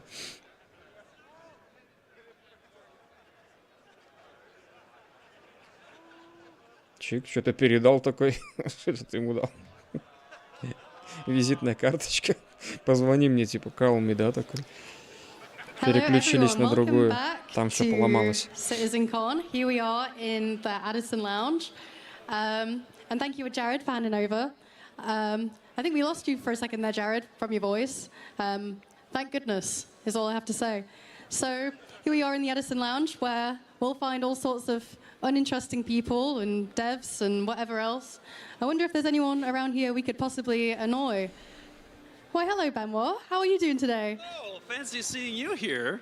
Awesome. Hello. How are you doing? I'm doing good, thank you, Benoit. You've had 2 amazing presentations already this morning. How are you feeling about the next ones? Oh, I feel excited as hell for everything that's left at CitCon. I think everything is chef's kiss. Beautiful. Are there any highlights from this morning? Any main takeaways from either of the 2 presentations you've given already? Well, now that my stress level... Починили, блядь. Doing a good job, man. Thank you. You're doing great, too. У него с ногой уже. He is the man. So, highlights. Well, I mean, now that my stress level is down, Пипец, у него пузо, как у меня почти. Там, Вадим, они почти все такие. I'm really happy how it went, and I'm especially Много кушают, но и много думают. Пока кушают. that have shown content today, either being in the social universe panel or in the Star Engine Brave New Worlds panel. I think the teams have been working like crazy. They deserve a hand. Let's go, guys. Let's give it up for the teams from the first 2 panels. They were outstanding and have really given it their all, and it shows. And so for me, I can't really call a highlight, you know? I can't play any favorites. But damn, that Zeus exit was, wow. Cool. Yeah. Big respect to everyone who worked so hard on all the presentations today. So, as we mentioned, today's pretty stacked already. We've got a lot more to come. But how does this CitizenCon here in Manchester compare to years previous? I couldn't believe we could do a bigger CitizenCon last year, and this one's one bigger. And so it's absolutely fantastic. It's also great to have the biggest office right next to the venue. Last year was really like complicated logistic-wise, right? To get everybody on the same page, flying people over. Now everybody's on site. It's been fantastic. We brought the crews from these other studios in, but overall having everybody here has been great. Plus, I mean, look at this. We have a almost full-size Hornet in the place. This is absolutely incredible. Ой, это Шимора был, да, вроде? Похож. When I actually heard about it. and seeing it for real is just completely like mind-blowing. Now I just want to sit in it. Jared, can I sit in it? Even I'm not allowed to sit in it. Damn. So, does that mean next year's CitizenCon could feature a whole C in Quebec? Oh my God, that's the #1 question I get all the time is, when are we gonna get CitizenCon in Montreal? I don't know, but I would love a whole C, or Zeus, maybe. Maybe Zeus would be absolutely fantastic, you know? Because maybe that's a quick shout out I'd like to give is that the Zeus, I mean, tons of people have worked on it at CIG throughout, but this is really the first ship that is completely done from the Montreal team, and so I feel especially privileged to have, put it in a video and then released it in this patch. It's an absolute fantastic shit. So I'm super happy about it. I have a question. I'd like to ask Benoit. Yeah. When are we going to be able to watch CitizenCon and ISC and everything in game? Is that a feature request, sir? It is a feature request. It's a feature request. Okay. All right. Well, I'm not going to give you dates. We're definitely going to put that feature request to the test and see if CR approves it. We'll see. We'll put it with all the other feature requests in the bin. That's right. No. Beautiful. Well, thank you so much, Benoit. Wonderful to chat. We're going to throw over to Dan. Thanks very much, guys. Catch us after the break. See you guys around later. Thank you, Kirsten, and thank you, Benoit. Лестер подкатил. Awesome, guys. Welcome back to the interstitial hall. The interstitial, where we are back in the hall here at CitizenCon 2954. Little bit of housekeeping. We just have to give a quick shout out to our sponsor, Versa, who helped make CitizenCon possible this year. Thank you, Versa, for all you do to help make Star Citizen and CitizenCon possible. We also misnamed Scan Computers a Scan PC. Sometimes when you're running around with people talking in your ear and things you have to do, you mix up names. So thank you guys for being awesome sponsors and helping make CitizenCon possible. Now, I was told specifically to avoid talking about that because Jared just did that, so we're going to gloss over the Hornets. So come, follow me. We have some awesome stuff here on the show floor at CitizenCon. We are so happy to have you guys back in Manchester, and we hope you guys are having an awesome show. Now, if you guys haven't been here yet, the General Lounge is filled with people who are excited. Everyone say hi. That was a little lackluster. We'll try again later. Now, guys, there's a ton of stuff, but first I want to throw it over to my good friend, Galactica. We have the cosplay competition brought to you by Toby, so I'm going to throw it over to Galactica. I think we have some pretty cool costumes to show you guys, so Galactica, take it away.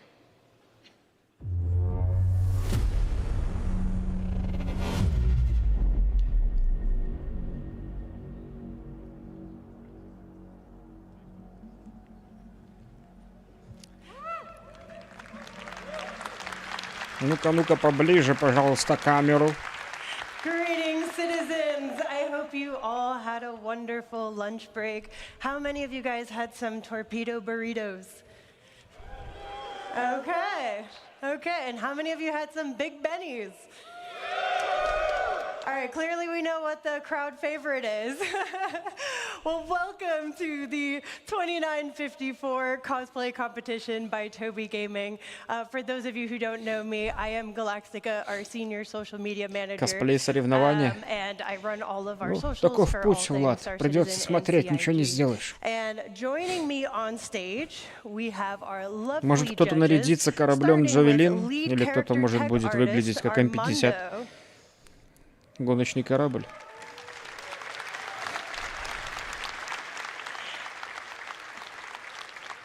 And up next, we have principal tech artist Forrest. Зачем она голову брила? Это как бы такой вопрос, знаешь. We have our creative director Katz. У нас это вот вопрос по отношению к ней субъективен с нашей точки зрения. В том месте, где она живет, в том социуме, оно таких вопросов не вызовет ни у кого. Creativity, stage presence, quality of Погнали craftsmanship, поковаркой. and authenticity. This year, we're doing things a little bit different. Previously, we did a first, second, and third place. However, instead of doing that, this year, we're going to be rewarding people based on the following categories, starting with Best in Show, Most Creative, Best Performance, and for our fourth one, you guys get to decide because we're doing Audience Favorite. This year, for our prizes, let's talk about that for a minute. Who here has ever heard of a Toby eye tracker? Quite a bit of you, okay. And how many of you guys have actually used one before? Okay, awesome. Awesome. So if you're not familiar with the Tobii eye tracker, it is the only device that is capable of tracking both head and eye movements, allowing you to take your Star Citizen immersion to the next Всем level привет, Сухофрукт, through привет. effortlessly following your targets, locking on with just a glance, bringing your character's facial animations to life, and more. So now for the prizes, our Best in Show winner will receive a Tobii Eye Tracker 5 complete with an accessory bundle, which includes a mounting kit, carrying case, and a tripod bracket. All of our other winners will also receive a Tobii Eye Tracker 5, and they don't know this yet, and I'm announcing this on stage, but all of our contestants will also receive an RSI Zeus MK2 ES with LTI and a game package. Случайная страховка, игровой пакет, конкурс какой-то, походу, да? All right. Are you guys ready to Победитель see our получит. contestants today? Awesome. Contestants, let's get the show rolling. Our first contestant is Shiley. Shiley is cosplayed as a Pyro bounty hunter. Shiley, I'm going to have you stand right here. All right, and our second contestant today is Hydrosa, who is cosplaying as an advocacy agent.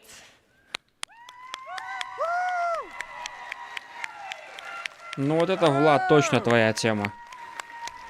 100 пудов будешь вот так вот сидеть в Star Citizen играть в этом костюме. Hydrosa, I'm going to have you come right over here. You were here last year, you know the drill. And our third contestant is Faber Finn, cosplaying as a mining worker.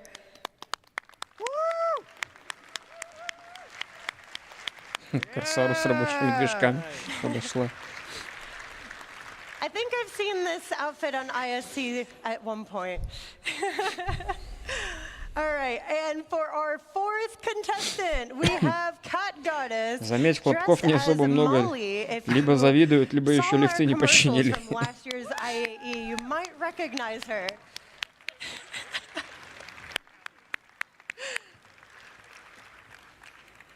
Oh, what do we have here? Pico! Oh. Who wants a Pico? Oh! The judges are over here.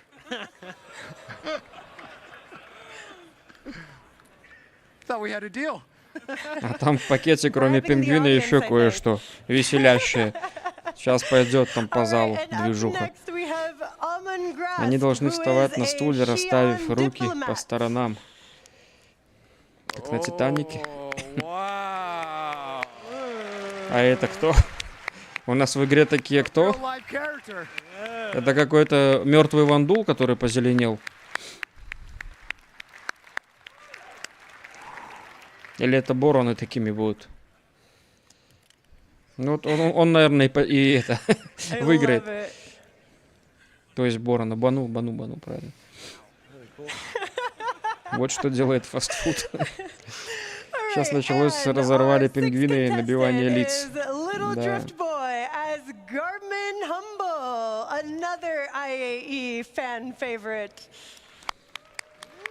Мандалорец какой-то идет.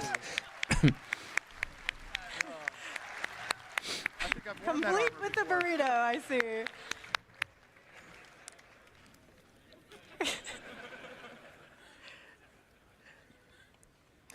All right, and up next we have Dana as Pico the plushie.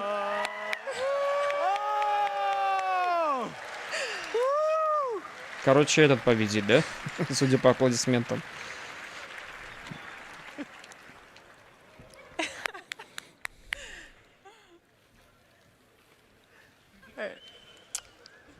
Just making sure you can see with that thing, okay? And we have another Pico up next, Carlito.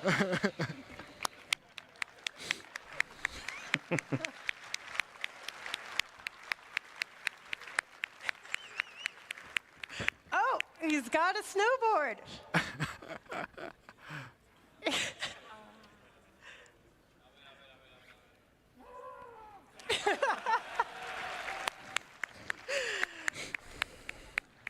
And last but not least, we have Kin Shadow as a duster.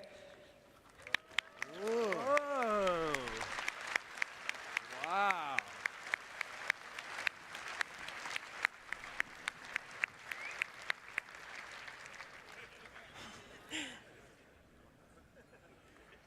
All right, now that we have all of our contestants on stage, judges, feel free to come take a closer look, ask questions, and let me know when you're ready to make your final call. All right.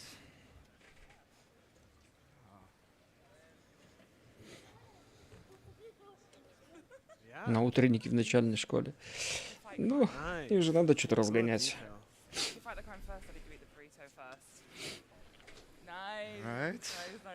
Kat is asking Garmin you cannot. if he fought crime today. All right. Oh, good. That's the best thing. Oh, good to see you. How you been? Exactly. Oh, good. Yeah, doing great. Doing great. All right, yeah. Still one of my favorites. Wow. Oh, yeah. This is great.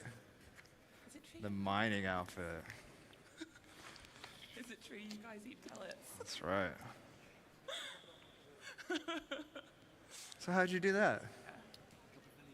Да, та, что в Couple футболке LEDs? выиграть не Oh, должна, that по is идее. so cool. Не постаралась. Little patch. Let's see, can you turn around for us? Yeah. Got the retro reflective shader on you? Yeah. All right. Very cool. Can you do the garment? How many followers do you have? How's Orson? Awesome. Good and you? Love it. Nice. Mm-hmm. Mm-hmm.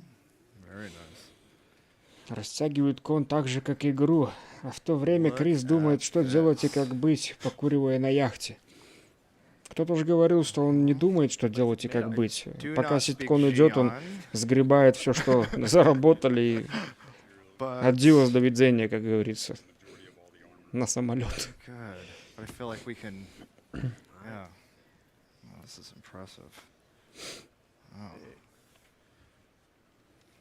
Этот даже чувак, по-моему, волосы покрасил специально для этого. Он не в парике. Выкрасил волосы в рыжий. Will you stop squeaking for a second? I'm trying to concentrate. Нет пена у него, все дела. All right. Of course. Very good. Very good. Nice. Very nice. Okay, look. Wow. Where to even begin? Из кассы буфет. Деньги выгребает. Really whacked that thing. Еще и со стволом, наверное, тыкает. All right. Extra points for you. All right. Well. Oh, here we go. Down the snowy slopes. Microtech. All right. I love the cone. Awesome. Yes. Кто бы выиграл?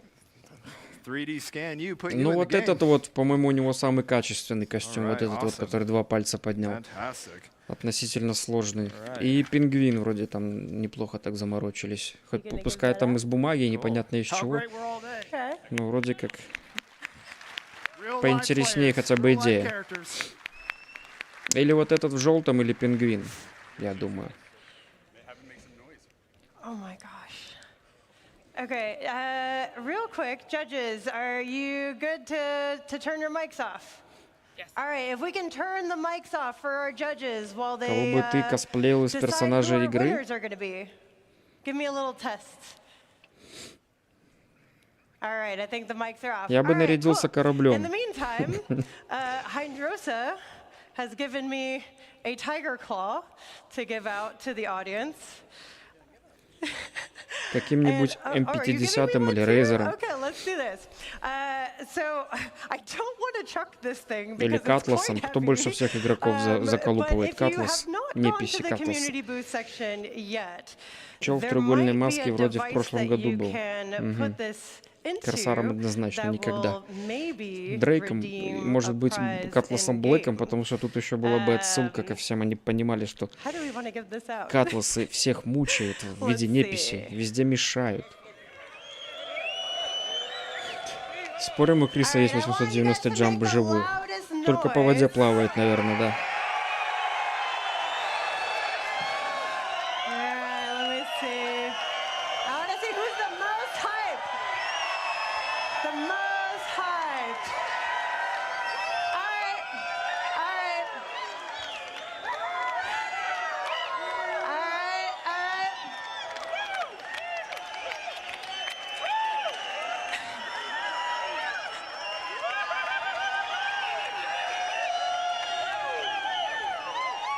White shirt over there. Come to the front of the stage.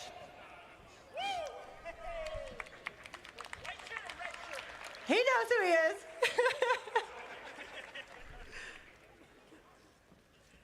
There you go. Что это вышло? And then we have the Выбежало med там. pen. I think we have to give this to the ones with the med gowns, clearly. Oh, we got two. Let's go. Med gowns, come up here.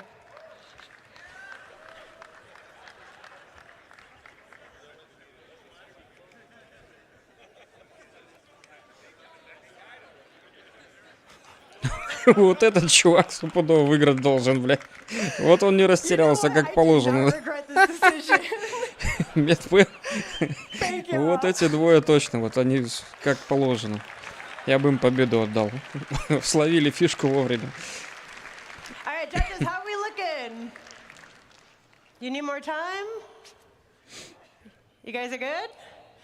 All right, so starting with our best in show, Forrest, let us know, who is our best in show winner today? Well, everyone's a best in show winner, but there can only be one. Shoot us. The Xi'an diplomat. А, этот выиграл. Нацепил маску, какие-то платья. Can you tell us who is our Или он третье best место занял, или это performance первое winner? было? Yeah, it was pretty hard, but we're gonna go with Pico.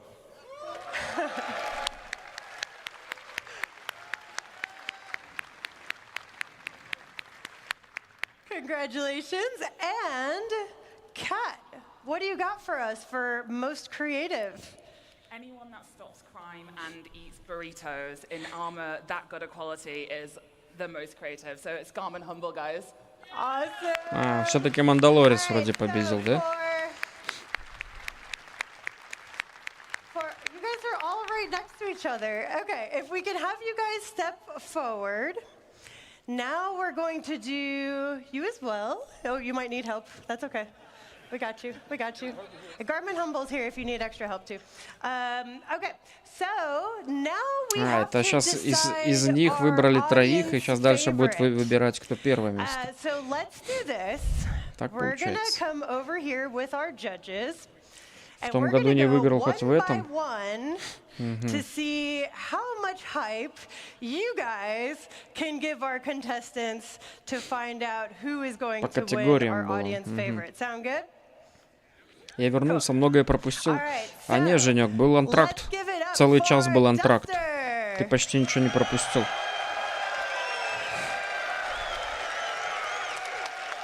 That's a lot of hype.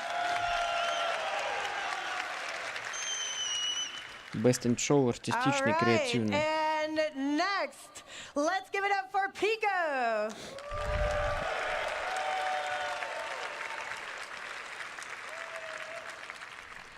All right, and then we have Molly.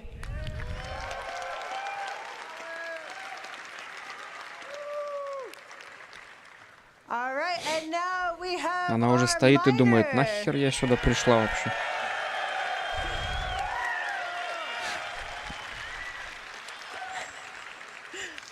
And our advocacy agent. Фантазируем дальше и наслаждаемся. Да-да.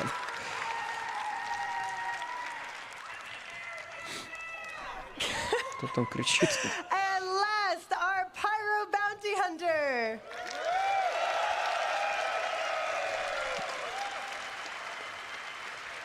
All right, judges. Let me come back over here. This is a very long stage. Who are we thinking?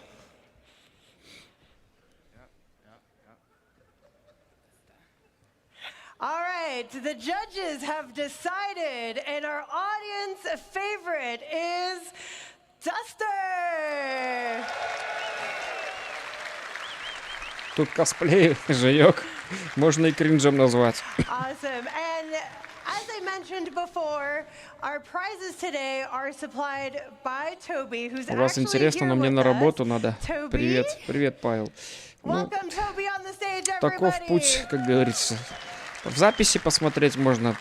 Промотаешь самые скучные моменты, посмотришь самые как бы важные. Can I borrow two Наоборот, of you сейчас guys может to тебе и лучше. carry Тут половина some of the воды или prizes, and там we'll take a кринжа picture? какого-нибудь. Так что не расстраивайся, работай спокойно. Уж хотя бы не одевалась бы в облегающее. Не, ну люди старались, то есть людям заплатили. Конечно. If you Конечно. can't hold it, I can hold it for you.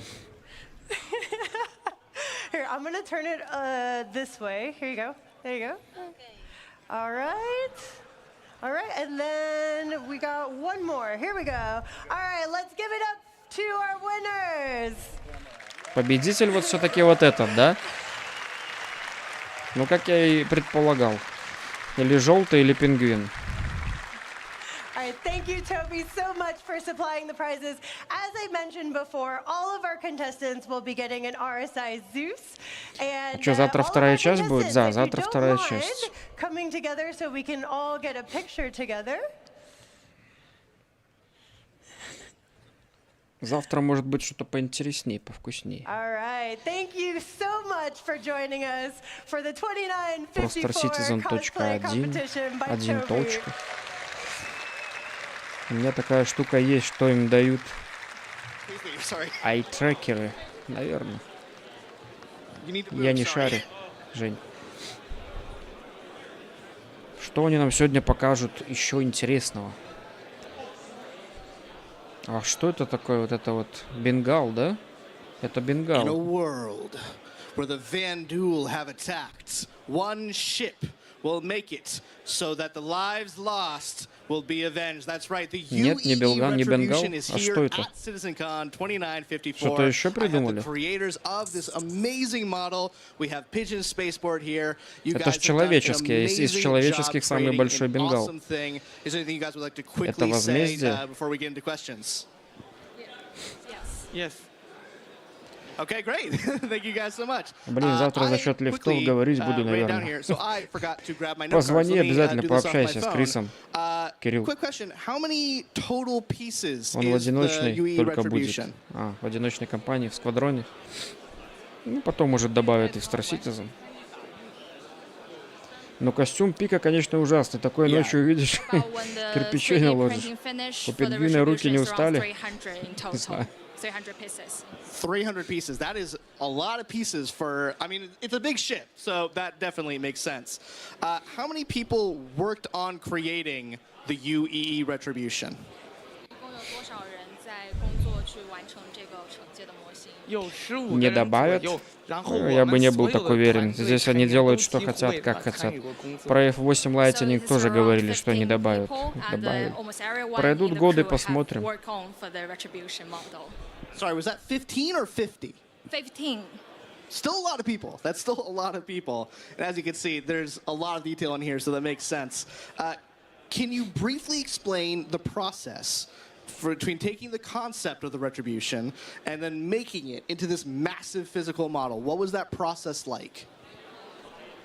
可以简短的讲述一下是如何从概念做到模型上面这个部分的。是这样的，我们先从网络上面搜索所有的关于 Ну, это сейчас для русскоговорящих инфа 然 пошла. 后我们将这些图片素材用于我们的建模。我们完成建模以后，我们会进行3D 打印，然后来制作。 Вот сравнить, как Capital Ship выглядит, и сравнить с Идрисом. Они бы Идрис как-то поправили, покрасивее сделали. Тоже какая-то коробка, блин. Единственный корабль, что чуть не положил на лопатки экономику империи людей. Это по лору, типа, да?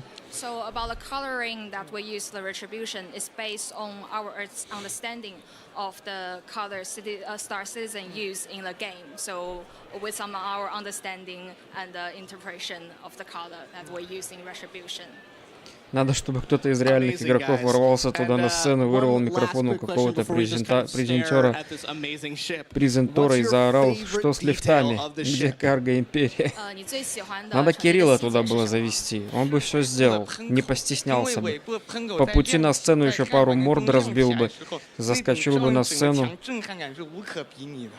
So his favorite part of the retribution is the main thrust lightening of the ship, because when you like light it up, you will lighten up the whole room, the whole wall, and it's very amazing and beautiful.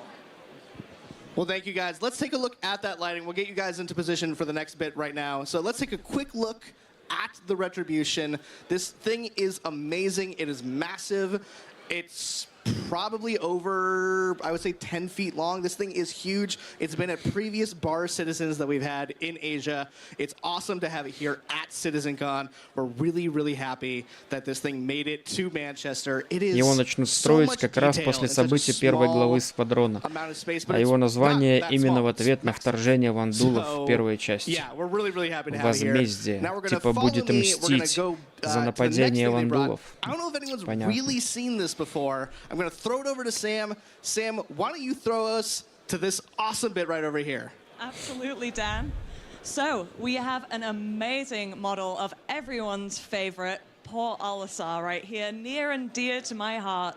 Many a year have I spent easily and quickly getting to the ASOPs and buying things and getting rammed off of my pads by unruly and griefers. So I have a couple more questions for you guys about this build, if that's okay. What's this model made out of? 奥丽莎的是用什么做成的？奥丽莎它主要的结构是由3D 打印所制作，但是在其中我们加入了一些金属梁， Да, где лифты, кричал бы со сцены, еще бы оделся бы в костюм карго-лифта и держал бы тип-контейнер 32 СУ и перечеркнуться. Рип Олисар. Wow, that's really cool. So, do you know roughly how much does it weigh? 你知道它大概有多重吗？大概在700公斤左右。 So it's roughly around 700 kilograms. Wow, that must have been a challenge to get over here to this country. So, when you were building this, what would you say was the most difficult part of putting this build together?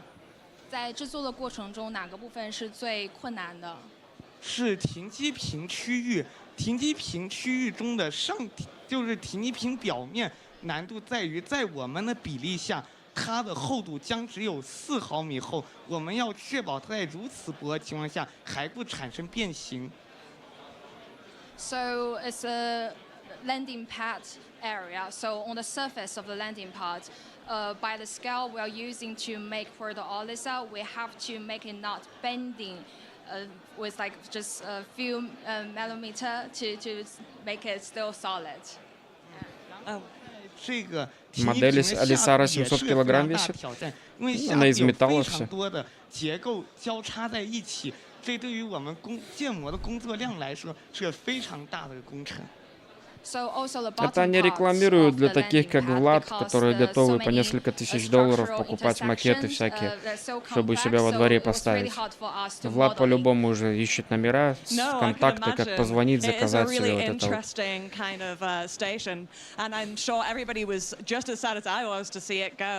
вот. Do you hope to see Port Olisar return to the verse someday? 所以你会期待奥丽莎的回归吗？真的吗？你又说奥丽莎有可能回归的，那当然啊，肯定的，那太好啊。So yes, really. So if the Olisar actually will come back, it will be so good and exciting to us. Yeah, absolutely. Yeah. Оператор, короче, решил прикольнуться. Right. Thank you guys for talking about these. That was the amazing Pigeon Spaceport, guys. Do check them out online. Their stuff is absolutely amazing. I'm going to now pass over to my buddy, Dan, who is hanging out with the merch stand guys to show off some of the really cool stuff that we have here at CitizenCon. Over to you, Dan. Oh, hi. Oh. Awesome. Thank you guys at Pigeon Spaceport. I know, I just come out of nowhere. He just keeps doing guys. Владу срочно нужно туда навести там порядок, а то они совсем что-то от рук отбились. Это да. Now, I think it's time for you guys to see a bit of where I get my fashion from. So come follow me, guys. Come follow me this way. We'll make our way through the crowd. Let's get in line for the merch booth. Yeah, that's a long line. I don't think I want to wait in that line. So luckily I have the CIG access pass. Come follow me. We get to skip the line. Just a little secret for me and my many thousands of friends who are watching the stream. Come follow me this way. Right this way. Man, all these people are very excited for merch, and as they should be, because we have some awesome merch here at CitizenCon 2954. If you guys are interested in getting some, you can go onto robertspaceindustriescom/merch, and that should probably take you there. If not, you'll find it on the pledge store. But we have some awesome merch. Let's take a look. At the top, we have some brand new Pico the Penguin plushies. This Pico is Pico with an attitude. This is our Pico Black Ice plushie. This Pico has a new stepdad and feels a way about it. We are very excited to bring Pico back. We have a brand new Star Citizen cap. We have some awesome, see if you can get those stickers on the other side. I don't know if you are able to get that. We also have a pin set on the far bit there. We have a brand new desk mat, which looks awesome. Look at that desk mat. We also have some awesome physical merch. Let's see if I can squeeze past in here. I am absolutely going to ruin these people's day. We have some exclusive shirts for attendees. Очереди стоят. Они свой мерч просто по ходу тоннами там продают. Everyone is working really hard on making sure people have that. Could I get a Zeus bomber jacket? They got me another Zeus bomber jacket. Thank you so much. I have one on, but take a look at this Zeus bomber jacket. So we have the interior lining. It's this awesome like yellow orange, like sort of a quilted pattern. It looks and by the way feels awesome. Now these do run a little small, so make sure you're getting a size up. Let's hold this up for the camera. Look at that. К вечеру весь Манчестер будет гонять в этих куртках. The cameraman just took that, and I will never get it back. We also have some cool details. We obviously have like this RSI. Hello there. We have some RSI like branding right here. We have some patches over here commemorating the Zeus Mark I. And we also have, out of the wrapper, a Pico the Penguin Black Ice Edition. This Pico has seen some things. Женек, лучше положи телефон. Я понимаю, что ты уже на проводе, уже звонишь, посылку заказываешь. 2 пингвина, 2 куртки. Не ведись на это, Женек, не надо. Look at that. We have a UE flag for you guys to celebrate your patriotism for a united empire of Earth. This thing is very long. It's kind of the Foundation Festival colors. I kind of like that. It's yeah. I'm going to steal that. Весь этот мерч стоит копейки, они людям втюхивают это за десятки, а то и за больше долларов. Я, Жень, думаю, они все люди, которые это покупают, они это прекрасно осознают. Для них важен сам предмет, что на нем нарисовано, написано. И они готовы переплатить. Больше как память, больше как предмет, который их связывает с любимой игрой. So I think that's just enough time we have here at CitizenCon. I'm going to throw it back over. We're going to continue the show. We'll see you guys back here later. Take care.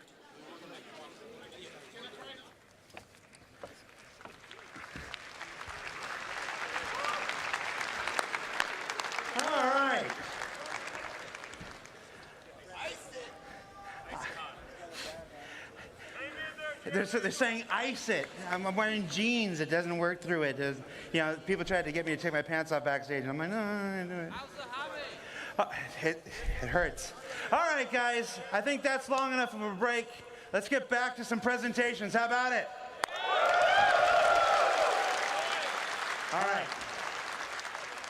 We have the first of two amazing presentations. This next one, Dressed to Kill, is, well, what can I tell you?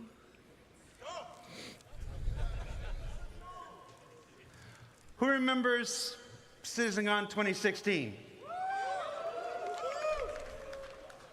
Please welcome to the stage. Who is it? Тоби стоит $500. Очень.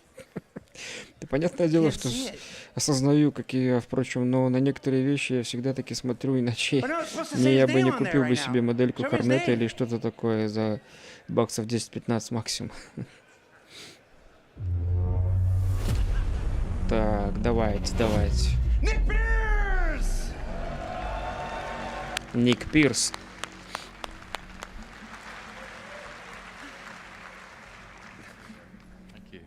How's it going? Hello.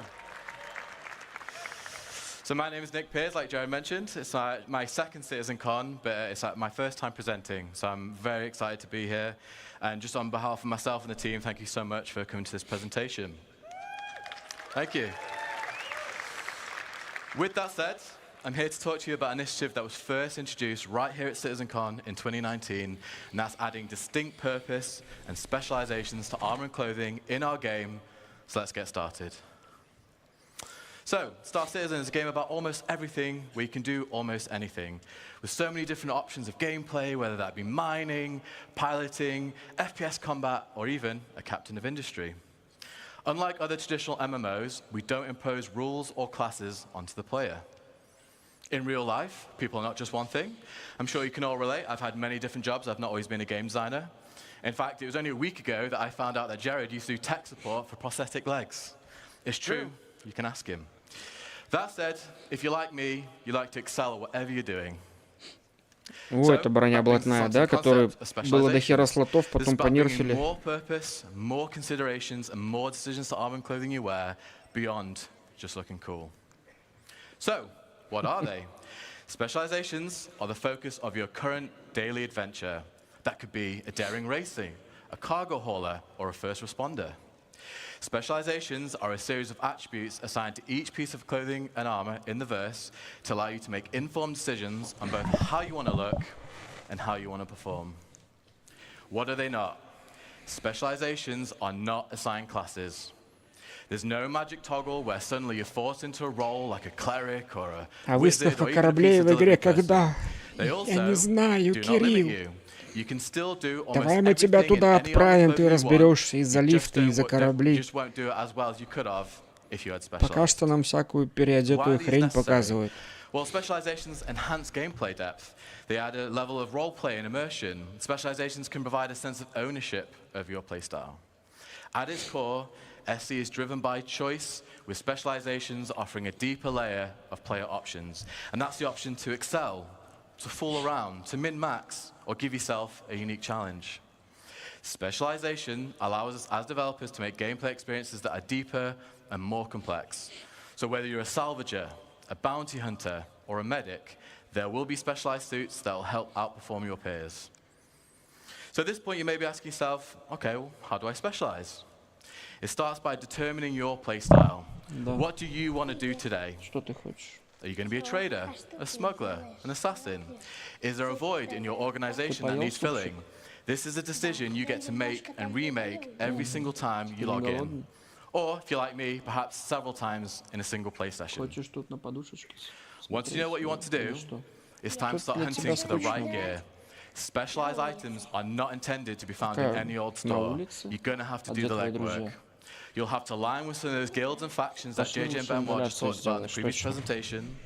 You'll have to explore the galaxy, find hidden stashes, and rare opportunities for better gear. Specialized items are meant for those who are willing to put in the work to exceed at your role. And once you've done all that, it's about selecting the right combination of armor and clothing. Yes, I said it. Mixing clothing and armor is built into the very fabric of this new system. Can I get a hell yeah? All right. All right. I know you guys have wanted this for a long time, so yeah, great. And to tell you even more about this new system that we do call Starware, please welcome to the stage lead character technical artist Armando Lira.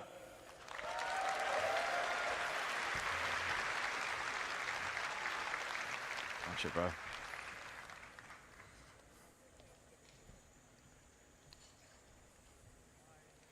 Thank you so much, Nick. Hello, everyone. I am so happy to be here presenting for the first time.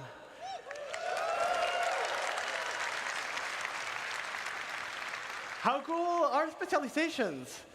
We are sure you'll enjoy finding the best combinations for your playstyle. And for that, we had to create a system that gave you all the freedom that you deserve.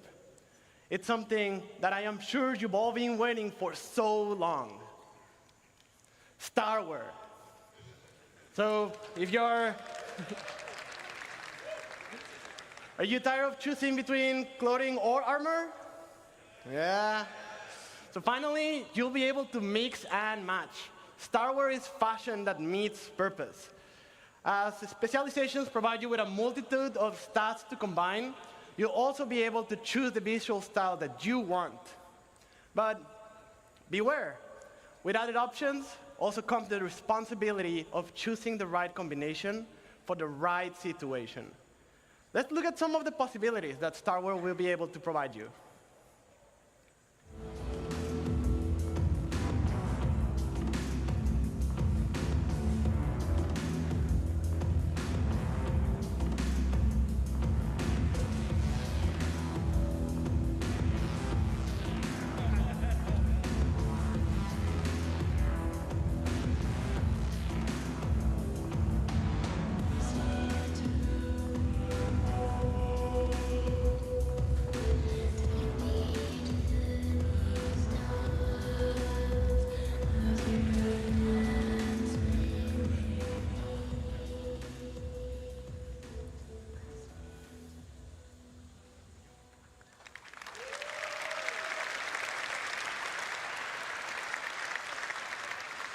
As you all saw, the possibilities are huge. Like, have you ever wanted to put on a jacket on top of an undersuit? Yes. Yeah. How about an armor on top of a sleeveless shirt? Or even without no shirt at all? Like backpacks on clothing? Yeah. So Starware allows more customization than ever. But be careful, certain gameplay implications will still be true. You won't be able to go into the vacuum of space without a space-worthy undersuit and helmet. And in certain planets, you'll need a breathable mask or helmet to survive. I hope you guys are excited about this as much as we are. And we've heard what you all want, and we're making a system to bring it all to you.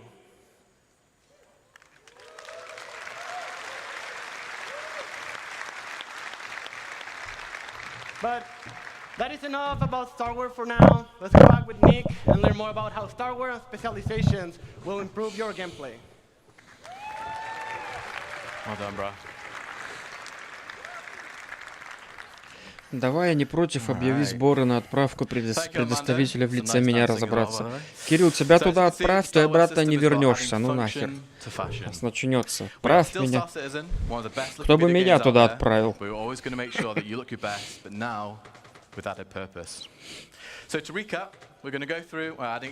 Что, они все костюмы свои показывают? Я думал, пойду похожу, хоть пройдет уже этот этап. Тоби 500 плюс, 1300 на верпил, Джой и на 200 спиртного набрать, чтобы это... на 200 спиртного набрать, чтобы это настроить. Жена, прости, ребенок и игрушку мои дорогие. Все на себя любимого. Specializations means getting better at certain things at the cost of attributes and others. This is about compelling you, the player, to make tactical decisions for every situation you may find yourself in. So now let's look at some practical use cases for the Star Wars system. Whilst all our armors are becoming specialized, let's take a look at a select few, which I will add are some of my favorites. We are going to assemble a team to tackle one of Star Citizen's most anticipated adversaries that you'll get to meet later on. Let's meet our first specialization. А вы что, собираете? Там тебе звонил кто-то или что?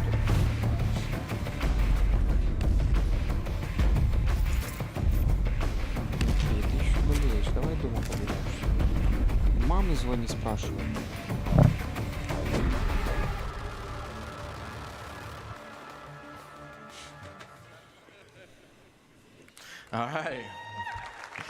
All right, so we have our leader. Let's get into it. So the player's choice of clothing will be crucial in a way it hasn't been before. With magnetic plates built into many clothing items, players can now holster both primary and secondary weapons. However, in the near future, there will be locations in SC where armor and weapons are strictly prohibited. Clothing allows the player the opportunity to access these restricted areas without needing to change. And some clothing will even allow the player to conceal smaller weapons from security, should the need arise. Another new addition we're going to be introducing is flight penalties based on the mass and size of your armor and clothing. You'll still be able to fly in medium and heavy armor, but you're restricting the precision of your control. If you're in clothes like our leader is here, or a flight suit or light armor, you'll be able to fly unrestricted. Now, if we look at an overview, we've cherry-picked 6 generalized stats to give you like a high-level understanding of how которые не анонсировали 8 миллионов лет назад. Мы его все никак не увидим. В татуировках пасхалочки появляются на лице. So here you can see the leader has low protection compared to a full suit of armor and no EVA capability for obvious reasons, but has great movement, low emissions, allowing them to blend into bustling cities and stations. The leader really excels at freedom of movement here. Let's meet our next members. Так. Червяка покажите. Не покажете? Пилот. The pilot. Шумаха. Driver.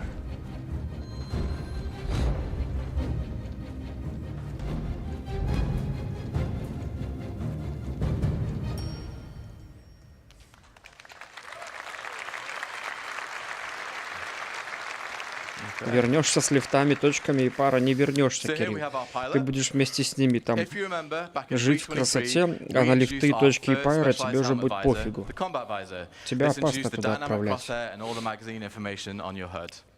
This is our pilot visor, which allows the wearer to link with their ship and cast MFDs directly into their visor. This provides the pilot with all the essential data like ship health and shields, so no longer will the pilot need to break concentration during an intense situation to look down at their MFDs. Again, like the leader in this situation, there'll be no penalties to flight, MFD рассказывает в визоре внутри шлема, я так понял. So if we look at the pilot stats, they have fantastic mobility. Like I mentioned, great GeForce resistance for when combat takes them to the limit of human endurance. And finally, this suit comes with the best EVA capability. По ходу у костюмов появятся характеристики и скрытности, и мобильности, наверное. Here's another variant in our flight suit class, the racing flight suit. This is what our driver will be wearing. This suit, unlike the pilot flight suit, has features which are more типа, смотря в каком костюме ты будешь находиться, это будет влиять на механики игры уже, что ли? Ну, в плане не только именно брони. It also offers great oxygen capacity and thermal protection for those planets with hostile environments. So as you can see, this flight suit excels at GeForce resistance, but it loses its protection and has much weaker EVA capability. Let's meet our next team members.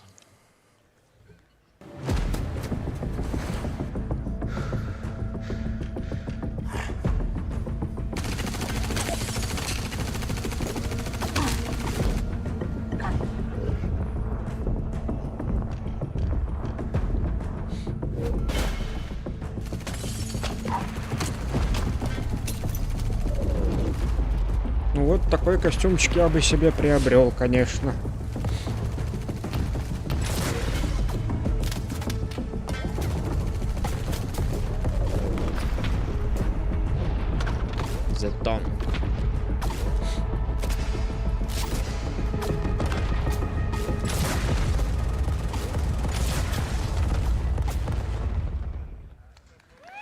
Трейлеры они делать умеют.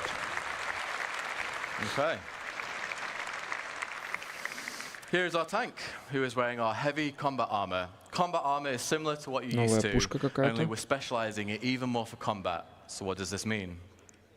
Тяжелая We want броня, our танк. wearers of heavy combat Тяжелая armor to feel броня. like walking tanks. The armor should provide fantastic coverage to limit any weak points they may have, and actually have a greater damage mitigation than what players are currently used to.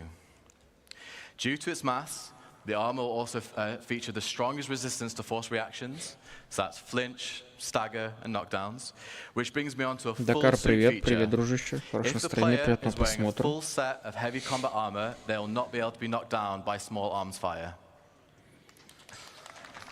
Thank you. Protection полностью показана характеристика брони. However, as you can see here, for all that protection, Защита. coverage, and stability, we have some И major trade-offs. сканер You're неплохой. going to lose your mobility, Актив сканер. stamina will run out much quicker, and your movement speed is severely reduced. The majority of combat armors will also lose Мобильность, built-in EVA конечно же, thrusters, meaning you're going to have to херовая. И add additional скрытность. weight to have be wearing an EVA pack. Next up, we have our tracker in the heavy hunter armor. This is another suit in our heavy armor class. Тяжелая However, this броня. one's aimed at less at pure combat Вот and more тракер about hunting выглядит its prey. поинтереснее, чем танк. This is all the Вроде armor for как. you bounty hunters out there. The heavy hunter armor has the most powerful active scan for hunting their targets. Лучший сканер у Its него, scanner походу, да? outshines all others in locating infrared and electromagnetic emissions. Perfect for locating those targets trying to lay low, whether that be human or creature alike. Whilst it's still classed as heavy armor, it does mix things up, so it'll have slightly faster movement and mobility, but it loses the protection. You'll also be able to store more devices like deployables and throwables. So to compare the stats, Да, whilst not сканерная. as tough Сила as our combat сканера у armor, него it лучше. does gain an Protection increased тоже mobility, неплохой. and while its Почти scanner как is у the best of the танка. best, the armor is also incredibly noisy and emits powerful emissions. So while you may find Я не your target поддамся these, им. there's a good Я chance буду that they'll know бороться you're за coming нас for в them. игре. Придется Next up, валиться, let's look чтобы at our они last additions to the team. понимали меня, а я их. Кирилл, ты всех обманешь. Я понимаю, что не продашься, но все так говорят. Бедный продавец шаурмы, блядь. Этот момент был разгонный. Чё такое? Френд.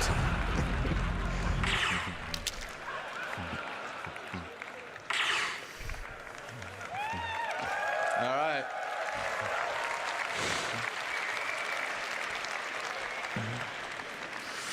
I can tell who the fan favorite is there. Yeah. So we have our sniper, who is wearing our light stealth armor.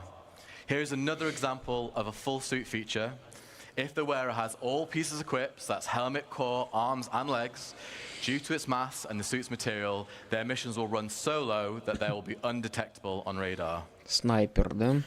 With С it being light P6 armor, стоит. it also has a great level of mobility and То есть в этом traversal костюме speeds, у него, meaning should the наверное, wearer be будет spotted, they улучшенная can вот эта quickly отдача, escape or стабильность, reposition with ease. стабилизация, And remember, точность. with it being light armor, no flight Они restrictions. начинают особенности к костюмам наконец So with the привязывать. best stealth and А то было fantastic чисто speed, вот it's a средняя must for тяжелая any броня и players looking пипец, to и внешка. assassinate, infiltrate, or in this case, Стелс. А, еще невидимость however, the хорошая. protection provided is minimal. You don't want to be engaging in a Вот full-on этот firefight тракер in this Хантер suit. броня офигенная. And just to reiterate, folks, as well, like Ну, great для specialized armors для like this стелс one and all the ones that you P6, see да. today, you're gonna have to put Но the в work in штурме to have лучше, these at your конечно, disposal. танк или тот, который был And более finally, крепкий. to round out our group, we have that one friend. Это что такое? А что такое риз? We've all played MMOs, right? We all know that one friend. Интеллигенция, fashion sense. У снайпера стелс будет максимальный. That friend's me. Да, да, да. They ignore all the rules and the strategy. Просто будут такие замкнутые пространства, я думаю, где проще будет идти танком, чем стелсить. Стелсить не получится. О, снайпер моя тема. Она, Кирилл, у всех тема любимая, потому что есть время подумать, поползать, посплинтерселить, как говорится, да? So let's see what they face ahead and if they're up for the challenge. And to talk to you about that challenge, please welcome to the stage Senior System Designer Zach Priest. You've been great. Thank you. Ну, про последние 3 костюма молодцы. Это хорошая новость. Oh, luckily this thing's only got 2 buttons. So, Замкнутых, да, в открытых можно и снайпером. Да, я думаю, будет лучший класс снайпер в открытом мире. Тебе никто не мешает быть и ближняком, пускай не самым лучшим, но ближняком. Но при дальней дистанции ты будешь имбой, а тяжек на дальней дистанции. Тяжело стрелять со снайпы на большие расстояния, если там погода херовая, шатает, там все такое, ветер.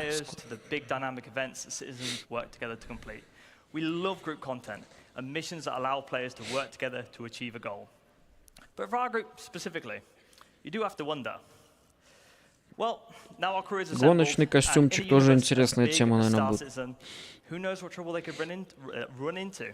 So let's find out what they're going to face. Now, they're heading to the planet Monarchs, which is in the Pyro system. So without further ado, let's find out what they're up to.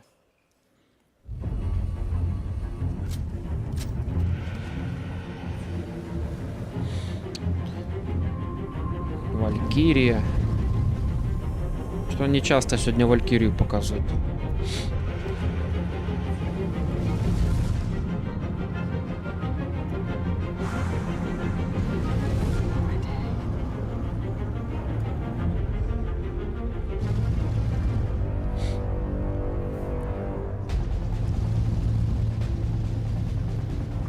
Представьте, в одно место доставить 20 чуваков в костюме танк на Валькирии, и они быстро все десантировались. А это что там? Червь? Все это видели? Да ладно, блядь. Неужели свершилось? Темные свернулись листы на легком пепле их заветные черты. Охереть. Вот вам и броня танка. Ворм.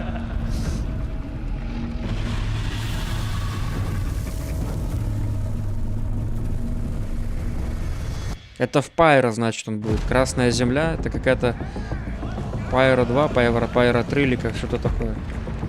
Теперь у нас будет там дюна на Пайро где-то на каком-то спутнике. Да похер тут с кораблей насрать. Это будет типа босса, наверное, типа данжа какого-то. Все подряд его будут долбить тут. Искать и долбить их будут. Блядь, он еще и чем-то кидается или плюется. Он камнями кидается какими-то. Это первый босс, походу, серьезный в Star Citizen. Первый босс. Блядь, анимации сделаны четко. Это все с игры, с гейминга было показано. Это не этот... Не трейлер. Ядрит Дюна, не говори. Ты что за молитву такую произнес? Я нифига не понял. Когда такие вещи видишь, которые последний раз видел лет 8 назад, или 7, кажется, что да, надо помолиться. Он порой плюется, да. Вот где можно собираться нам теперь вместе ради каких-то ништяков. Хоть какую-то цель первую серьезную поставят, чтобы группа людей собрались и что-то сделали. А то же не было вообще ни одной цели в игре, где можно собраться толпой. Только что Идрис долбить, но этот Идрис уже всем надоел. И в космосе скучно, а тут он на поверхности. Бля, ну двигается он четко, конечно. Ой-ой-ой.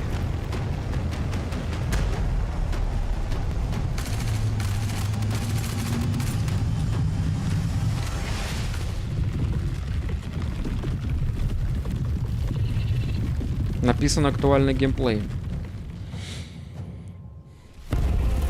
Аракис, да, битва на Аракисе. Корсары при деле. Опять вы со своими корсарами, там вон и энвилы висят.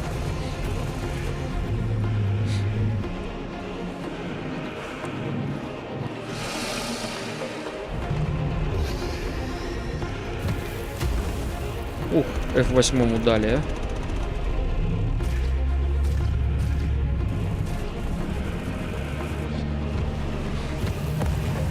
Не доехал. На него надо бомбы бросать 10 размера.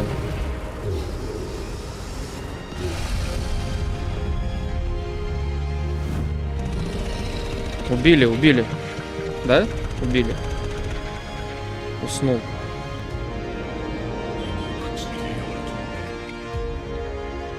Это свидетель. И что с ним делать? Как его залутать? Роботы, атласы, бомбы. А, они с него добывают что-то. Жемчуг какой-то. В большом количестве и грузят это. И зубы, и жемчуг.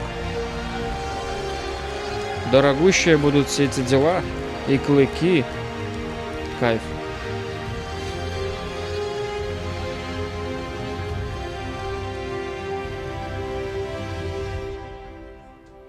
Можно было бы еще что-нибудь. Там все должны быть в пределе. Это должен быть рейдовый геймплей. Да-да-да. Превратился в смайлик какашку. That was cathartic. Absolute cinema as far as I'm concerned.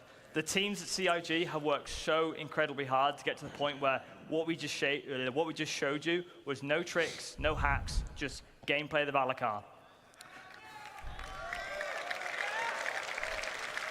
Валакар. I love you too, Валакар. Придумываем имя сокращенное. Валя. Валакар. Валик. Валентин. Короче, червь будет Валентином у нас. Нихера себе жемчужный глист.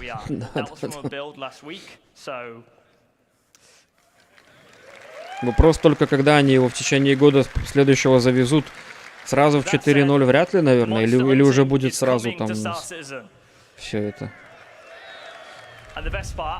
We're starting off this epic series of fights with the infamous Valakar, who some of you may remember from 2016. 300 метров длина у червя. This absolute monster of a creature is 300 meters long and sees your light Идриса можно просто задавить будет его. You're going to need to assemble your quickest and most nimble pilots to dodge the Valakar's ranged attacks, as well as your fastest drivers to bait out the Valakar from the surface, as it's the only way to bring this mighty creature out of the ground is by disturbing the surface with a ground vehicle. But how does the Valakar stack up to our crew? Well, все характеристики. Жесть. Мобильность, вес, защита. Жесть просто. У него слабых мест нет, короче.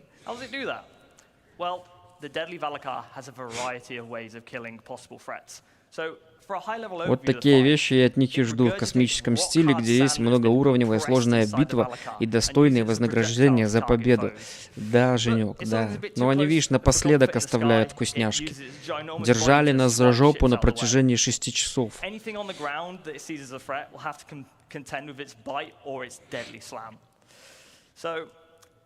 Little fun bit of information. As the Valakar becomes more injured, it will retreat back into the planet's surface, and you'll need to make sure that your ground vehicles stay alive or have backups to bait out the creature again, as well as keeping it interested.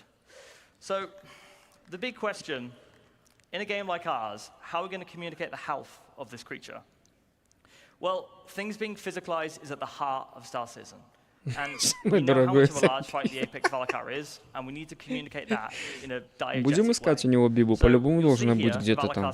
From 100% to 1%.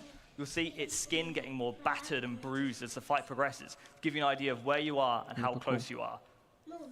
So the nice thing about this, it communicates the Valakar's health without needing any UI or health bars, and just purely keeps you immersed in the experience. Ты будешь сутулиться сильно. Number one question, why do you want to kill the Valakar? Well, because it's fun, but I know you sweaty gamers, so it's got loot, also known as harvestables. The Valakar has two very valuable harvestables. Firstly are its pearls. You'll need to mine growths on a variety of locations of Valakar to reveal these pearls. And once you've destroyed the growth skin, you'll see disgusting squidgy innards. Жемчуг. But next is its big apex teeth. И клыки these are within its mouth, and you'll need a very strong tractor beam to get to yank these things out. Needs tractor beam. And these harvestables will not all come out at the same quality. Короче, одноруками So носители you have to learn more about тракторбима. that and how harvestables are going to be used tomorrow in crafting your home. So a fun thing here is you'll see the character is standing within the Valakar's mouth as well. So when it dies, it keeps its collision, meaning that you can climb on it, land ships on it, and it's essentially your playground. But this really shows how big it is. But how big is it really? Well, fun bit of information. Идрис. Ну, Идрис 270 метров. Нет, 240, 240. А червяк 350. But to give you an idea of the sheer ridiculous scale of this monster, you'll see here an Idris. Anyone who's done Xenofret knows how big the Idris is. You feel like an ant when you're in the Idris, and this makes the Idris look small. There's also an Aegis Avenger Titan here as well, but if you look even closer, there's actually a Copion in this image. I'll give you a second to try and spot it. А что этот червь сможет сделать, если ты его будешь расстреливать с какого-нибудь Ареса с 5 километров с 4? Что он сделает, этот червь? 47 Aegis Avenger Titans long, and for our American friends, that's about 3.5 football fields. But lucky for our Copion friends, the Valakar actually comes in different sizes. 250 копиона длина. You'll be familiar В копионах with the меряют. variants we've done before with our quasi-grazers and our Copions. They're in different biomes and they have different aesthetics. But moving on, we want to also introduce different creature sizes. So these sizes will have unique behaviors, animation, audio, and harvestables associated to each size. So for our first size, we have the juvenile. These juveniles will respond to stimulus such as noisy footsteps and loud mining beams. This will cause them to burst out the ground and attack anyone who's disturbing them. And you'll find these in caves near valuable harvestables and minerals. So for our next size, adults. The adult Valakars know not to pick fights and tend to remain to themselves. However, if you exterminate too many juvenile Valakars, this will cause adults to show up, which are 3 times larger and a lot more angry. Creature sizes are great because they allow us to create varied experiences as well as show you how creatures grow and evolve in the environments they live in and grow up in. Beyond that, we have our apex, which has the most valuable harvestables and the most deadly attacks. It's also the biggest living thing in the verse, so far. So, in summary, monster hunting is coming. This is the first in a large series of apex creatures. Понеслось, короче, да, у вас тренд. Началось с Бибы, и пошло-поехало. Diverse lineup of ships, ground vehicles, loadouts, and skill sets to take out the apex Valakar. Они разных размеров, да? Можно Можно с ним встретиться будет, наверное, сольному игроку, подтягаться с маленьким каким-нибудь, да? А может и на 300-метровый вылезти. Это интересно. Генетика, да?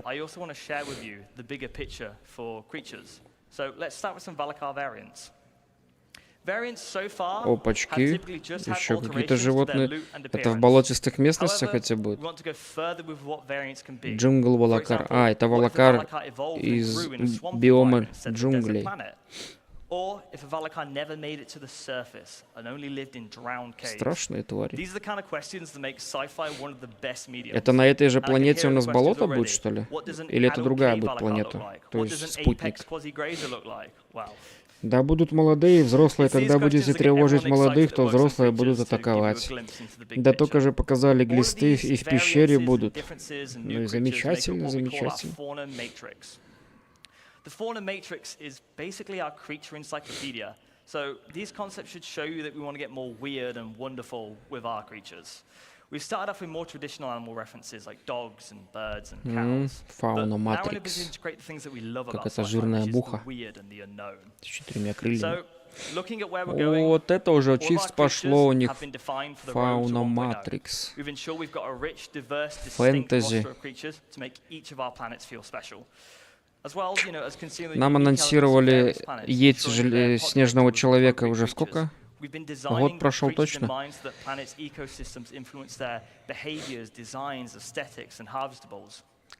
Комар. Пещерная пицундра. Водные пицундры. А если эта Биба меня скушает, когда я буду в Медурсе, я буду жить у него в животике, там будет моя база. Пока тебя не найдут и не поймают.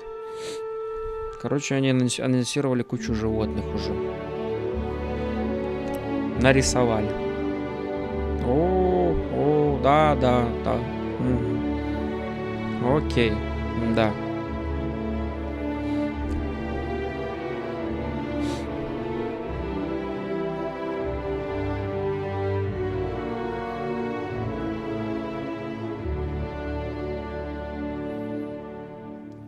Все аркеры к нам в Star Citizen. Через 10 лет, не сейчас. We have some amazing creatures, but we also have some even more amazing ships. Let's give it up really quick again for that Dress to Kill panel. Добрые That was космические amazing. киты. Киты Everyone уже there не did an актуальны, там awesome уже все. job. Now we are back Все, что here можно at было Colossus сказать, Workshop. сказали, We а got делать cut не off the надо. time earlier, А so I тут wanna еще give можно these guys наговорить. some due. As you can see, Обещанные. they are makers of awesome Star Citizen miniatures. I mean, just look at the Retaliator, look at the Razor, look at all the Hornets. We have some awesome miniatures here, hand-painted, hand-created by these guys. These are works of art, and if you guys haven't come over to the Colossus Workshop booth yet, if you're at CitizenCon, come check them out. And I'm here with the people behind Colossus Workshop. Let's ask them a couple questions. How's it going, guys? How's your CitizenCon so far? Good?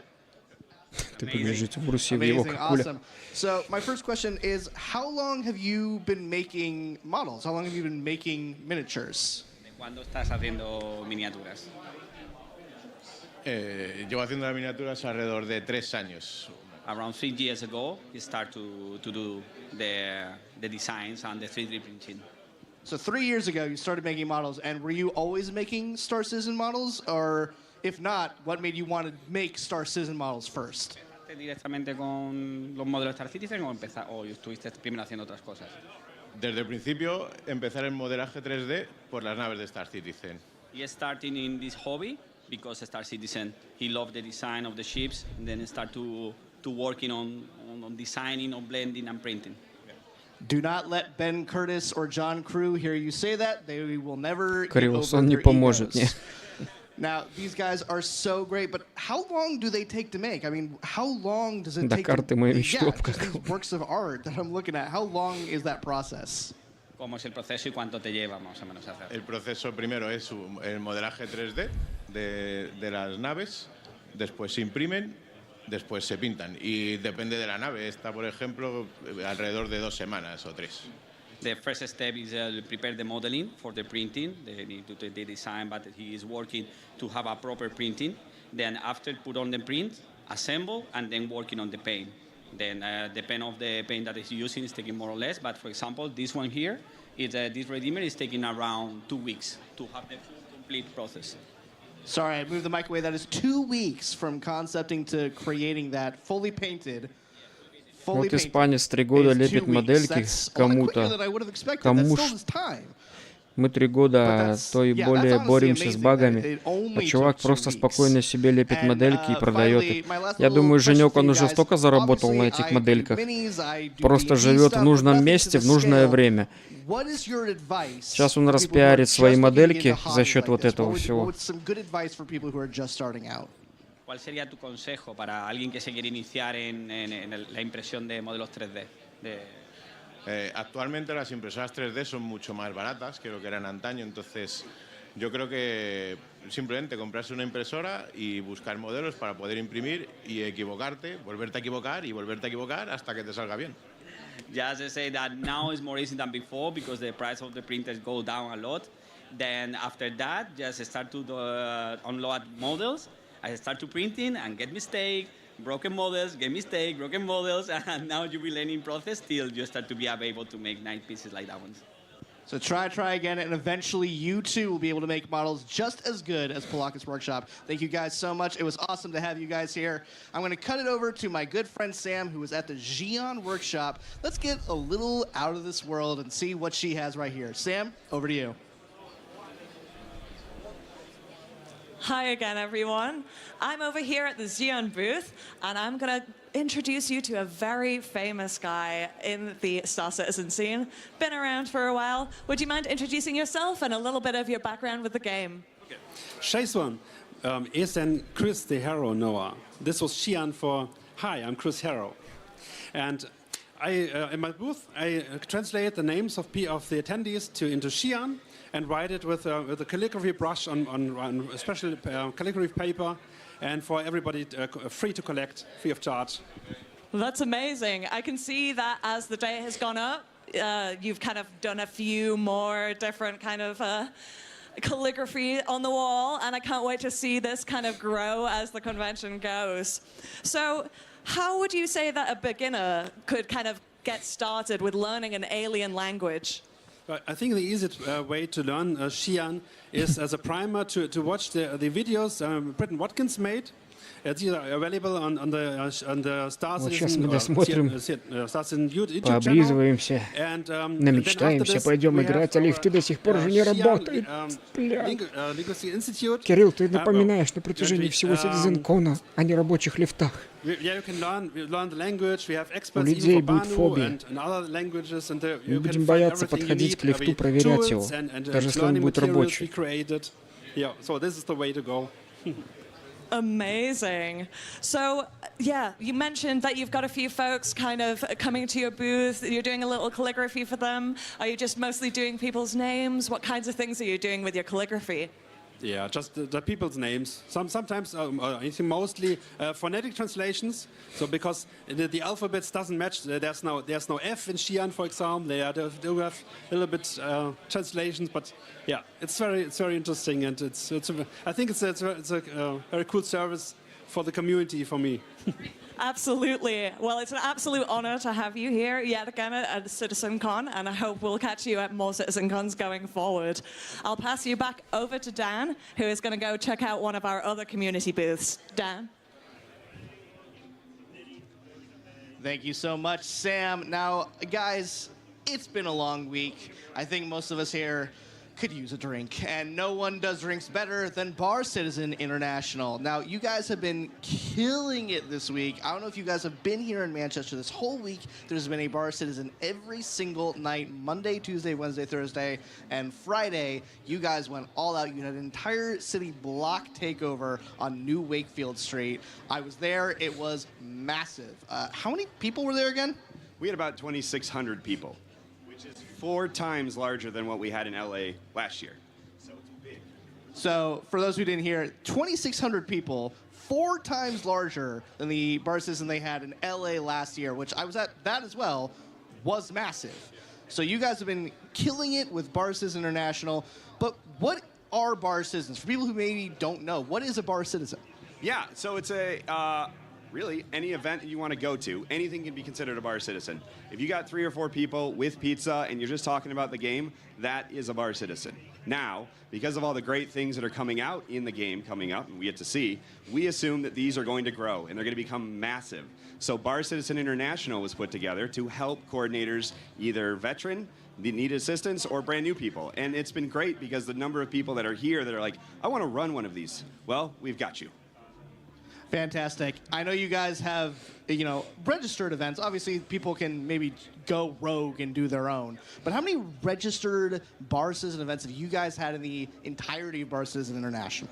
Yeah, so we have about 600 events that have established over the last 10 years. So you can see about 60 of these, and then you guys go through with your Bar Citizen World Tour. But you're right, there are many of these that just happen naturally.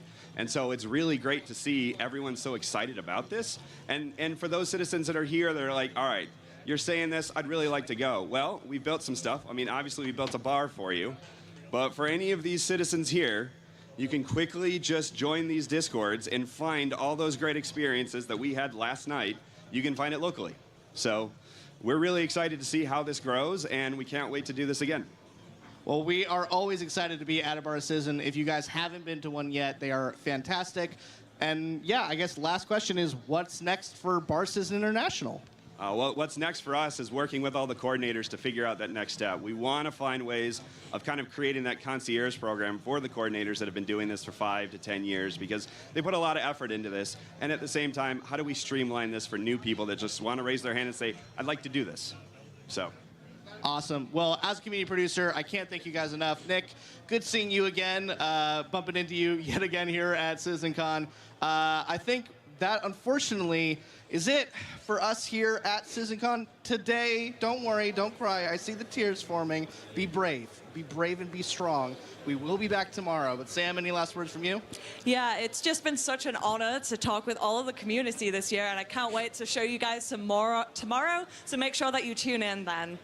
Yeah, and thank you once again to our sponsors, Versa. Thank you again to VKB. Thank you again to Scan Computers. We could not have had CitizenCon without you guys. Thank you to Toby for your cosplay competition. You guys have helped make the CitizenCon the best one yet. And I think that's it for us. So from Dan and Sam here on the show floor, we'll see you guys again tomorrow. We have one more panel before the very mysterious redacted at the end of the show. Let's head over to that panel, shall we? Thanks again, guys. We'll see you tomorrow. Bye. Okay. I've almost got full mobility back. You know, when they tell you Chris Roberts isn't ready, go take a run. Don't take it literally. All right. Find also, quite frankly, if I may say so, find someone that looks at you the way that Scrap from Bar Citizen International looks at someone doing a CitizenCon interview. That was just so intense the whole time. All right. As they said, as Dan and Sam said, we have one more presentation left. It's a big one. Beyond Pyro. We're looking at what's next beyond our next star system, which just went to PTU, yeah? Viva Cati, all right. I've been in this world for so long. So please welcome to the stage one of my favorite people at CIG, and I don't say that lightly. A man whose last name took me 3 years to learn to pronounce correctly, and I'm still not entirely certain I did it. Please welcome to the stage Star Citizen's creative director, Mr. Ian Leyland.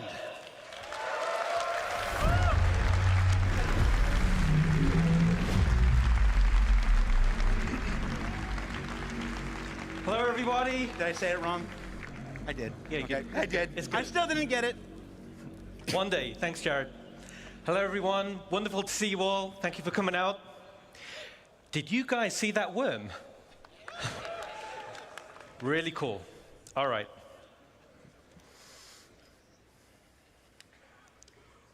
So right now, it's all hands on deck to make 4.0 the best experience for you. Ждем что-то шикарное, Richer да? locations, deeper gameplay, better experiences. All with completely new and wonderful music from Pedro, which will create an evocative and emotional backdrop.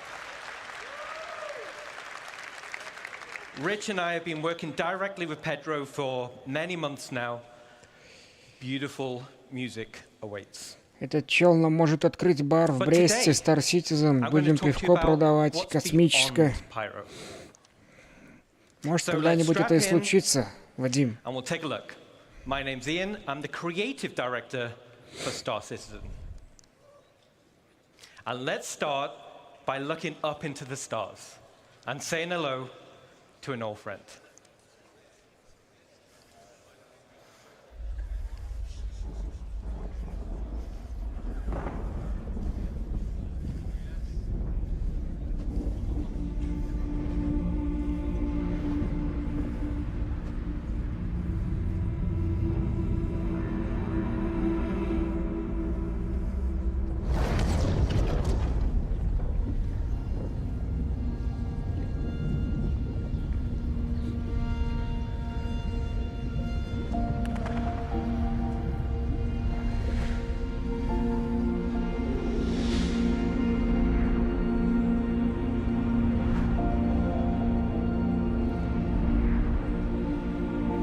Деревня на астероидах? Постройка в астероидах? Постройки в астероидах или что это?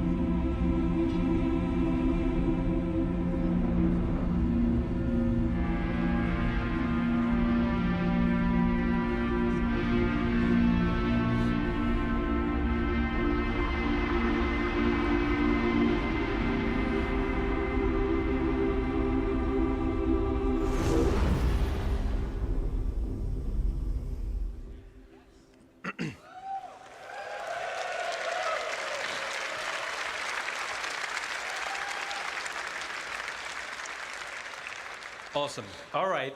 So this is Nix system. Nix was discovered in 2582 by Carl Larry during the height of the newly formed United Система Empire Nix. of Earth's territorial expansion. Its most defining feature, and the source of its name, is the sprawling black dust cloud that occupies most of the system. The dust cloud severely hampers visibility and can interfere with your ship's scanners. This system does, however, border with Vandal space. So, visitors are being advised there are Vandal raiding parties hitting locations throughout the system. But, despite this, a small community has formed in the system, and this is on an asteroid in the belt between Nix 2 and Nix 3. And this asteroid is called Delamar. Деламар. Нашелся наш Деламар. Вон он где в Никсе будет тусить. And here it is, hidden deep in the Glacium Ring. But actually, Delamar should be, and now is, an actual asteroid. And as it's an asteroid, the space is a zero-G location, giving a unique identity for a landing zone. Привет, Деламар, старый друг. So let's take a closer Да, его look убрали очень at давно. the main POI. Вон как переработали его.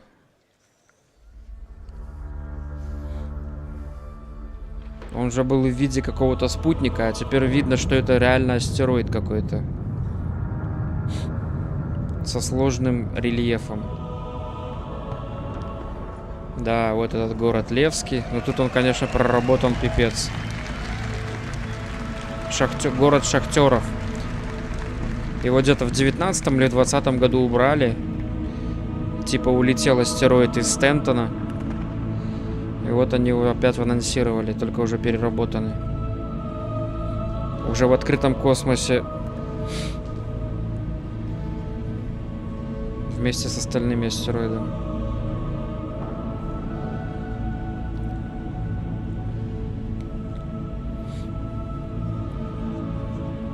Никс. Да. А что, в системе Никс у нас только астероидное поле будет? И все будут жить на астероидах? И сам гигант, ну, Солнце, типа Никс будет. И что, не будет ни одного спутника? Вот здесь, в Никсе, можно будет спрятаться, наверное, на раз-два. Если можно будет на астероидах строить. Если все будет астероидное поле. Без всяких спутников. Попробуй найди потом кого-нибудь. Alright.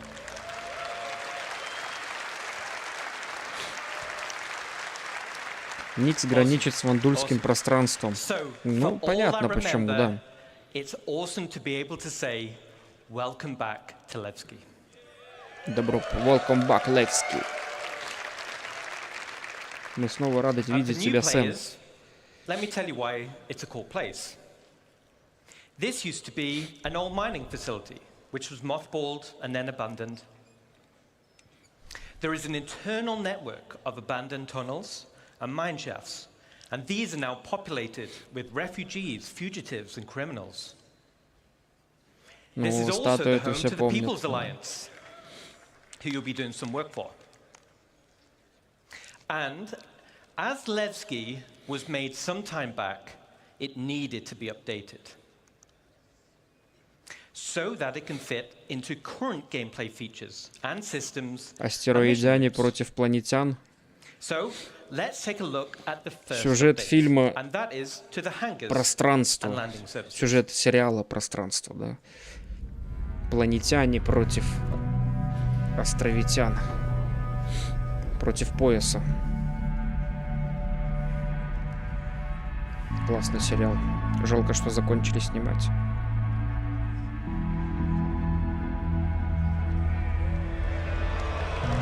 Вот и Полярис наш, пожалуйста. На Левском будет стыковка. Левский будет как космическая станция. Раньше он был какой-то город на поверхности.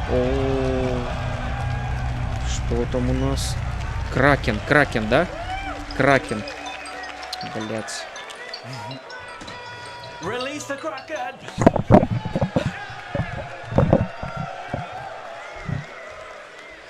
All right, cool. So Levski is still perched over the borehole, but now has a suite of hangars that are arrayed around and inside the borehole. We're also increasing the quantity of hangars. This is to meet the ever-expanding players per server to remove hangar wait times. And this pass will be done for all landing zones in the game right now.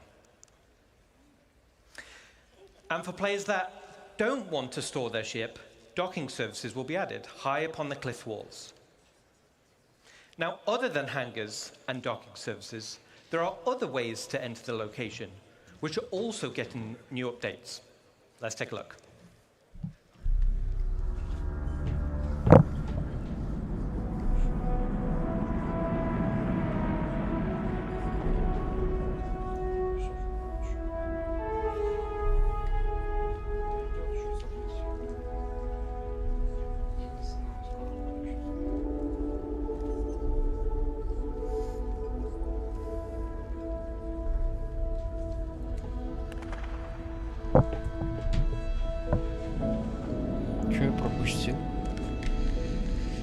Не увидел я Кракен, да, полностью? Или его не потом не показывали? А будет потом перемотать. Точно так. Да не скажи, космическая станция в таких масштабах это больше астероидный город. Не, ну Левский это город шахтеров считается. Но там будет, видишь, стыковка для капитальных кораблей.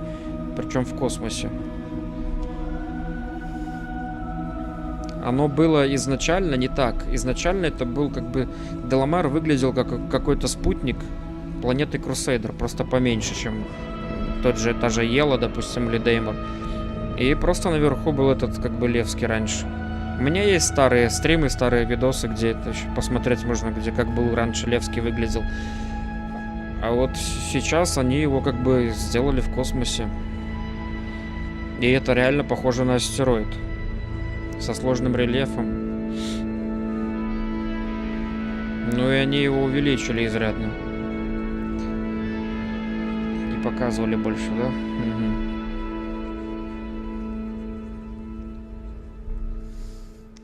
All right, awesome.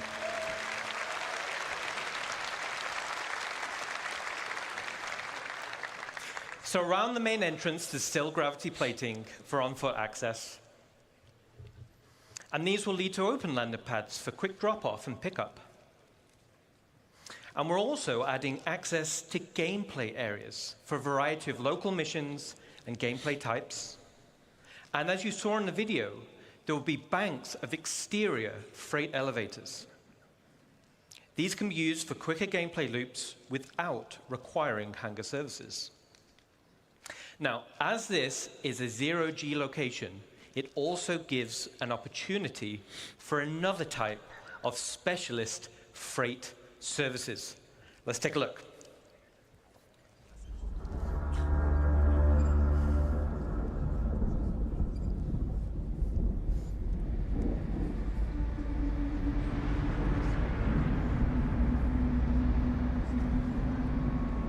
А, так он сквозной уже. Охренеть. Астероид насквозь пробурили.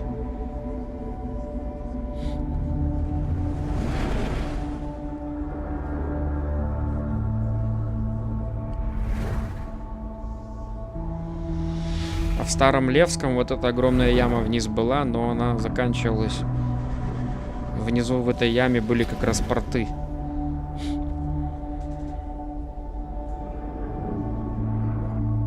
Ну, доблуждаемся до Ламар, что разбился и теперь стал крупным астероидом. Ну да, наверное. Вот тут Хулце загружается.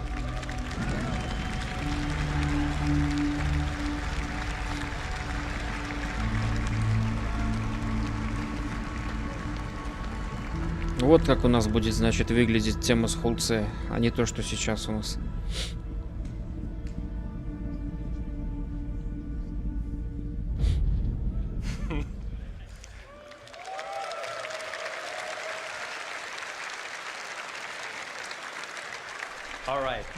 So first off, now the borehole goes all the way through the asteroid, which is awesome to fly through.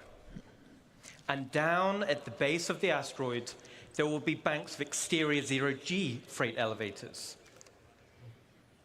These will be priority access for Hull series ships. So for all the Hull series folks, we got you covered.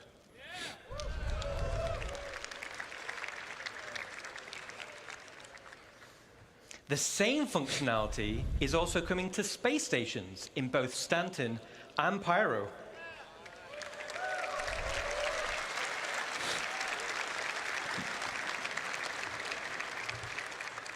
But wait, there's a little bit more. Let's take a look.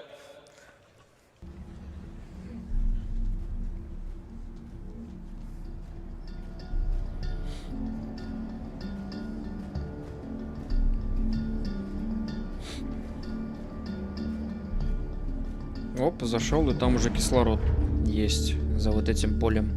У нас такое в Идрисе есть поле.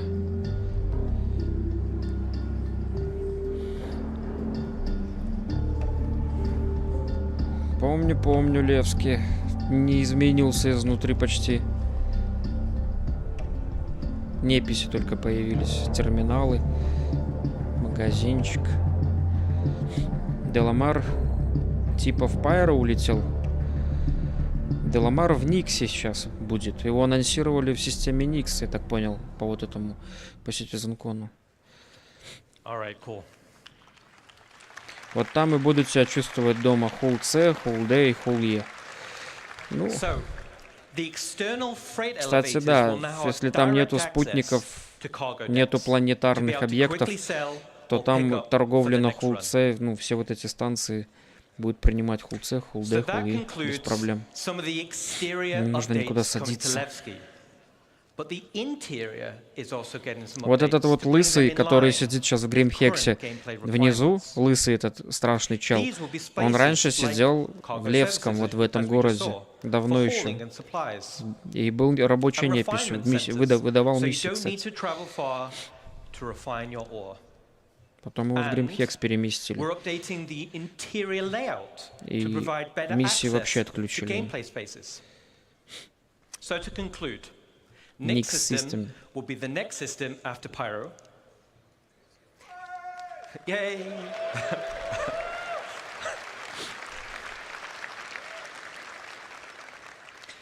Delamar is now a physical asteroid with a zero-G play space. All right, not so much. And we're updating Nevsky to fit current gameplay mechanics and gameplay loops. And most importantly, we're adding local areas for gameplay content.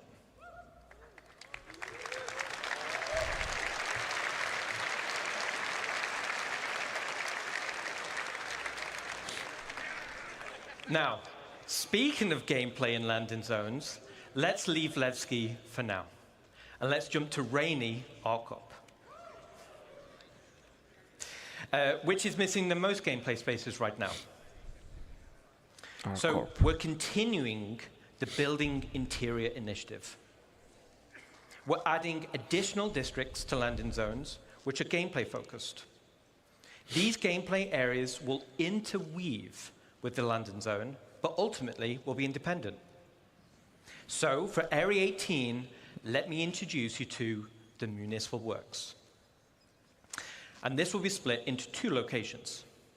The actual Municipal Works, which will be an open world sandbox area for all players, and the lower Municipal Works, known locally as the Depths. Да ладно, после Пайра Ник следующий, может тогда и новые старые расы.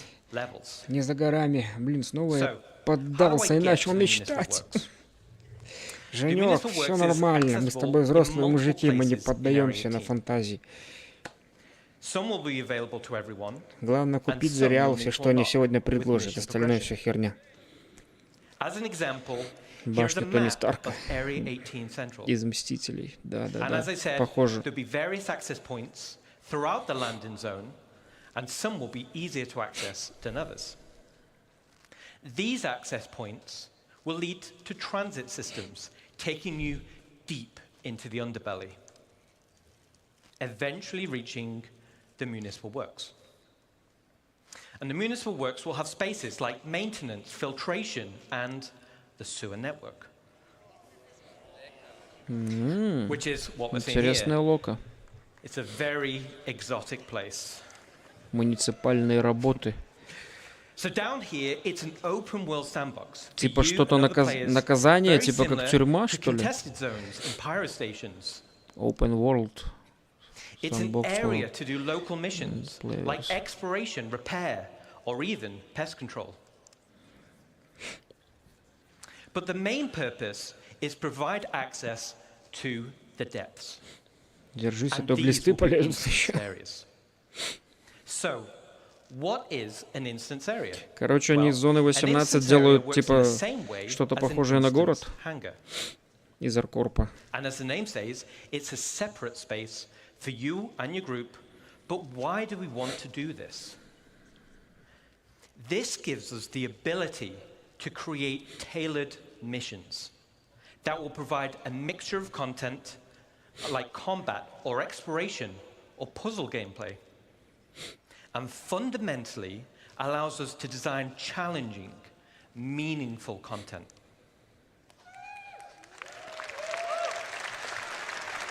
Алевский принадлежит корпорации Аркорп, я так понимаю.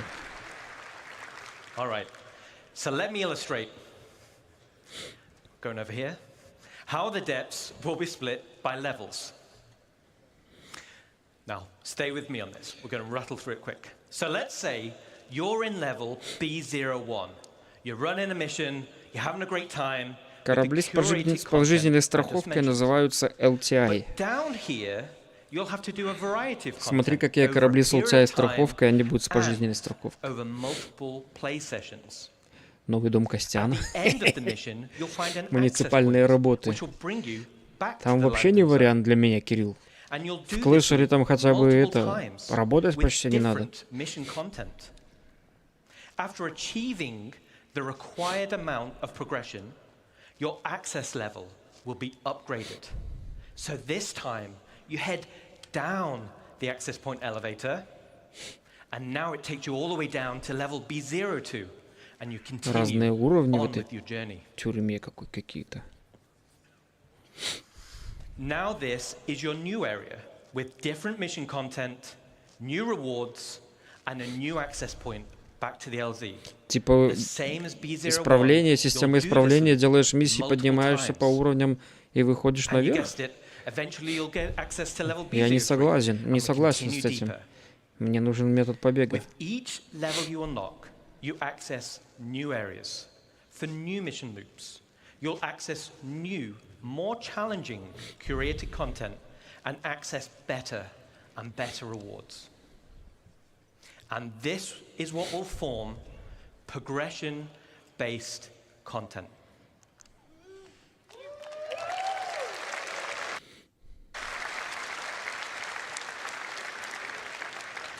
So as I just described, was a very condensed version of an actual play sessions. But this still describes the unique gameplay Если для побега нужно будет нырнуть туда на 40-ку, я это сделаю. Нехер там ловить. So that concludes this section on gameplay spaces for landing zone. We're excited to show you more. All right. So we're going to head away from Arcot for now. Let's look again into the stars. And now we're going to talk about solar systems. Stanton Systems. Stanton system was the primary system in the game. It serves as a lawful system. It's protected by the UEE and will continue to be evolved and updated as we balance it with other systems. Then we have Pyro system, which we've spoken about at length, and this will serve as the primary unlawful system and is the perfect contrast to Stanton. Then, as we just saw, we have Nix system. It's not a totally unsafe system like Pyro, but it depends on where you go, as it borders Vandal space. See that little bit of red? That's Vandal Но оно не то, что тюрьма, написано муниципальные работы. Я так понял, если ты будешь провинишься, будешь там херачить. But На разных вот миссиях, как ты we've написал. got a little bit of space there, haven't we?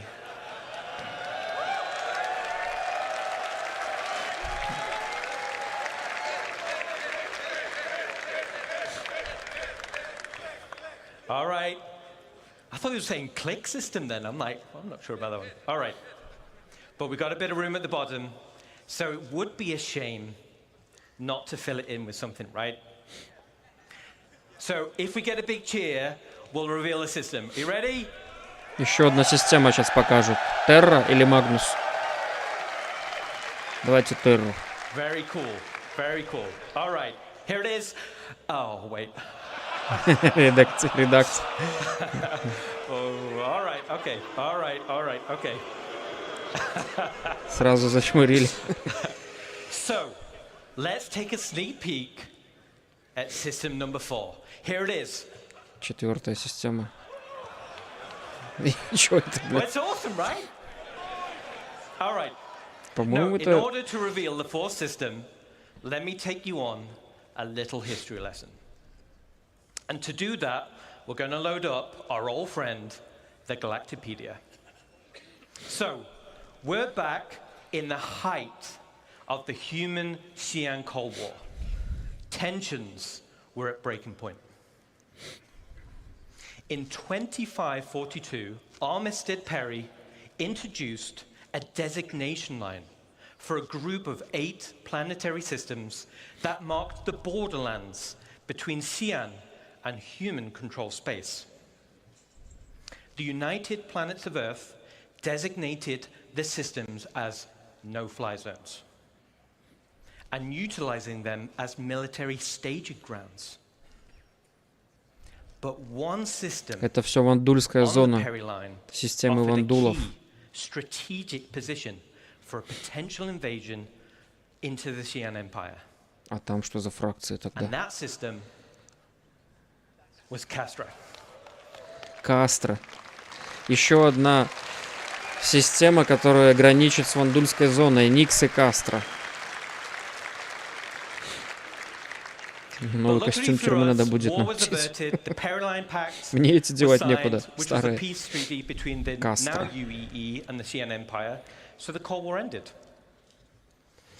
Они их заполнять будут до пенсии моих внуков. Шиане, да? Вот Шиане. Зелененькие. So, the fourth system will be Castra. Кастро. Систем.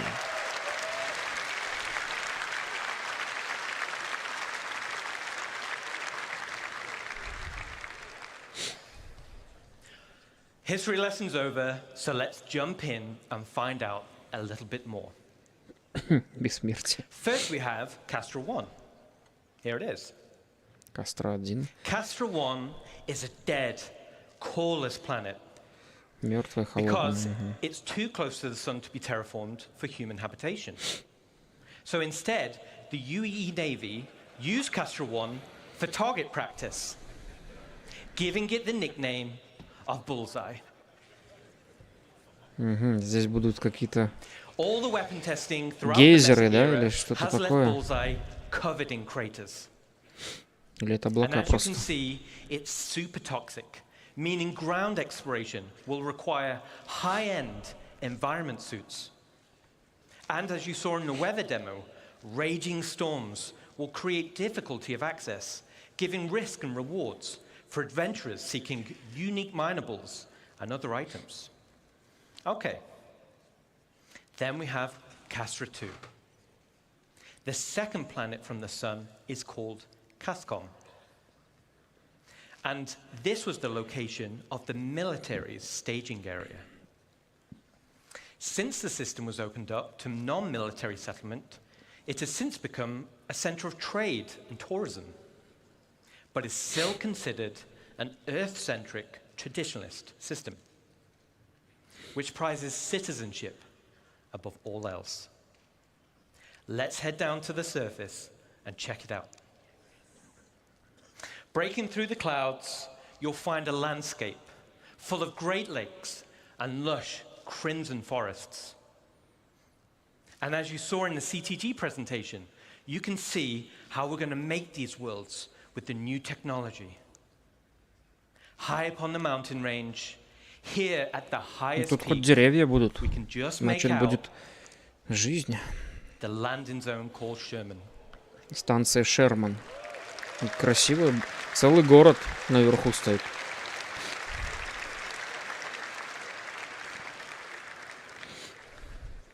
Морфологис сидит в первом ряду. By its residents as the island in the sky. Sherman is currently in pre-production, but I wanted to take the opportunity to show at least a sneak peek. Let's take a look. Название красивое. Шерман.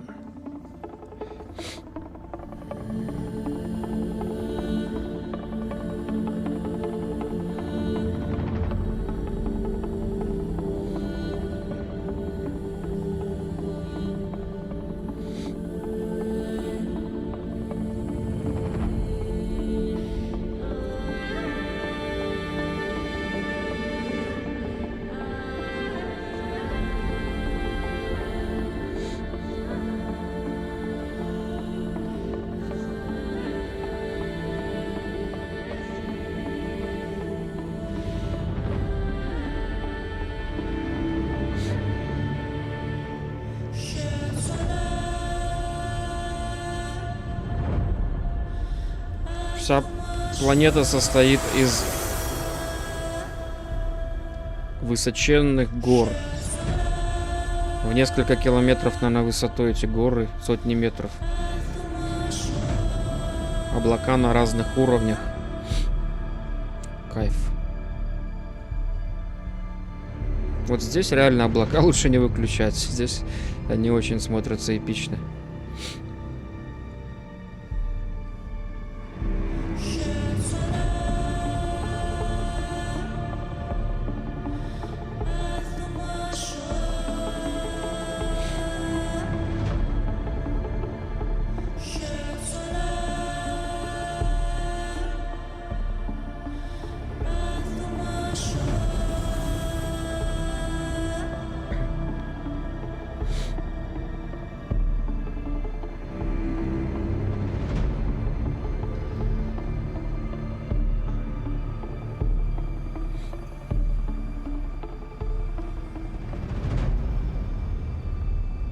И Идрис паркуется тут неподалеку.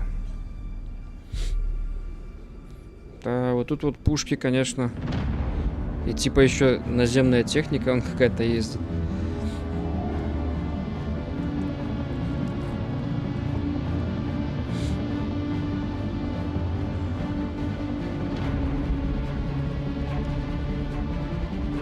Это уже типа в игре или это будет? Это будет. Это планы на следующий год, на следующие 2 года как минимум. Нам вот-вот должны выпустить Пайра, игра станет в 2 раза больше. А Никс и Кастро, это уже, наверное, на следующие 2 года планы. И все вот эти вот локации. В лучшем случае.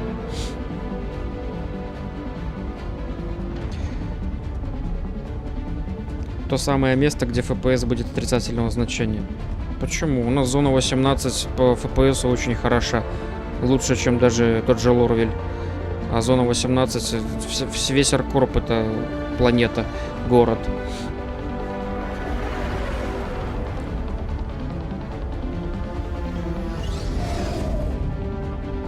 Облака на самом деле много FPS не едят. Если хорошая видюха стоит.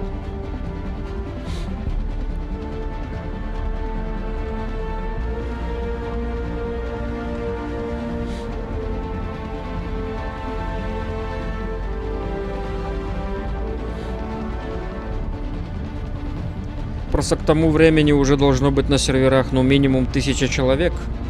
Такие места реально могут выглядеть вот так вот, что десятки игроков одновременно прилетают и вылетают. Если они к этому месту привяжут какое-то экономически важное действие. Облака FPS едят хорошо. Ну, я не буду спорить. Я под стрим включал облака на максималку. Если хорошая видеокарта, у тебя разница в 3 FPS максимум, а то и вообще нет разницы. Если очень хорошая видеокарта, RTX 4070 и выше. Хорошо едят на других картах, на более старых. 4090 всем и все будет тип-топ. Ну да, первые 2 года. А как они будут создавать целую тучу систем с такой скоростью выпуска обновлений?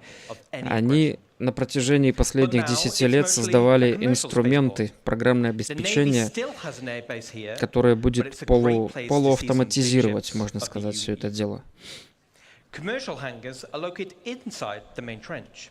And even though this is a converted from a naval base, it still has an impressive military flavor. And speaking of military flavor, the original AOV9s anti-orbital cannons are still present around the defense walls, with most of them being decommissioned once it became a civilian city. Там Сквадрон 42 может выйдет, сгладить все это дело недовольство.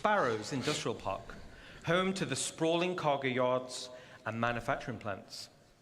The Sparrows has evolved from its days as a military supply and munitions depot into a bustling and modern industrial park.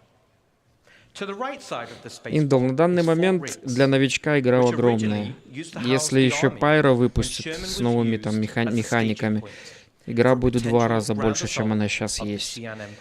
То есть, как бы, новичку хватит жить в игре, чтобы научиться чему-то, узнать ее. К тому времени, пока начнут тут появляться миксы, кастры. Если они Pyro в этом году выпустят, это, конечно, будет с их стороны очень-очень, прям как-то сказали, сделали. Я думаю, что на следующий год перенесут, ну, пока не говорят.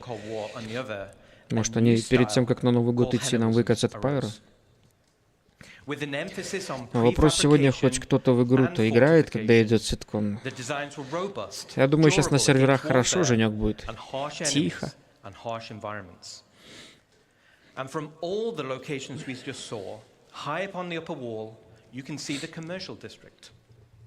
And specifically the Ansel shopping complex. Situated high above the sprawling main base. Сквадрон, да, наверное, завтра будут коммерческую, наверное, версию типа беты Star Citizen, наверное, рассказывать 1.0 и, наверное, Сквадрон. Ну, по сути, они вот и анонсировали коммерческую версию, как они хотят, наверное, бету. Если она будет коммерческой, конечно. 4 системы, Nix, Stanton, Pyro и Кастро, да, или как она там была.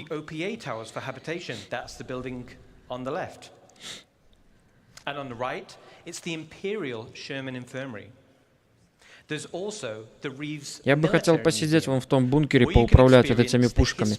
Я в Battlefield так делал, помню, мне нравилось. В Battlefield 1, когда играли, или во 2. Самый-самый первый Battlefield. Which is the name of the vantage point and park situated in front of Central Command, which has the best view overlooking the landing zone. So that's a quick overview of some of the key areas of Sherman. I think it's devastatingly beautiful, with a rich history and unique mood and vibe.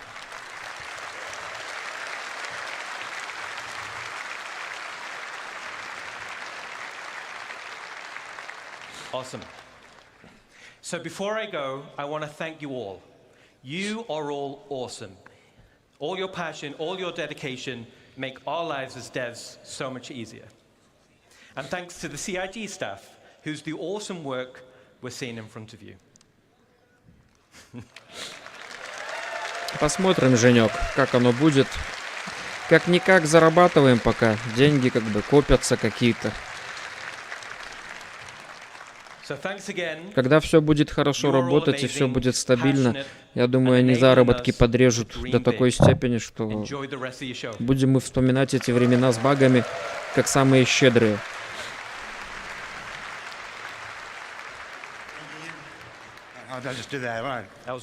Okay. We're just about at that time. Сына. Before we get there, I do have a что couple ты приходил? announcements. Now, this time last year, Мама I did a couple звонила. announcements and it made a couple people upset. Ноги замерзли. I used this opportunity to call out a couple people who bothered me. Mostly, I just want to say the ground floor and the first floor can be the same floor. No, we actually do have some actual honest-to-goodness announcements. Two of our partners, Scan Computer and VKB Joysticks, are doing giveaways for the people here exclusively. Now, there are numbers on the challenge coin that was in your swag bag. I'm getting this data as I'm here, so bear with me. So everybody should pull out your coins. Yeah. And I'm going to call out some numbers. And if your coin matches this number, you're going to find Dan. He's that guy over there with the bouncing thing. There we go. And he's going to give you your prize. So the first prize is for a set of VKB joysticks. The number we're looking for is 2272. 2272. Anybody? Yeah, all right, well, pass it along if you find 2272 VKB joysticks. A second set of VKB joysticks, 3404.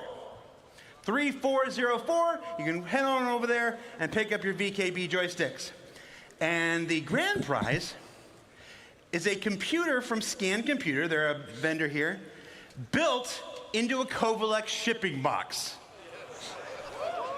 So I'm going to give you 2 more seconds to pull out your challenge coins here. The winner of a Kovalex computer is challenge coin 413. 413? What? You get it? Короче, хрен кто идет за своими подарками. If you don't claim your coins, hey, Все I'm just doing проглушились. the thing. It just says the thing right there. I'm just reading the thing. All right, guys, it is approximately 5 o'clock. If you check your CitizenCon schedules that were handed to you inside your gift bags, at 5:30 is our special redacted portion of the show. That gives us approximately 30 Да, minutes. ВКБ, So 30 minutes to джойстики stretch your разыгрывают, legs, еще to какой-то get комп. something to eat, to buy your last piece of swag, to check your challenge coins and go and collect your swag if you need to. And then at 5:30, I said it before, I'll say it again. Don't let any force on this earth stop you from being in these seats. We'll see you at 5:30, everybody. Конец. Ну вот, 7 часов и прокоротали. А это что такое? А, или опять антракт.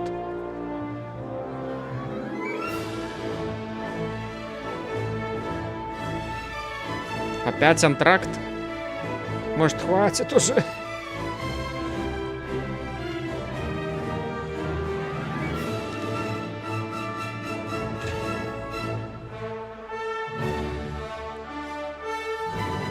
Там уже бедные все. Антракт, а потом главная часть. Извращенцы. 7 часов уже.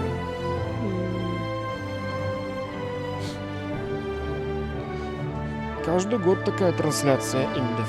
Крутая. Сейчас они с каждым годом все больше и больше нам показывают. Классно. Через полчаса еще что-то будет. Ну, окей, увидимся через полчаса.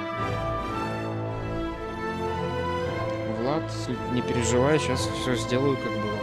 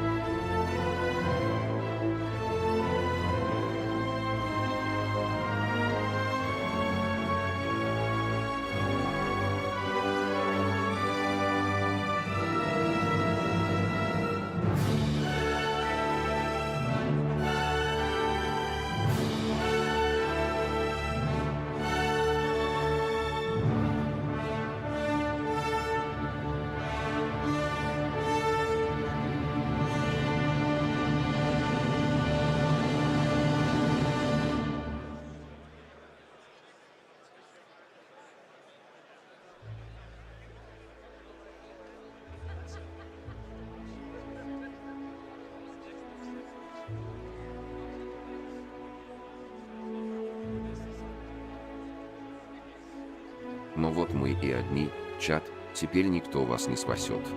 Доставайте свои телефоны и кошельки, или я вас захуярю нахуй.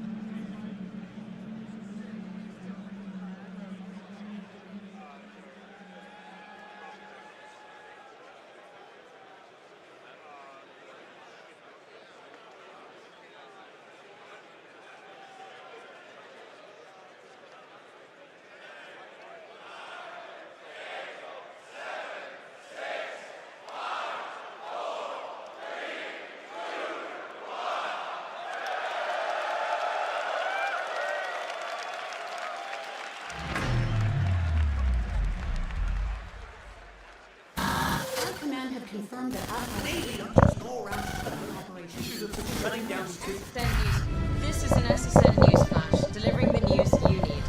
A statement issued by the Naval High Command Office has revealed that a Vandal version into the has been stopped. News flash. More coverage.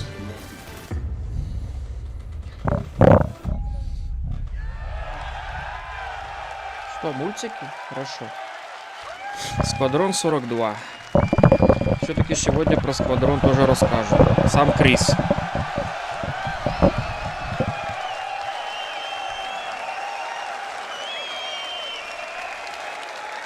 Hey, I hope you like what you've seen so far in day one.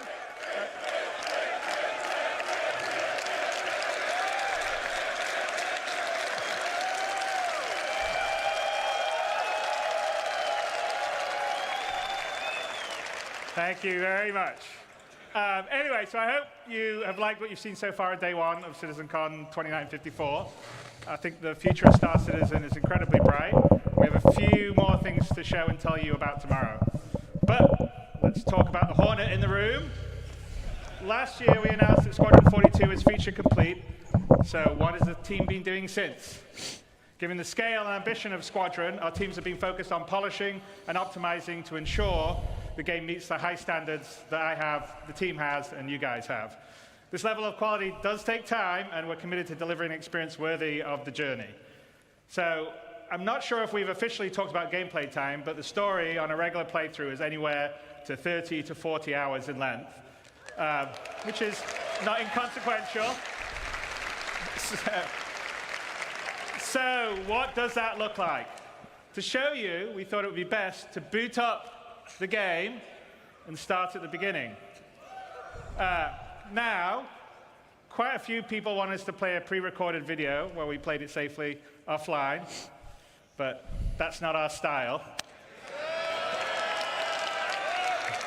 So, we are going to play this live.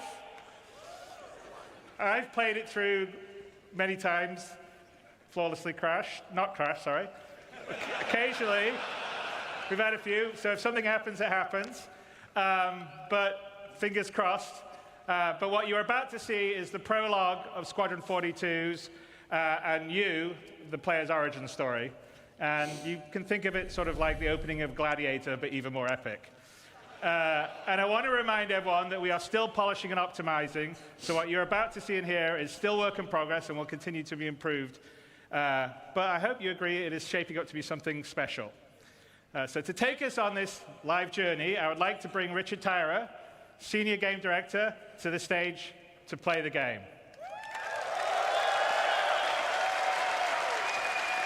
Okay.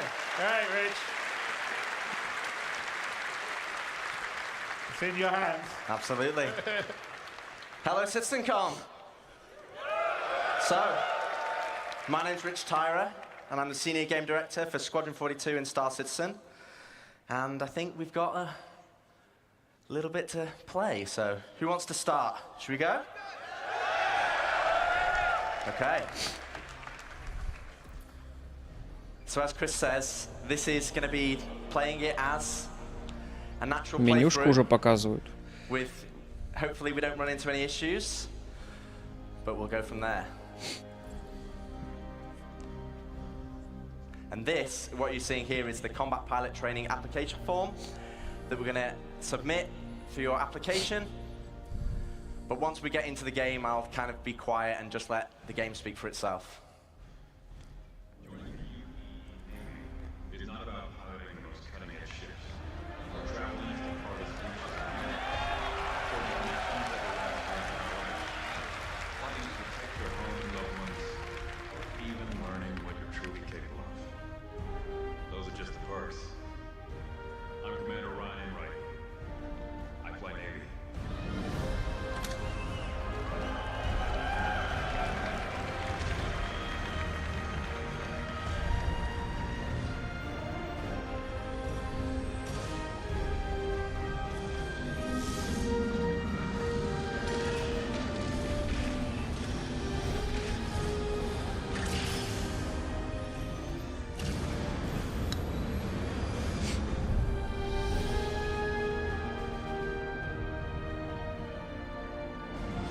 С джавелина вылетел такой и погнал. Надеюсь, в ней это русский будет.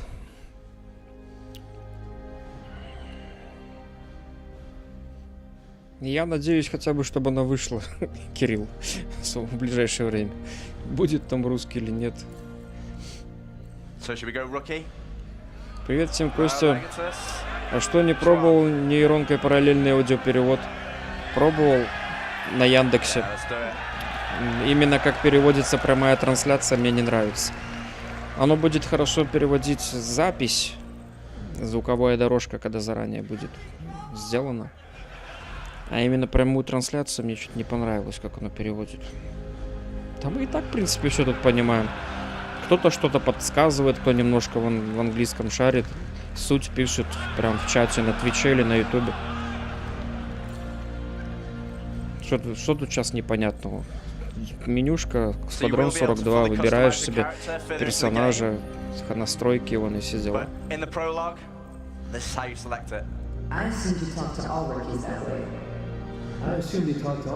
Голос выбираешь. Should we go?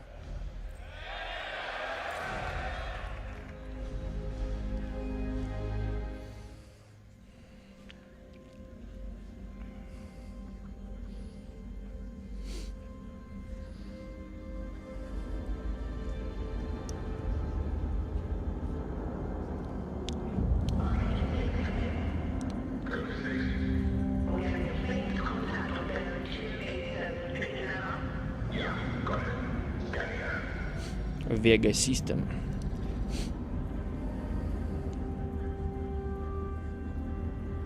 То есть, по сути, Vega System уже есть, ее можно будет потом в Star Citizen просто перенести.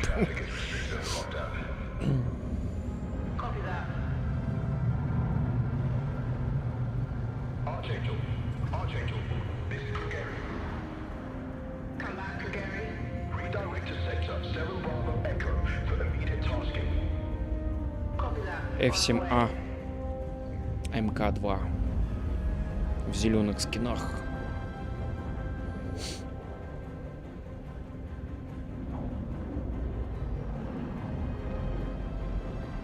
Туманности какие-то интересные в космосе.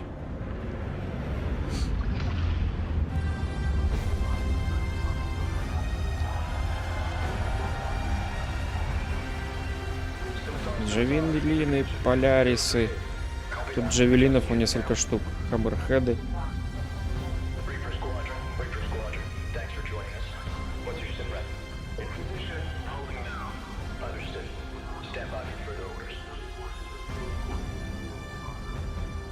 А, это вот этот вот посередине созвездия, походу.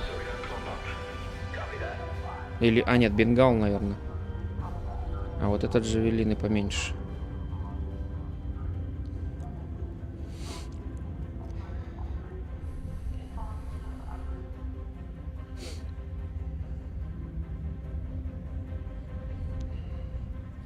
А не то, что шарят в инглише, просто что на подсознательном уровне. Ты же видишь, тебе показывают.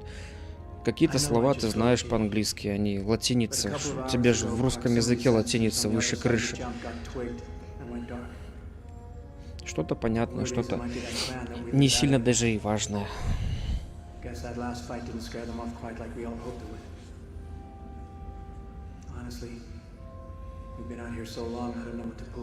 Письмо пишет на голосом, да, такое?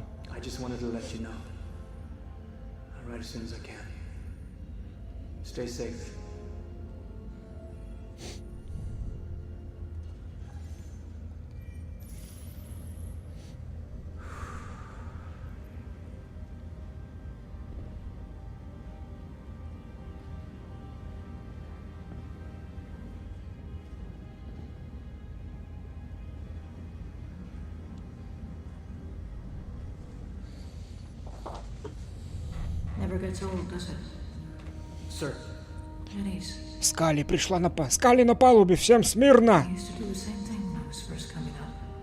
Скали, существуют ли пришельцы? Скали, ответь нам, Скали. Есть ли пришельцы? Так и не ответила ни хера. No, sir. The thing's a beast. Скали. Малдера только не хватает. 12 middling thrusters and 3 mains. It sure sounds like it. Sir. Captain McLaren to the bridge. Captain McLaren to the bridge.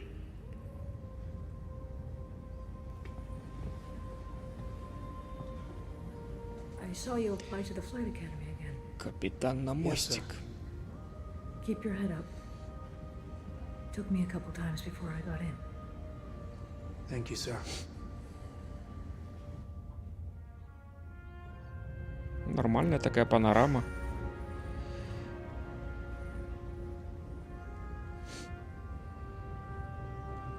Вот этим вот окошком к озеру спускаться, вот на всем Бенгале или на чем они там, чтобы ножки можно было спустить, пополоскать в водичке, чтобы окенце открывалось, конечно. Было бы интересно. Well, we hope so.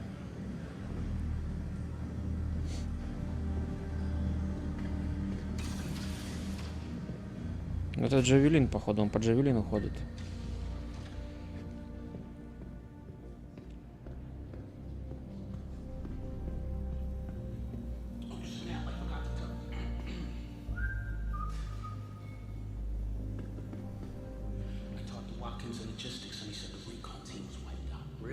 Why are we sitting here?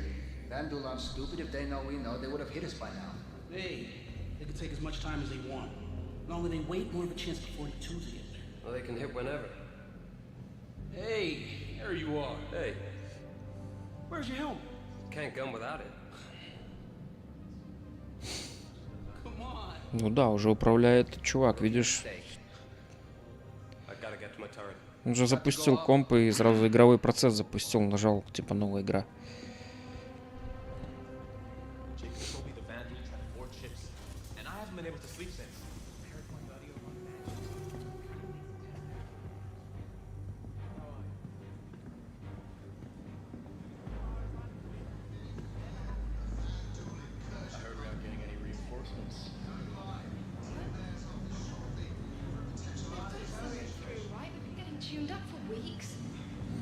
Ну вот здесь-то я едой и буду швыряться во всех. И никто мне ничего не сделает. Целыми подносами.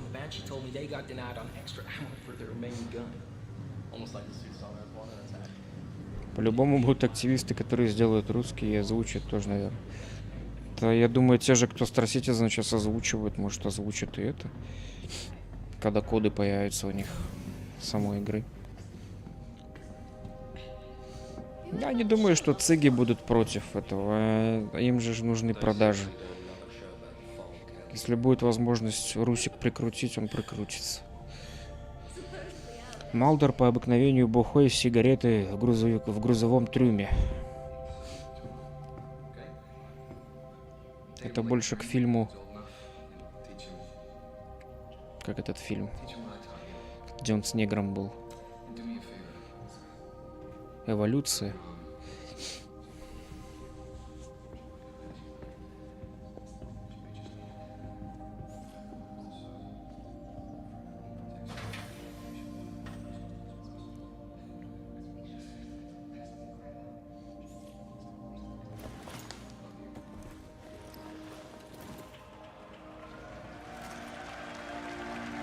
Качественно.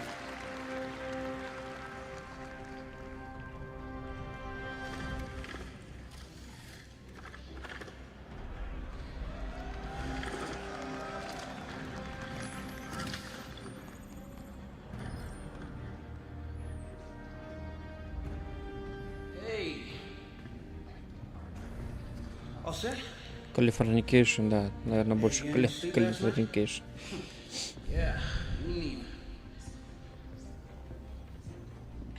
С нейросетью сделать проще Русик? Не сказал бы. Тут надо качественно делать все.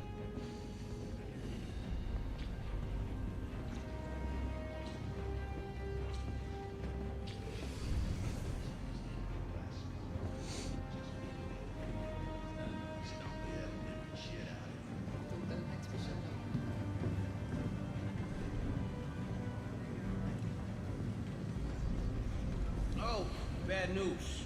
I heard Goofy was assigned to your rig for his last shift, so brace yourself. Your controls are gonna be screwed.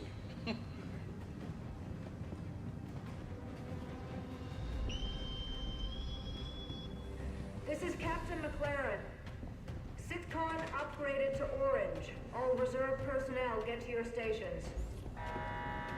Looks like this could be it.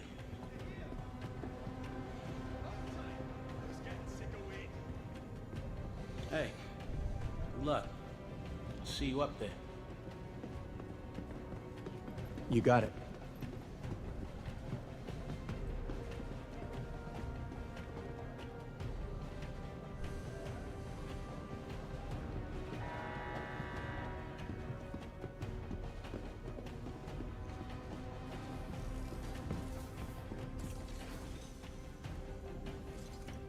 God damn it, Goofy, get the hell out of there!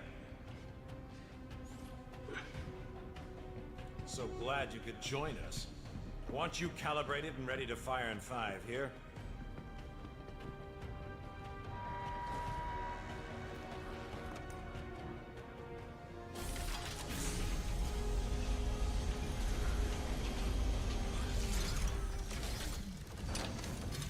Такие вещи хотелось бы, чтобы озвучивали профессиональные актеры, дублированные, как это раньше было.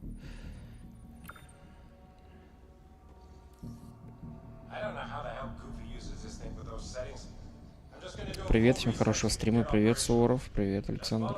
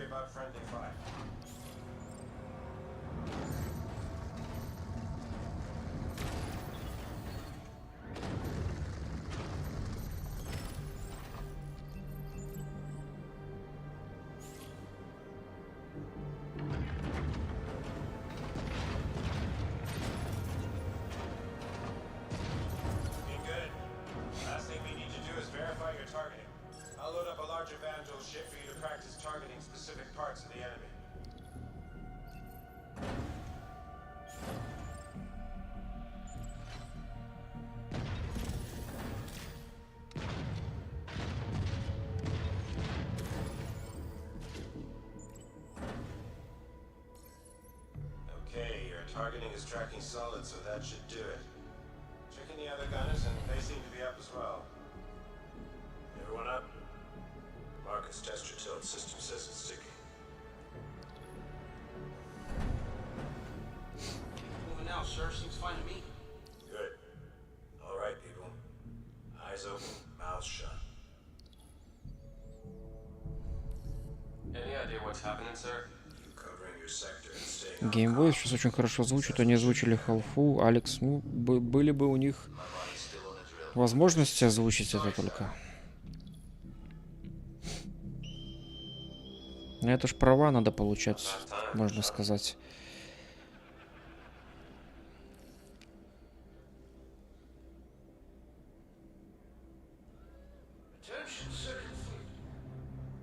This is Admiral Bishop. For 6 months now, we have faced an elusive enemy determined to see the Empire burn and every human with it. А этот в Бенгале сидит, походу, да? There have been Туз. battles. There have been losses. Each and every one of you has proven yourself time and again, but today I must ask for more. Today, we fight one last battle. Каждая турель на Джавелине — это голимый танк. Такой маленький танк прикручен к кораблю.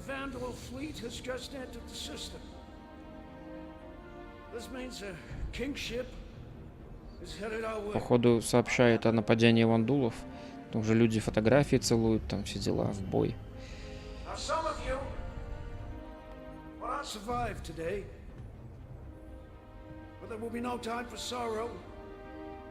We will have to grieve for them later.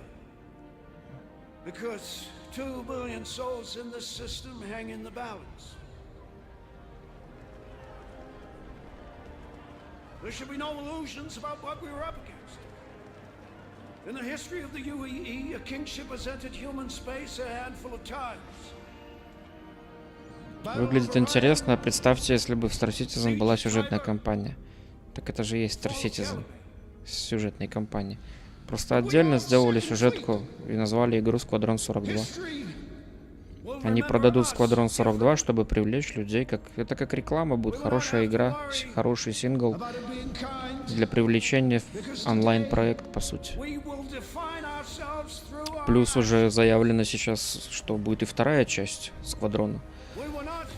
Они выпустят, еще год-два будут выпускать эту часть, а потом еще будут вторую делать. Настолько они в себе уверены.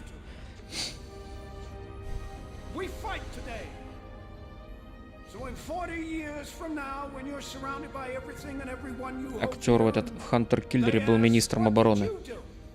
Там, где Джаред Батлер снимался.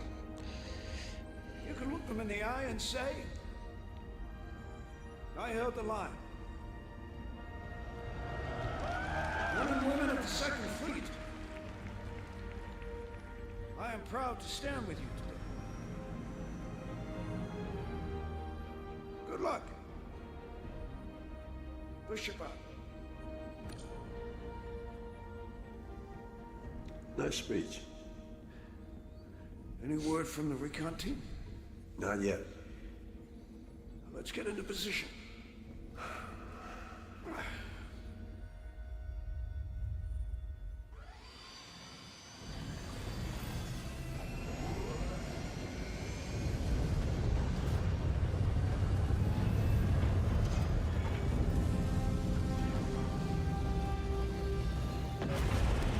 Чего, к сожалению, не готово. Пусть делают. Зачем сожалеть? Что-то делается, делается. Главное, что делается. Зачем сожалеть насчет того, что делается? Было бы, сожалели бы, если бы не сделали они.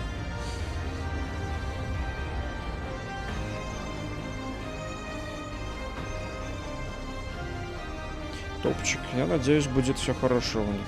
Игра хорошо продастся, привлечет дополнительных геймеров в сам Star Citizen.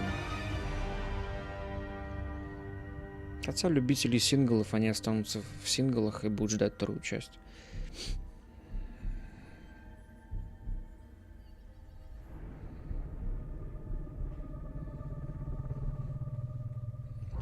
Интересно, заставку можно будет перемотать? Наверное, на релизе игры нет. Потом, может, потом прикрутят.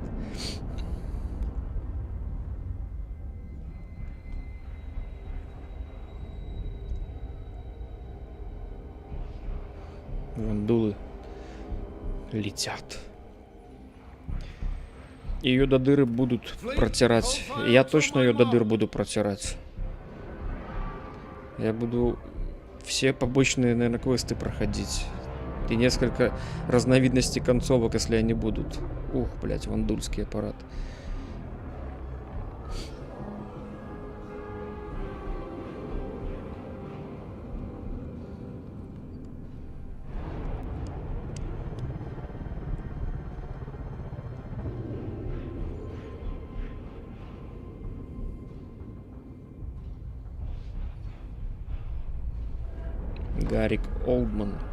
Гарри Олдман.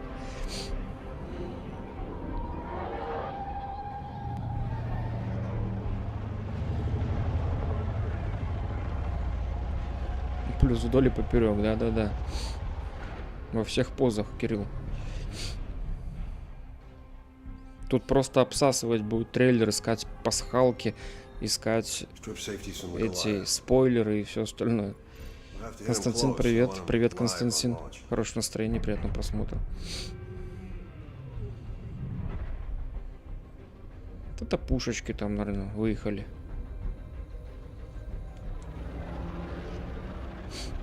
Вот этот тяжелый, как он там назывался, с 5-й пушкой, вандульский тяжелый истребитель.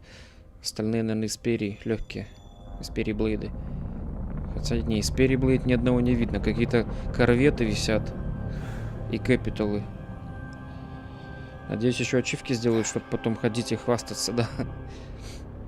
Что-то большое вылазит, походу. Вот эту херню они рисовали когда-то. Он был в размерах в 3 или в 4 раза больше, чем бенгал.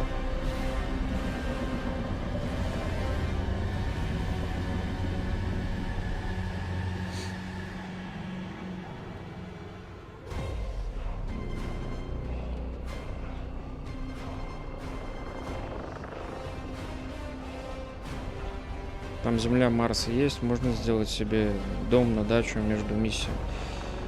Кракен, ё-моё. Да это не Кракен.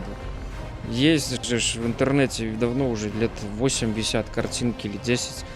Этот корабль был нарисован, и он по размерам там в 3 или в 4 раза больше, чем бенгал был.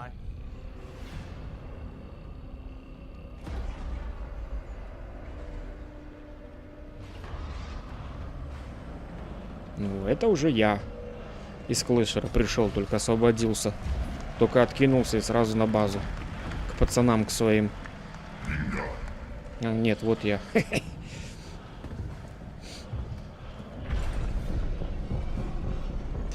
А так это вандулы, супер БММ, походу. Да БММ маленький будет. По сравнению с этим. Ship's locked, sir. Fleet's ready. Stand by. Какие будут в то ли поздно придумали такие. Да.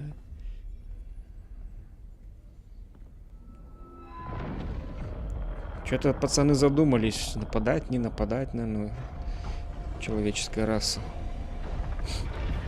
Вот, из перья блейды они просто кассетами открываются, из кассеты вылетает сразу 4 штуки или 5. Вот такой Xperia Blade 275 баксов реальных денег стоит, но сейчас он беспонтовый. Вот когда его допилят, посмотрим, что он будет из себя.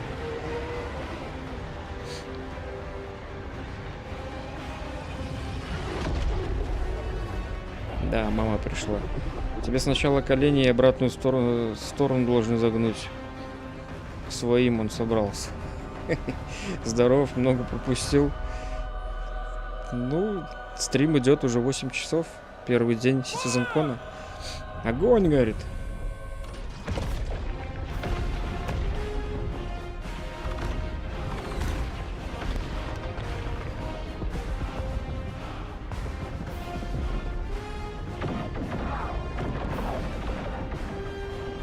Вот там-то наши видюхи и сгорели бы, если бы это был онлайн с игроками. Вот так как это сингл, сгорит только одна видюха. Не, ну это трейлер, это же нереальный игровой мир. Трейлер можно каким угодно сделать.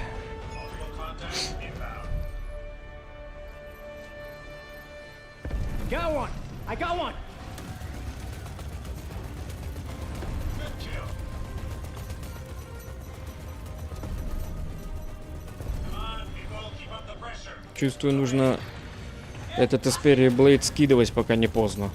За 275 баксов, пока он висит. Что-то они вообще крошатся.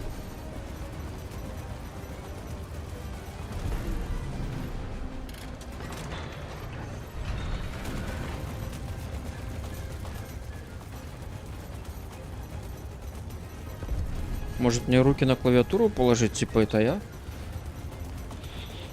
Сквадрон 42 играю.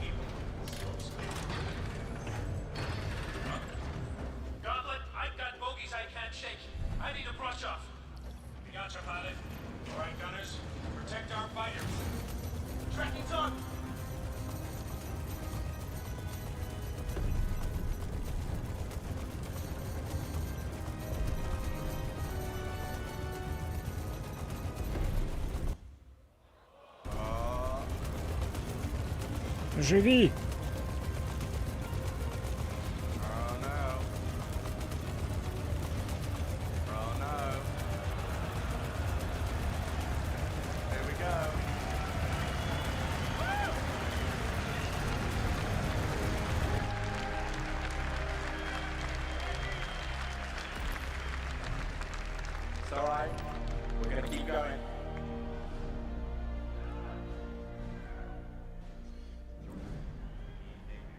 It's not about piloting the most cutting-edge ships, or traveling to the farthest reaches of the universe. Краш. Почувствуйте, что чувствуем мы, да, Женя? Even learning what you're truly capable of. Those are just the perks. Hey. I'm Commander. So let's go to back in the game.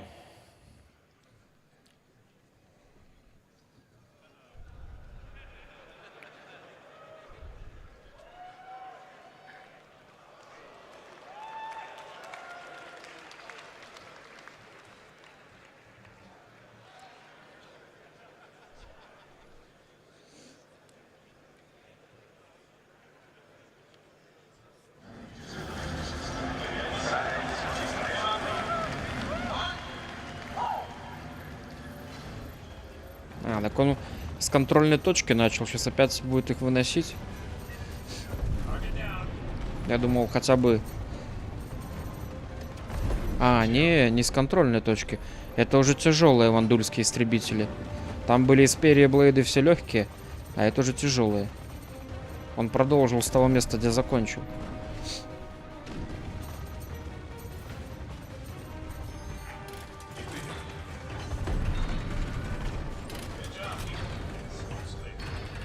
Читер, не говори ты, блин.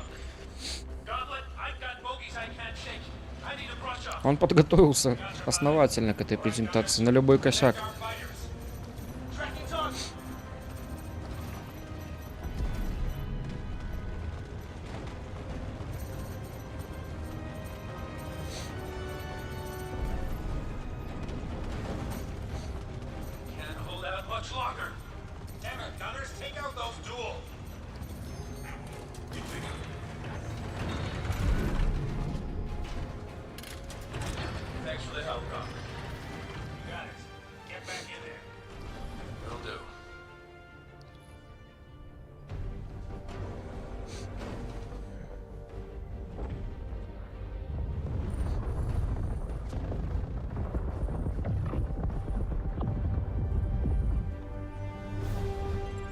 Да, глейв, да. Тяжелый.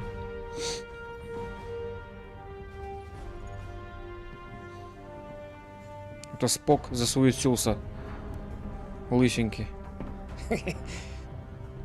Будет Споком. А это Кирк, только старый.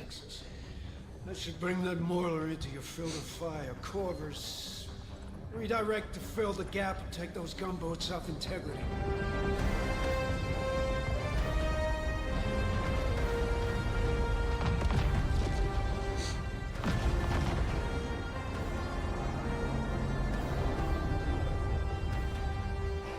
Scimitar, your turn to play bait. Спасибо за подписку на Твиче.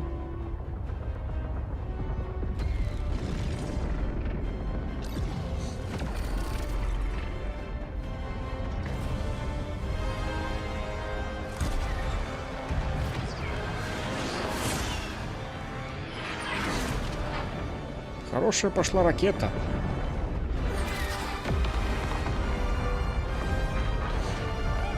Шотнули.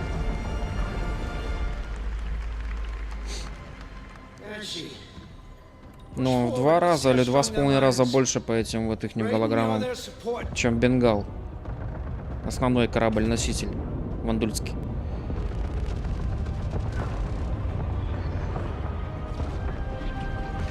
Все, этот трейлер будет обсасывать. Всю инфу из него доставать.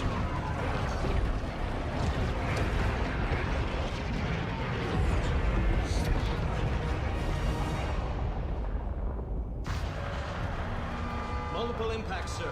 Could have been capital ship fire. No, it's too focused.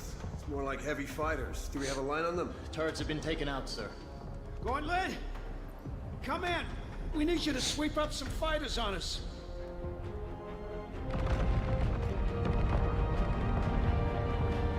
On it, sir. Get us in close. Aye, sir. You're up, turret gunners. We're guarding Bishop here. Make me proud. Искала их всю жизнь. Нашла он. Теперь не отбиться от них. Бедная Скали.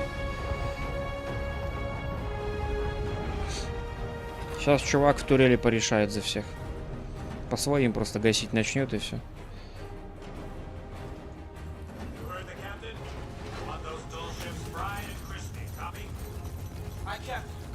On it, sir.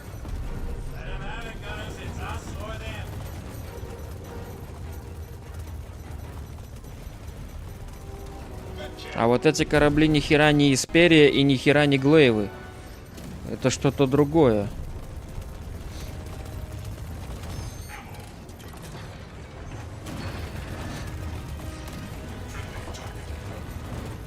Крюгеры какие-то. Defend the Крюгери.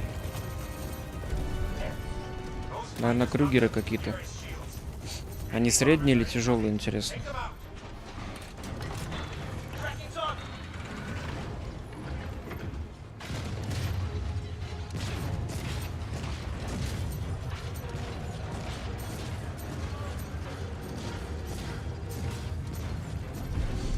Вот я бы себе на Хорнета такую пушку хотел. За место всех остальных. Одну просто наверх приделайте мне. Пускай она будет больше самого Хорнета, но чтобы была. На баллистике вот на такой. Было бы нормально. Фантазер ты меня называла, да.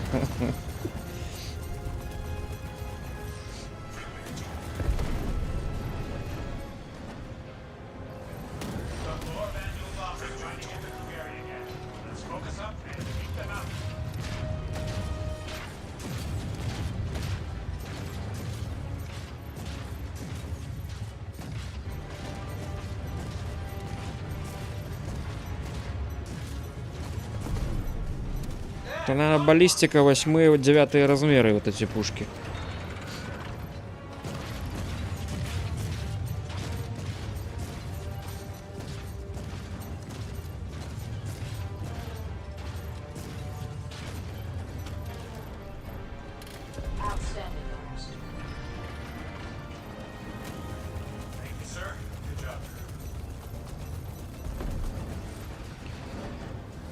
Чтоб тебя на стрелке за минуту разобрали.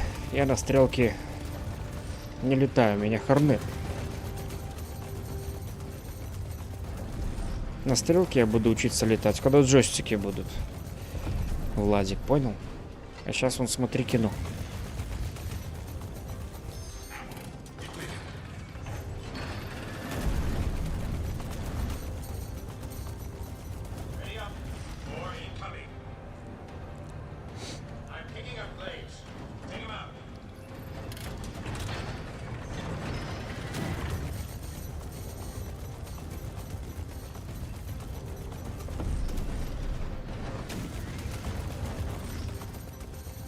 Сына! Сын! Сын! Иди сюда. Смотри, какая войнушка. Тут можешь вон там вот сесть, посмотреть. Вон там, в стенке.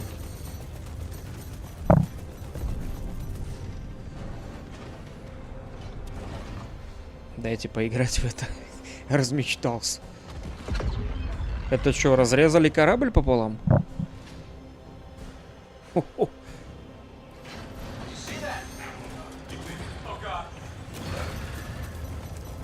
Идрис разрезали пополам.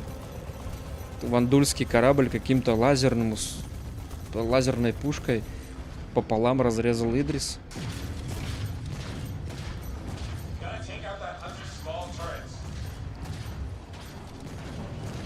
И что, 35 часов в турели сидеть? Да не, я думаю, будет потом у нас. В этом кино нет ни одного карцара. Это дурацкое кино. Да будет тебе корсары, во второй части сделают. Костя посмотрел твой стрим с СРВ, купил его в упор, понять не могу, как в квант уйти с буксируемым кораблем. Беру на буксир, он в принципе квантоваться отказывается, там прикол какой-то. Выключено М режим. Ты, чтобы взять на буксир, М нажимаешь, берешь на буксир, а потом надо М нажать выключить, но при этом у тебя не открепится. Корабль не должен открепиться, когда ты в квант войдешь. Тебе такой лазер нужен на корсар? А мне вот на хорнетиком не помешала бы эта пушка.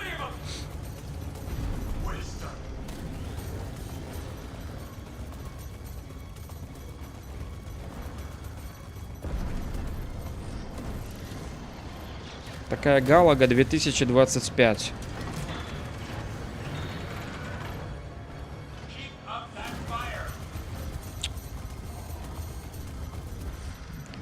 Так там же в стриме я и показывал, как это. Вчера это было. Мы же вчера это и заметили. О, лазерек-то.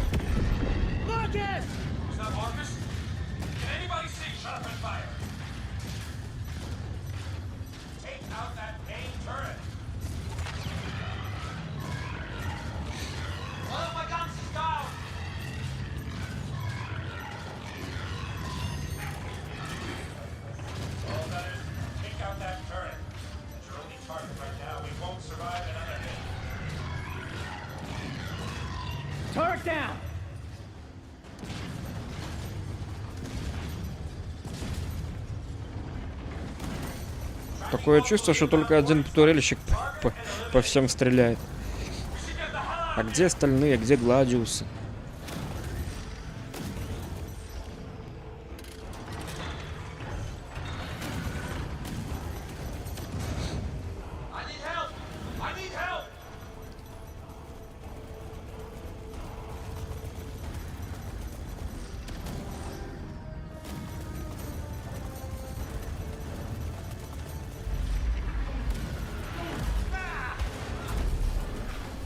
Поломали турель.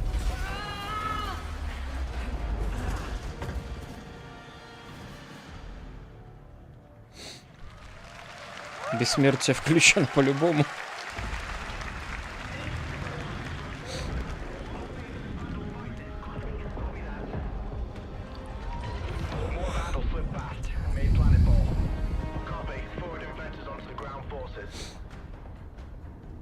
Судя по этому видео, для Идриса нужен только пилот и только один турельщик.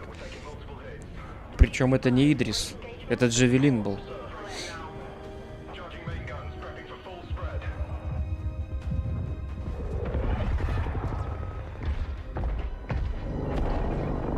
О, что-то интересное вылазит.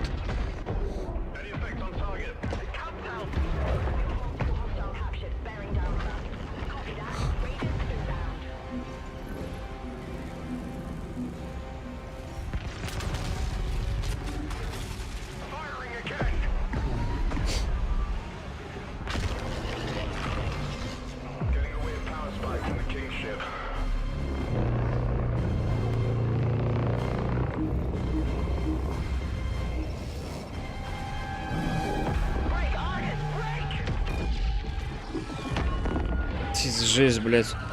Бенгалу тупо жопу отстрелили. И были таковыми.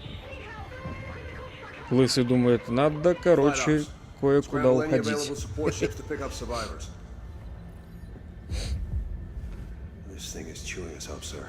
На Таурусе размотал бы.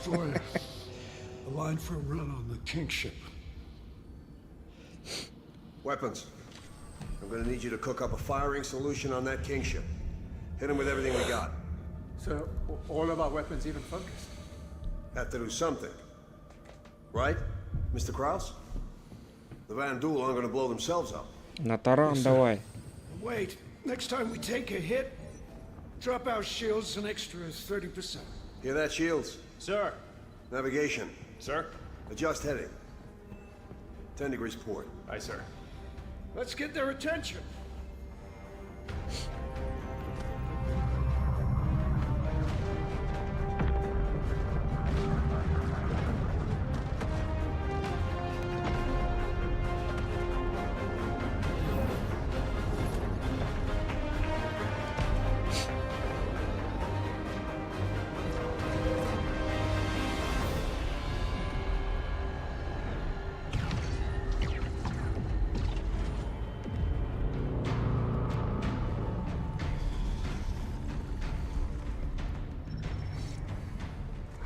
Вот я бы с этими пацанами подружился бы в игре, конечно.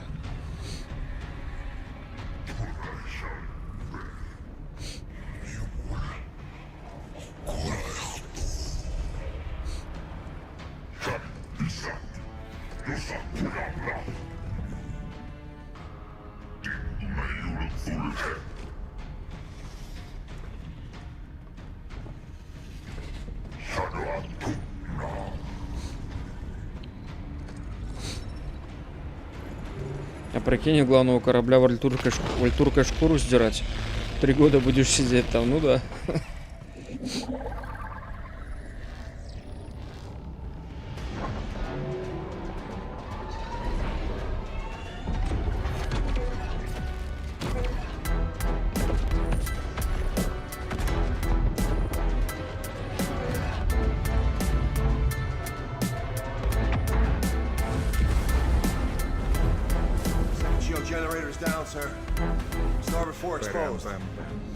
Спасибо, анонимчик, спасибо, дружище, спасибо.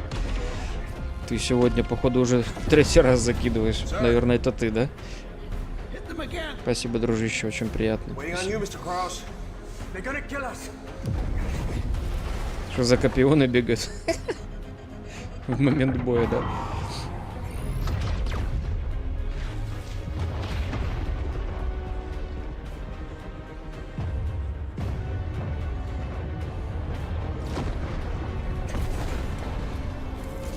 Power spikes. I'm charging up the main gun. Guess you got their attention.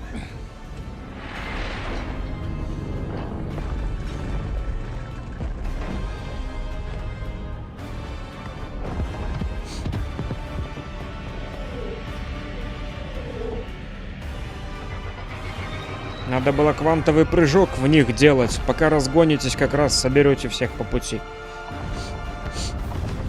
Нормальные у них такие ракетные системы.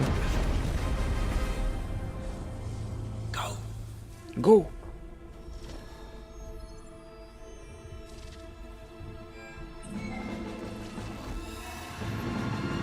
Это стелс какие-то?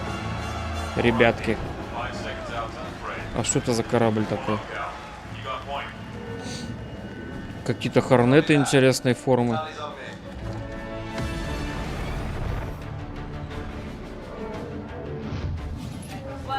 И реталиаторы с ракетами своими.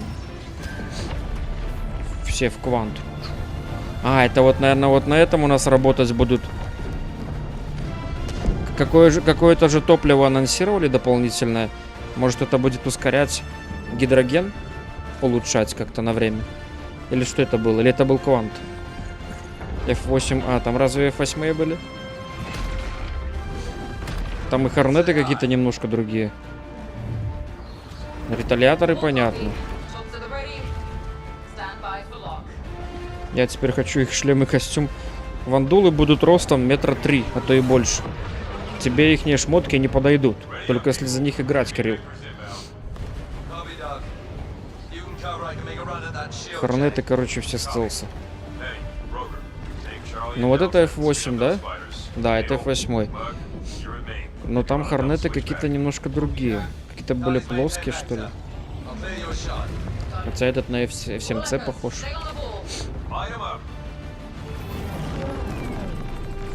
Ну и ашки. Ну вот этот, смотри, какой четенький, такой плоский, как какой-то хорнет. Блять.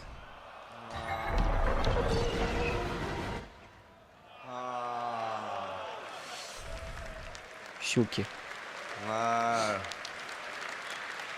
You don't want that.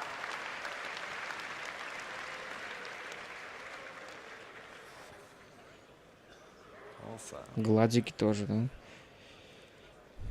Я сделаю себе костыли, все продумано. А шлем как наденешь, у них башка будет 2 раза больше. Как носить? Must be. I don't know, I skipped past it. Do you want me to go to the error? No, but what was the crash? I just skipped past it, because I just went straight I in. just want to know, there's something wrong with this computer. It's literally, I literally played this last night full. Our QA played it, like 10 QA today played this beginning to end. Didn't have the crash. And this one is, it's so annoying. Well, Should we go to we finale? need to We play the mid-battle again? replay the battle game. You got to play Let's do it. it. You got the Gonna go story. again. Комп сгорел. I'm not doing that again. That's so freaking annoying. Почувствуйте то, что чувствуем мы. Неувязочка, да?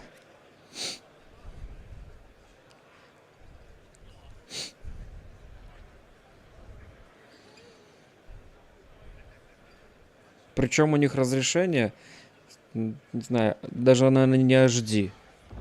Как-то много кубиков. Или это ретрансляция с экрана? Не, это же всего экрана, наверное, захват.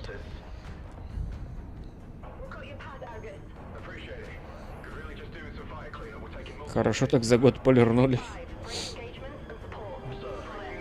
Главное пройти первую заставку. Там все будет нормально же. Влад, не переживай. А, так сейчас будут опять с позиции этой, с контрольной точки, когда начала пушка стрелять. В жопу сейчас отстрельнет.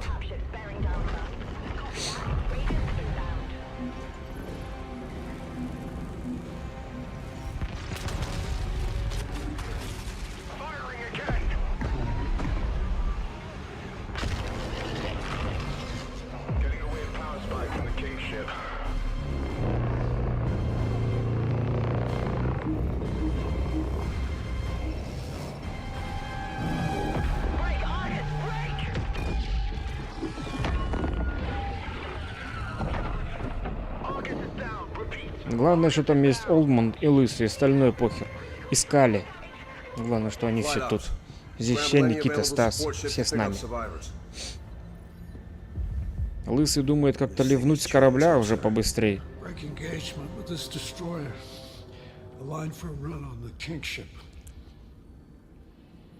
Weapons. I'm gonna need you to cook up a firing solution on that king ship. Hit him with everything we got. So, all of our weapons even focused? Have to do something. Right, Mr. Krause?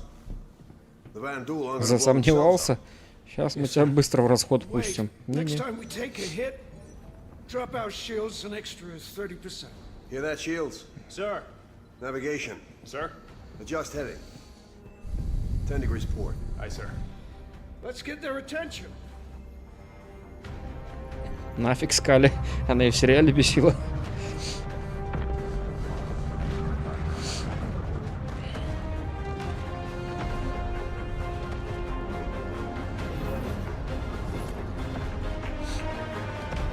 Им надо было еще за место Лысого Джареда Батлера сюда.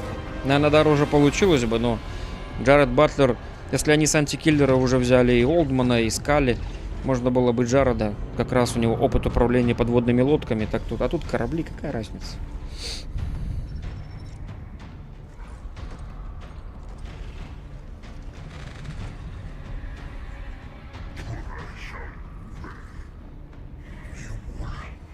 Костя, можно чуток прибавить звук видоса, а то хочется слышать, что они говорят погромче. А, вот на вандульский решил перейти, да? Женек, я понял, чтобы перевод с вандульского на русский был понятен.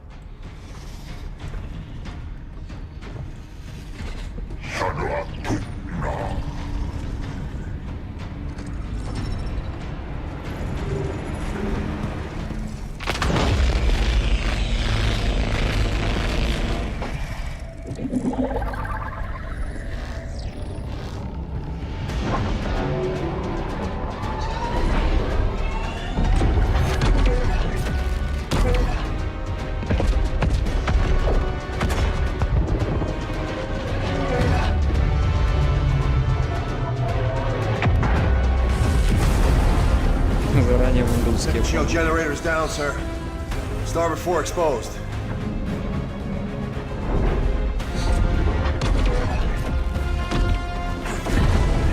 Sir. Hit them again. Waiting on you, Mr. Krause. They're gonna kill us.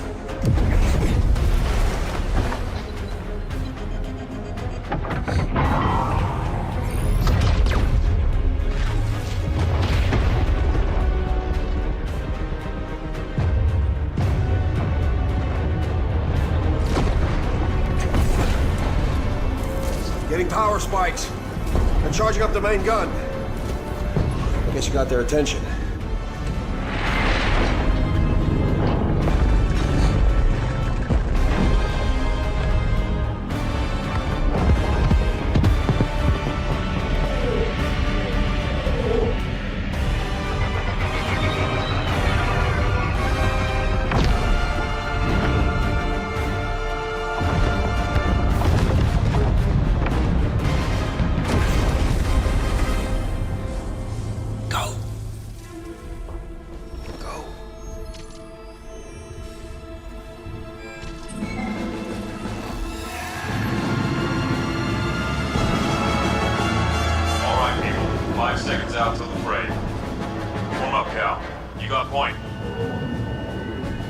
Copy that. Tally's on me.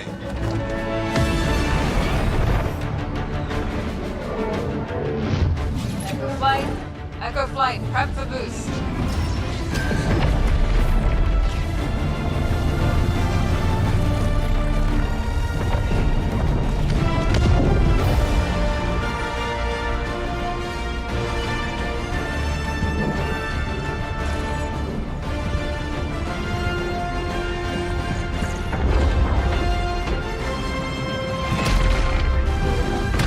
Let's say hi. Full copy. Shots at the ready. Stand by for lock.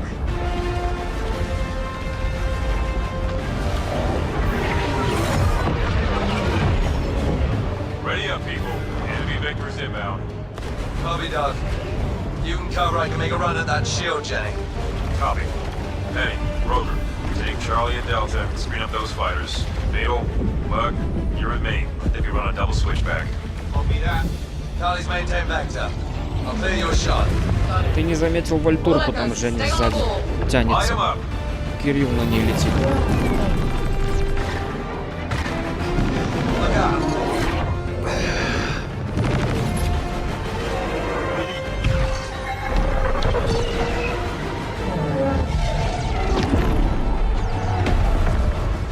Cal, I don't think your ship's got the firepower to take that emitter out. Might be right.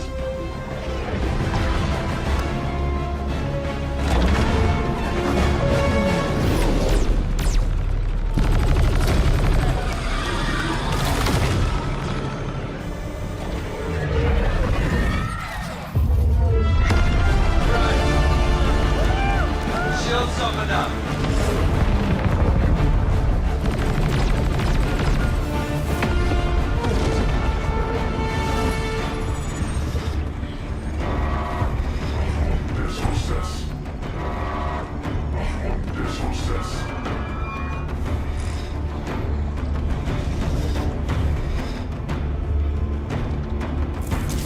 Shields up!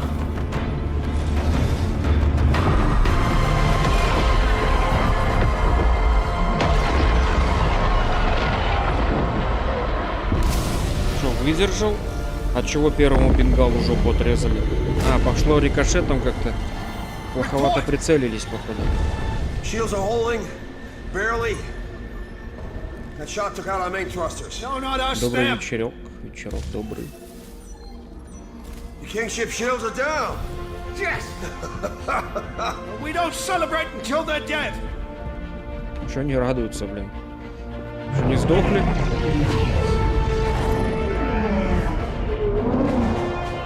Hit him. Hit him. Пошли девятые ракеты. Все знают, кто такие реталя.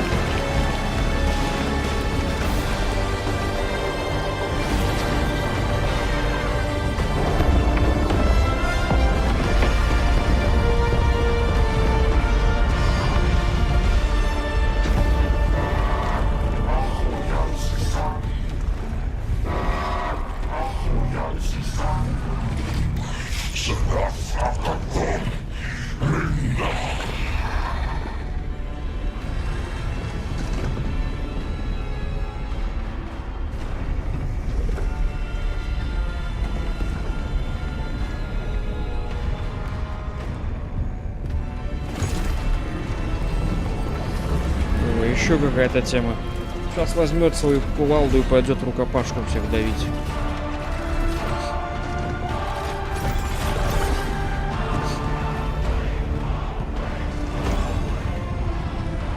Самоуничтожение, может, так у них работает?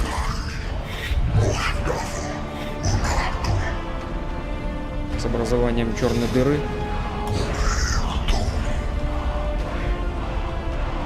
Нет никаких вообще идей тут из сериала, из вселенной Halo. Ни капельки ничего похожего, походу. Тоже какая-то религиозность у этих страшных пришельцев, как и у Halo. Нормально он так прыгнул.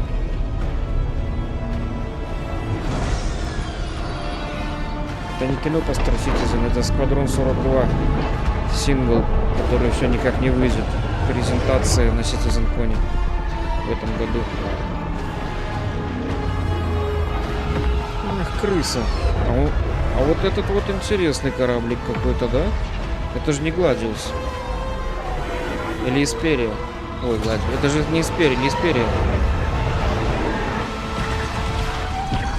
Или это Исперия?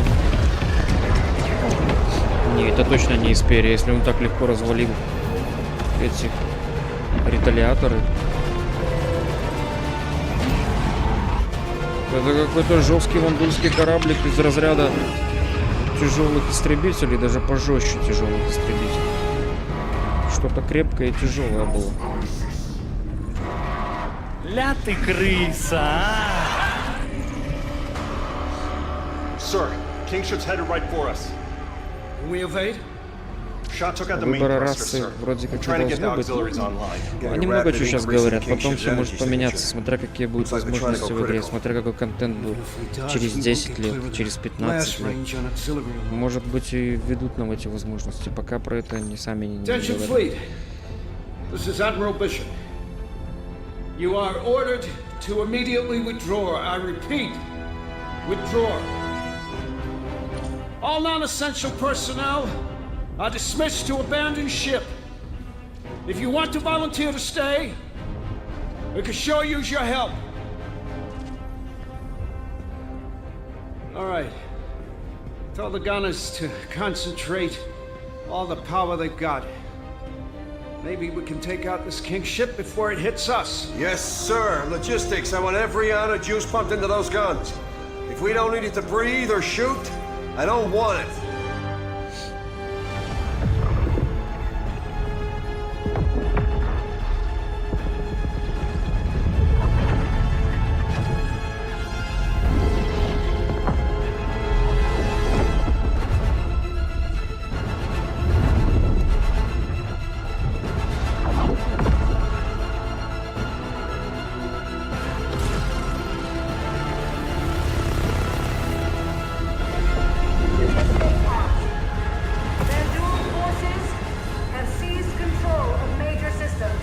Этот турельщик все лежит, отсыпается. Главный герой, наверное.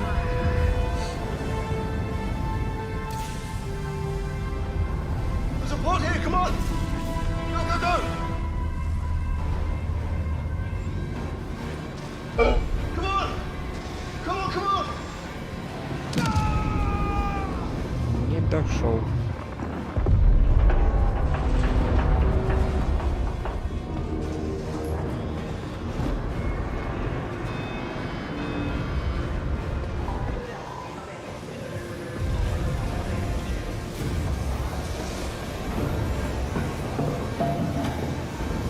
Герои вечно, да, где-то валяются, конец света случается, все без них, а они потом шарятся по безлюдию.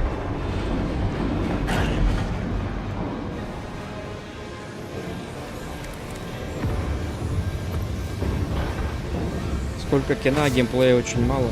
Но это в начале, так, чтобы как бы раскрыть через кино, погрузить в атмосферу, потом тоже будет, наверное, больше игры, чем кат-сцен.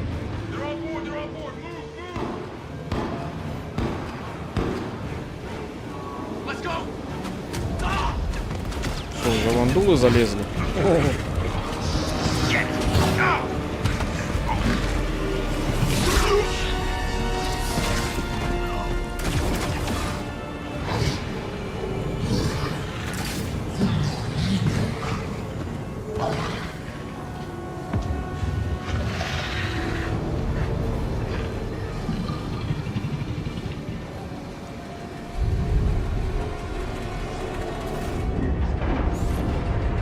За 2 минуты не решит Кирилл, ему нужно еще медпен найти. Когда он найдет медпен, полечится, тогда он всех убьет, всех победит. Я думаю так. Ну, без него. Беда. Оп, не улетели. Надо было подождать. Было бы все хорошо. Если бы подождали, улетели бы, и не было бы этого столкновения.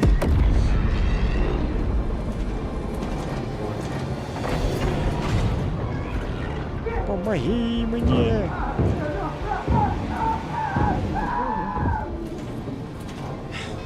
I need to find another way out of here.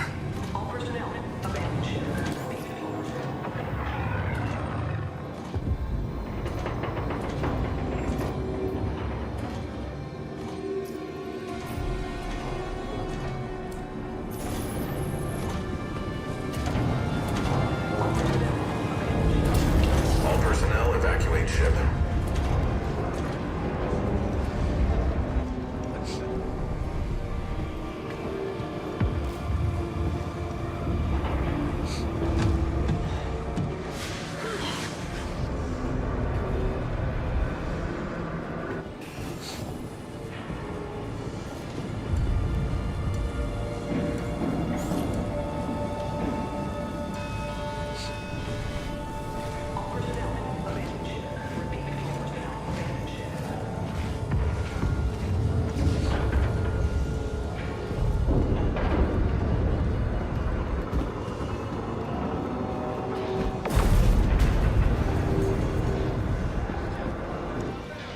Кто-нибудь подскажите чуваку, что бегать шифтом.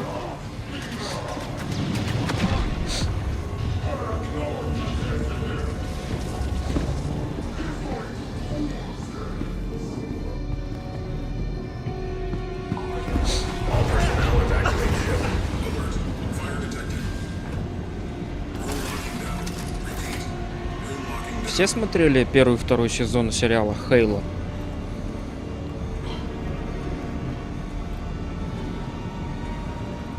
Очень близкой по тематике со Star Citizen, именно со Сквадроном 42. Про мастера Чифа.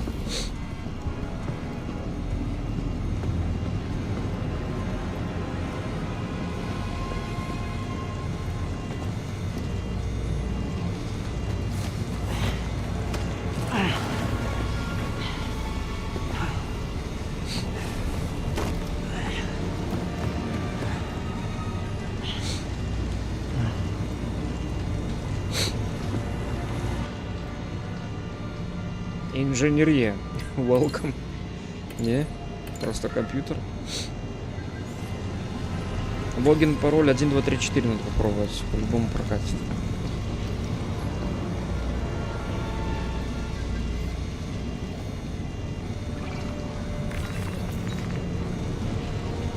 Не, ЗГ нет, а Сквадрон 42 вот страшные пришельцы большого роста. Вот как с Хейла как будто слезали. Хорошие костюмы, которые они сегодня анонсировали.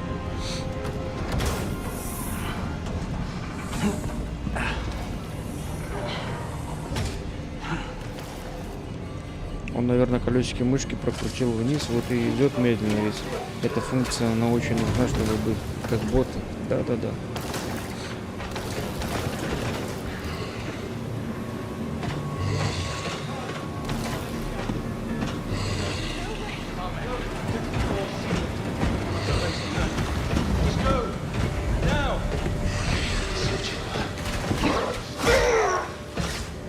Они вообще, походу, против огнестрельного оружия им насрать.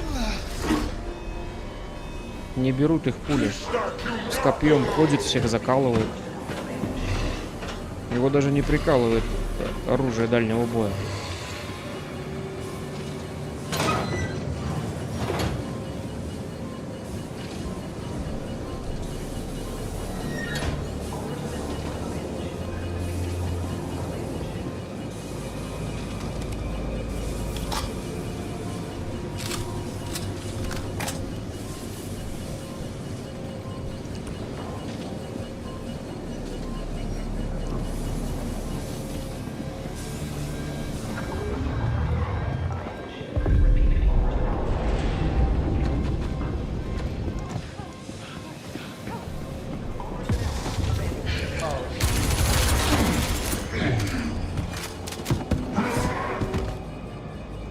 страшно, он его с первой плюхи не убил.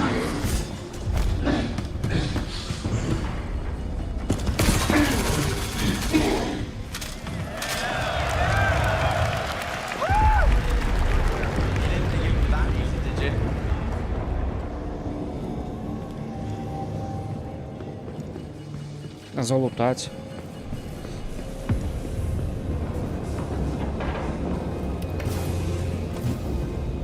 Снова у меня забаговался звук пульса.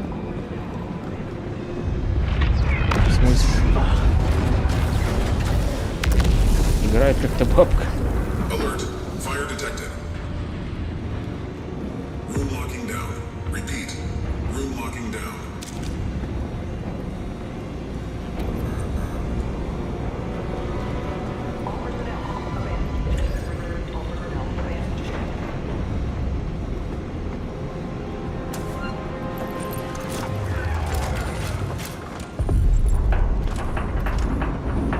В смысле звук пикает? Чё у меня ничего не пикает? Каким образом может что-то пикать, если мы не в игре?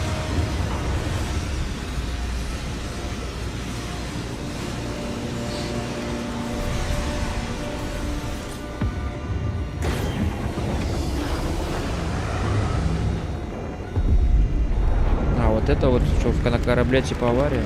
Systems back online. Back in the game.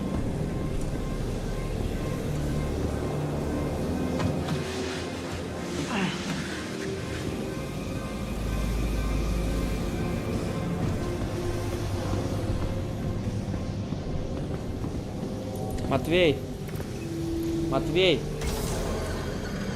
Матвей!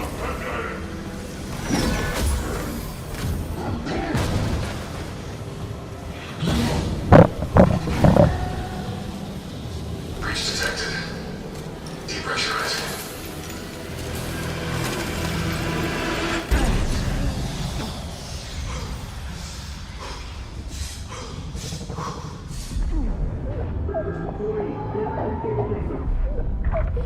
Sealing suit.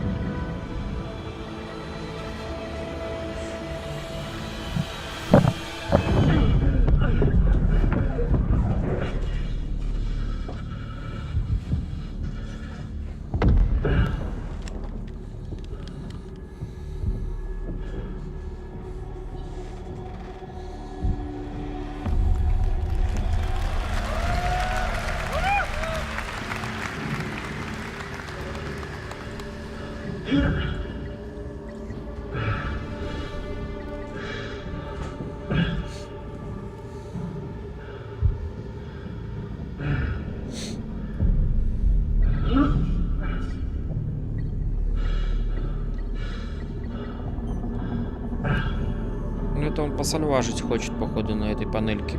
Сейчас мультитул ручной достанет с насадкой для сальважа. Все не может определиться, что, где лучше начать.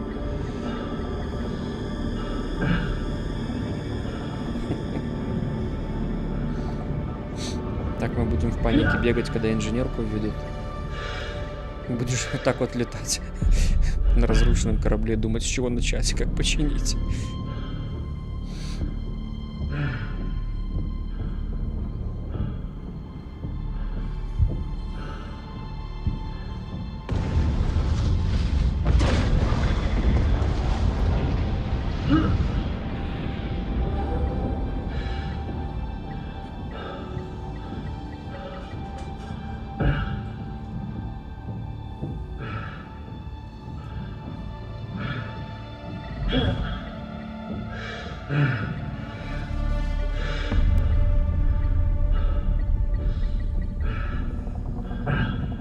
Всем пока, приятного просмотра, потом посмотрю запись. Давай, счастливо был, счастливо.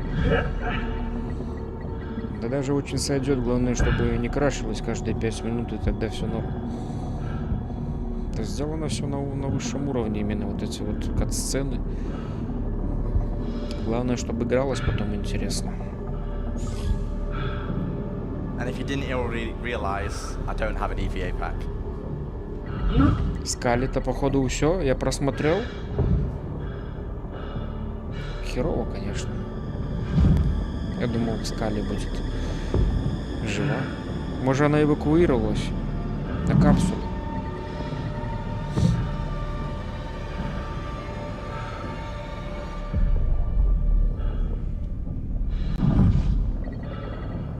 Ну, мальчишка какой-то отдыхает.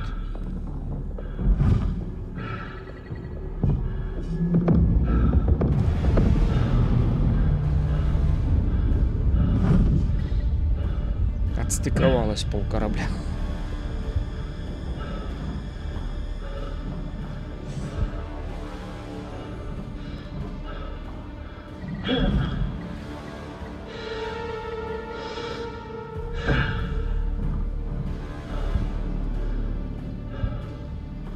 Так это ж другой корабль, не там, где Олдман и Лысый.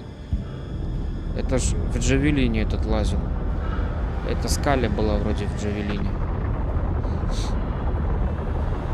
Константин, есть возможность помощи в покупке апа? На данный момент пока лично я нет. Планирую этим заняться, но сейчас тебе лучше пойти спросить это у Аталион магазина через полиморфика. А я планирую в ближайшее время что-нибудь такое наладить, чтобы помогать.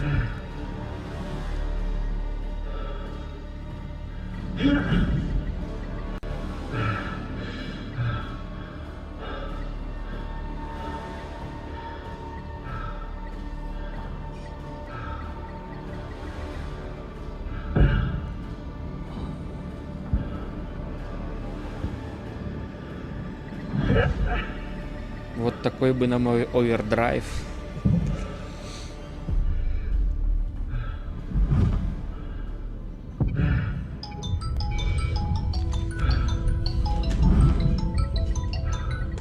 Да.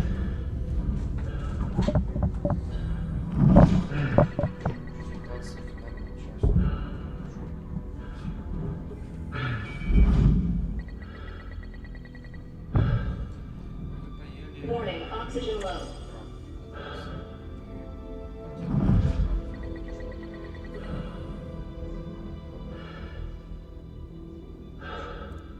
Pressurizing.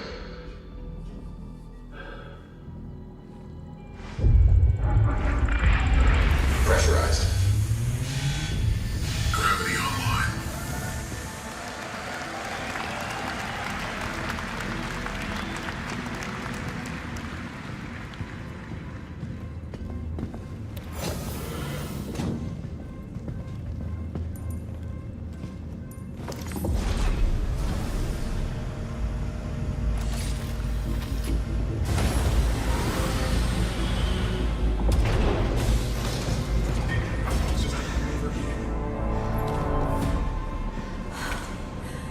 Thought I was the only one left. So did I. Look, I need your help with something. Follow me. We're running low on power, so we have to reroute our energy from our shields to our thrusters to change direction. Take a seat. I need you to steer the ship. Time for your first piloting lesson.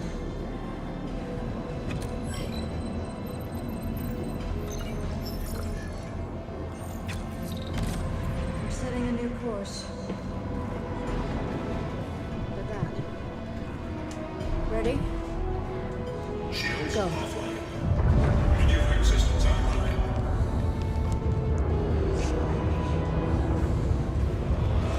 А во что-то он залез.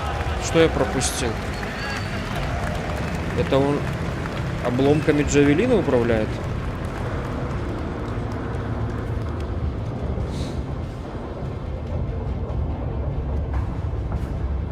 На таран пытается взять кого-то или что-то.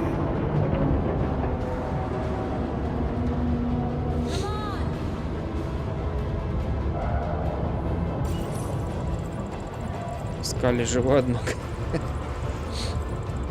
Че звонил чувак со сцены, спрашивал совет, как Джаву угнать? Да не, жена звонила. Да, Джавелин, отлично. Вот он прицелился на таран. Она жива. Ну, пока что жива. Shifting power back to shields. Вместе пытаются что-то придумать. Can't do that. You're dead in the water and we can help. The situation's under control. You are to reverse. You can't kill it. Not before it takes you out. We are boarded and burning. This is the only way. Well, lock your course. Get off that thing. Both of you clear? Aye, aye. Rachel. I will.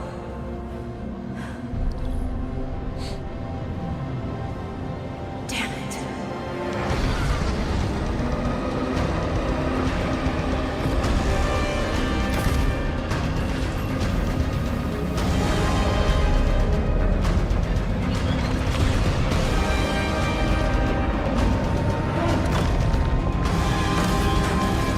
Это типа абордажники врезаются в корпус корабля.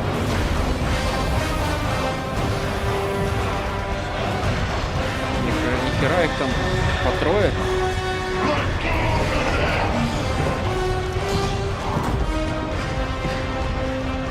We're about to have company. I've got to try and divert as much energy as I can to the engines. So I'm gonna need you to hold them off. Go now. Yes, sir. А, Скали, она сволочь не настоящая, ее здесь нет. Это голограмма ее. Она сама сидит где-нибудь на планете Земля. Командует она Джавелином. P4 в бой. Disabling safeties on the reactor to give us some extra juice. Хоть бы релганчик взял какой-то. Here they come!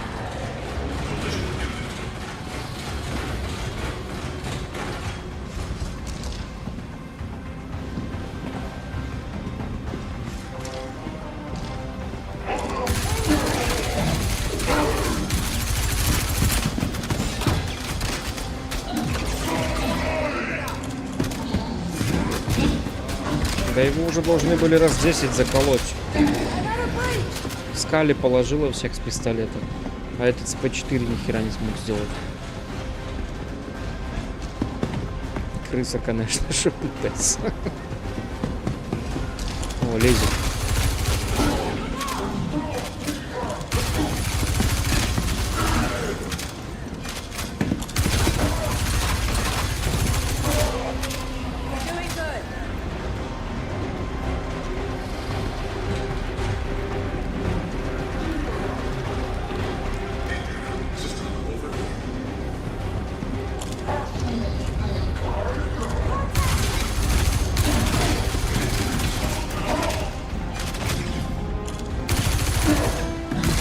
Скали застрелили в башку.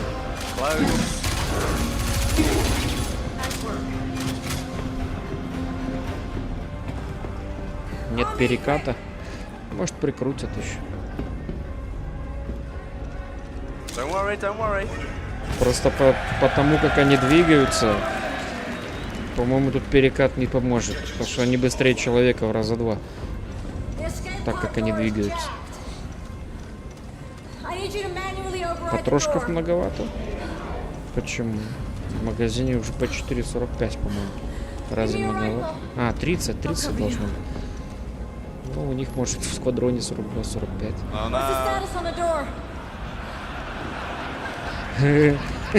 С пистолетом стоит. Пистолета нет. Jared, I think you can roll the next bit.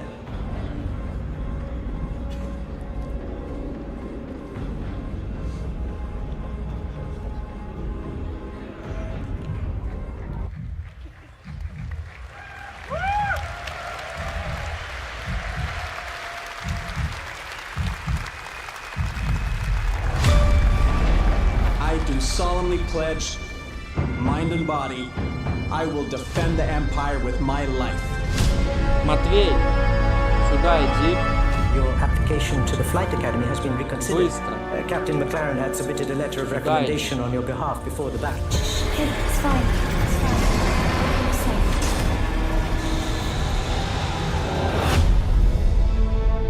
safe. We may be a small crew, but the work we do matters. Welcome to the Stanton. I'm Eugene Morrow. I'm Petty Officer Webster, Chief Mechanic. This will be your new home. We got you flying with Lieutenant Commander Colton. He's one of our best. Sir? Who the hell are you? I'm your new wingman, sir. The name's... You want me to learn your name? You live long enough for me to care. Так, кто победил, так не ясно.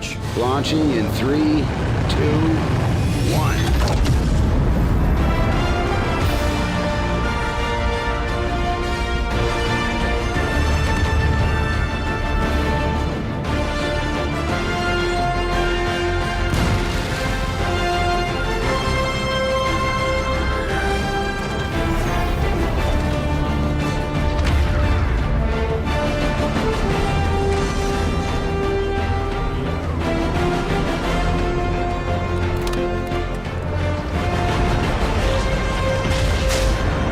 Типа дружба.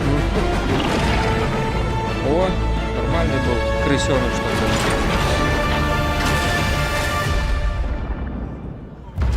Сам такая или что там похоже было?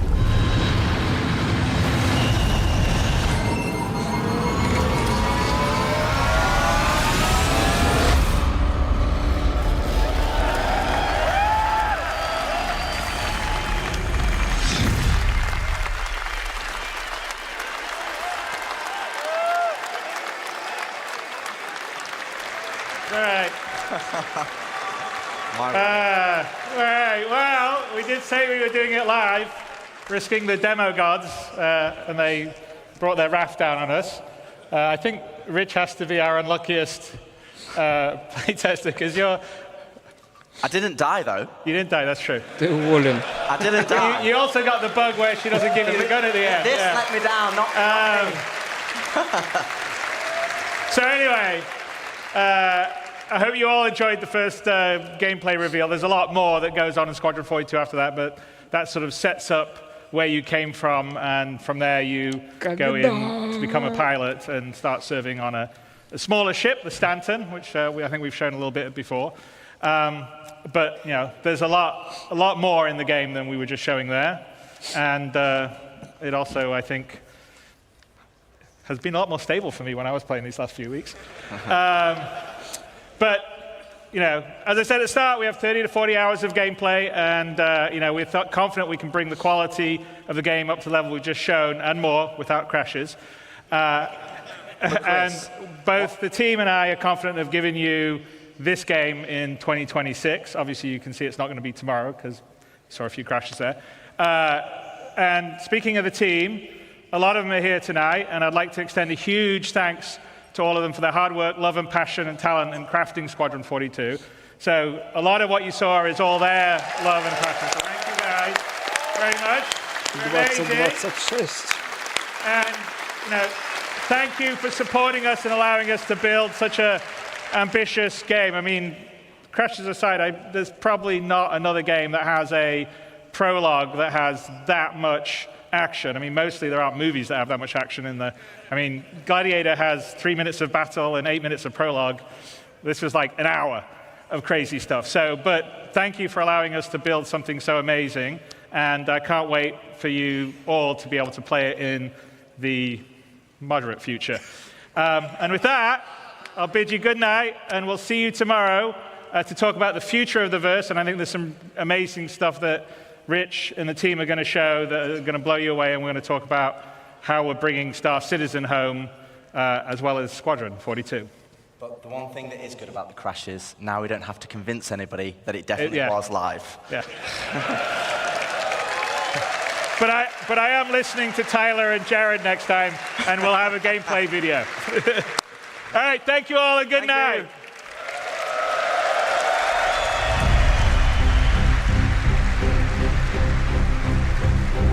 9 часов, первая часть CitizenCon.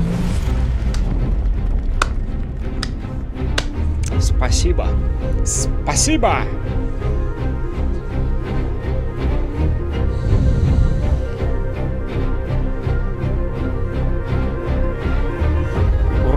сидел. Да, у нас антрактов было 2 штуки. Или 3. 3 антракта было. 3 антракта было. Так что нормально, в принципе, еще отжились.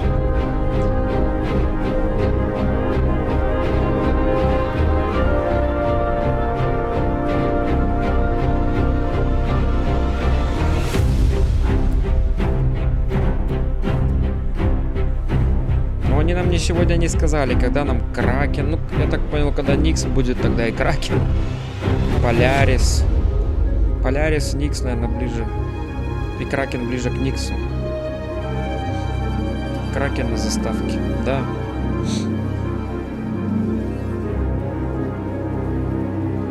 Опять эти дрейки лезут. Все никак без дрейков, да?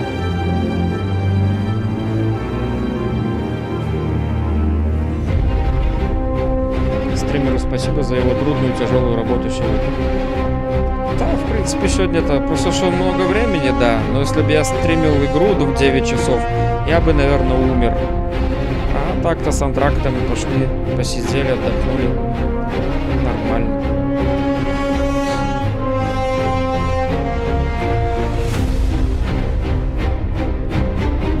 Музло, конечно, у них четкое.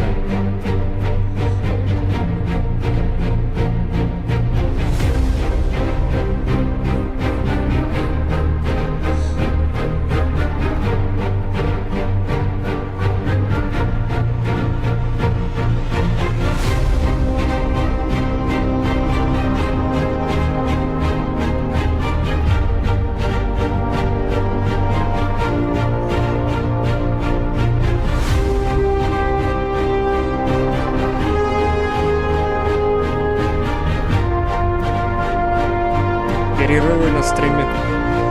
Смотря какой стрим, Влад.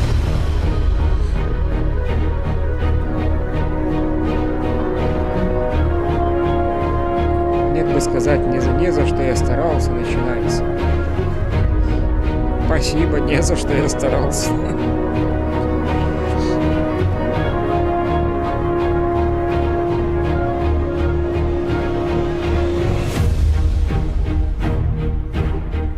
Слишком громко. Музыка хорошая, потому и громко, Влад.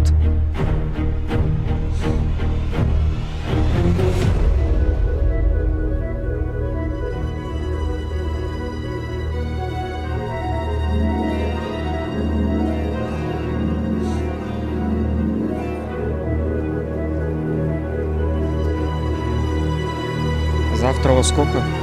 Наверное, в такое же время, я не знаю. Еще не уточнял. Тут, видишь, 12 должны были начать, перенесли на полчаса, даже больше.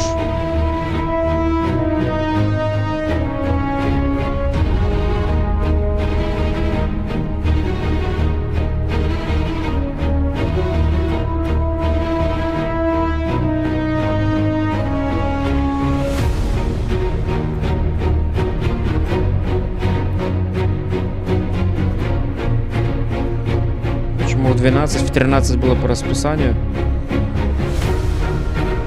Ну, с ожиданием, да, где-то в 13 получается.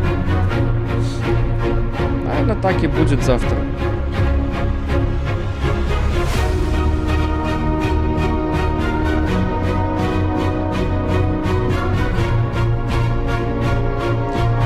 Так, ладно, ребята, давайте на сегодня заканчивать. Уже увидимся завтра.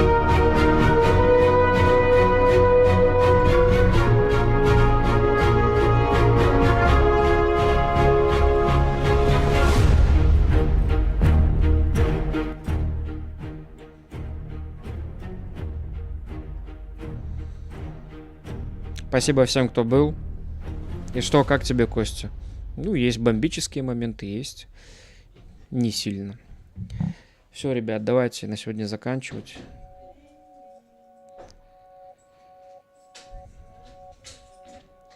Завтра вторую часть. Я постараюсь. Надо вторую часть тоже показать на канал, зафиксировать.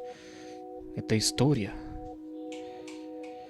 Ну, приятного отдыха и сил на завтра. Спасибо, Влад. Интересно, что они завтра покажут. Вроде все сегодня все сказали. Но они должны, типа, про коммерческую версию, наверное, начать рассказывать. Может, завтра будет часть покороче, не как сегодня, 9 часов.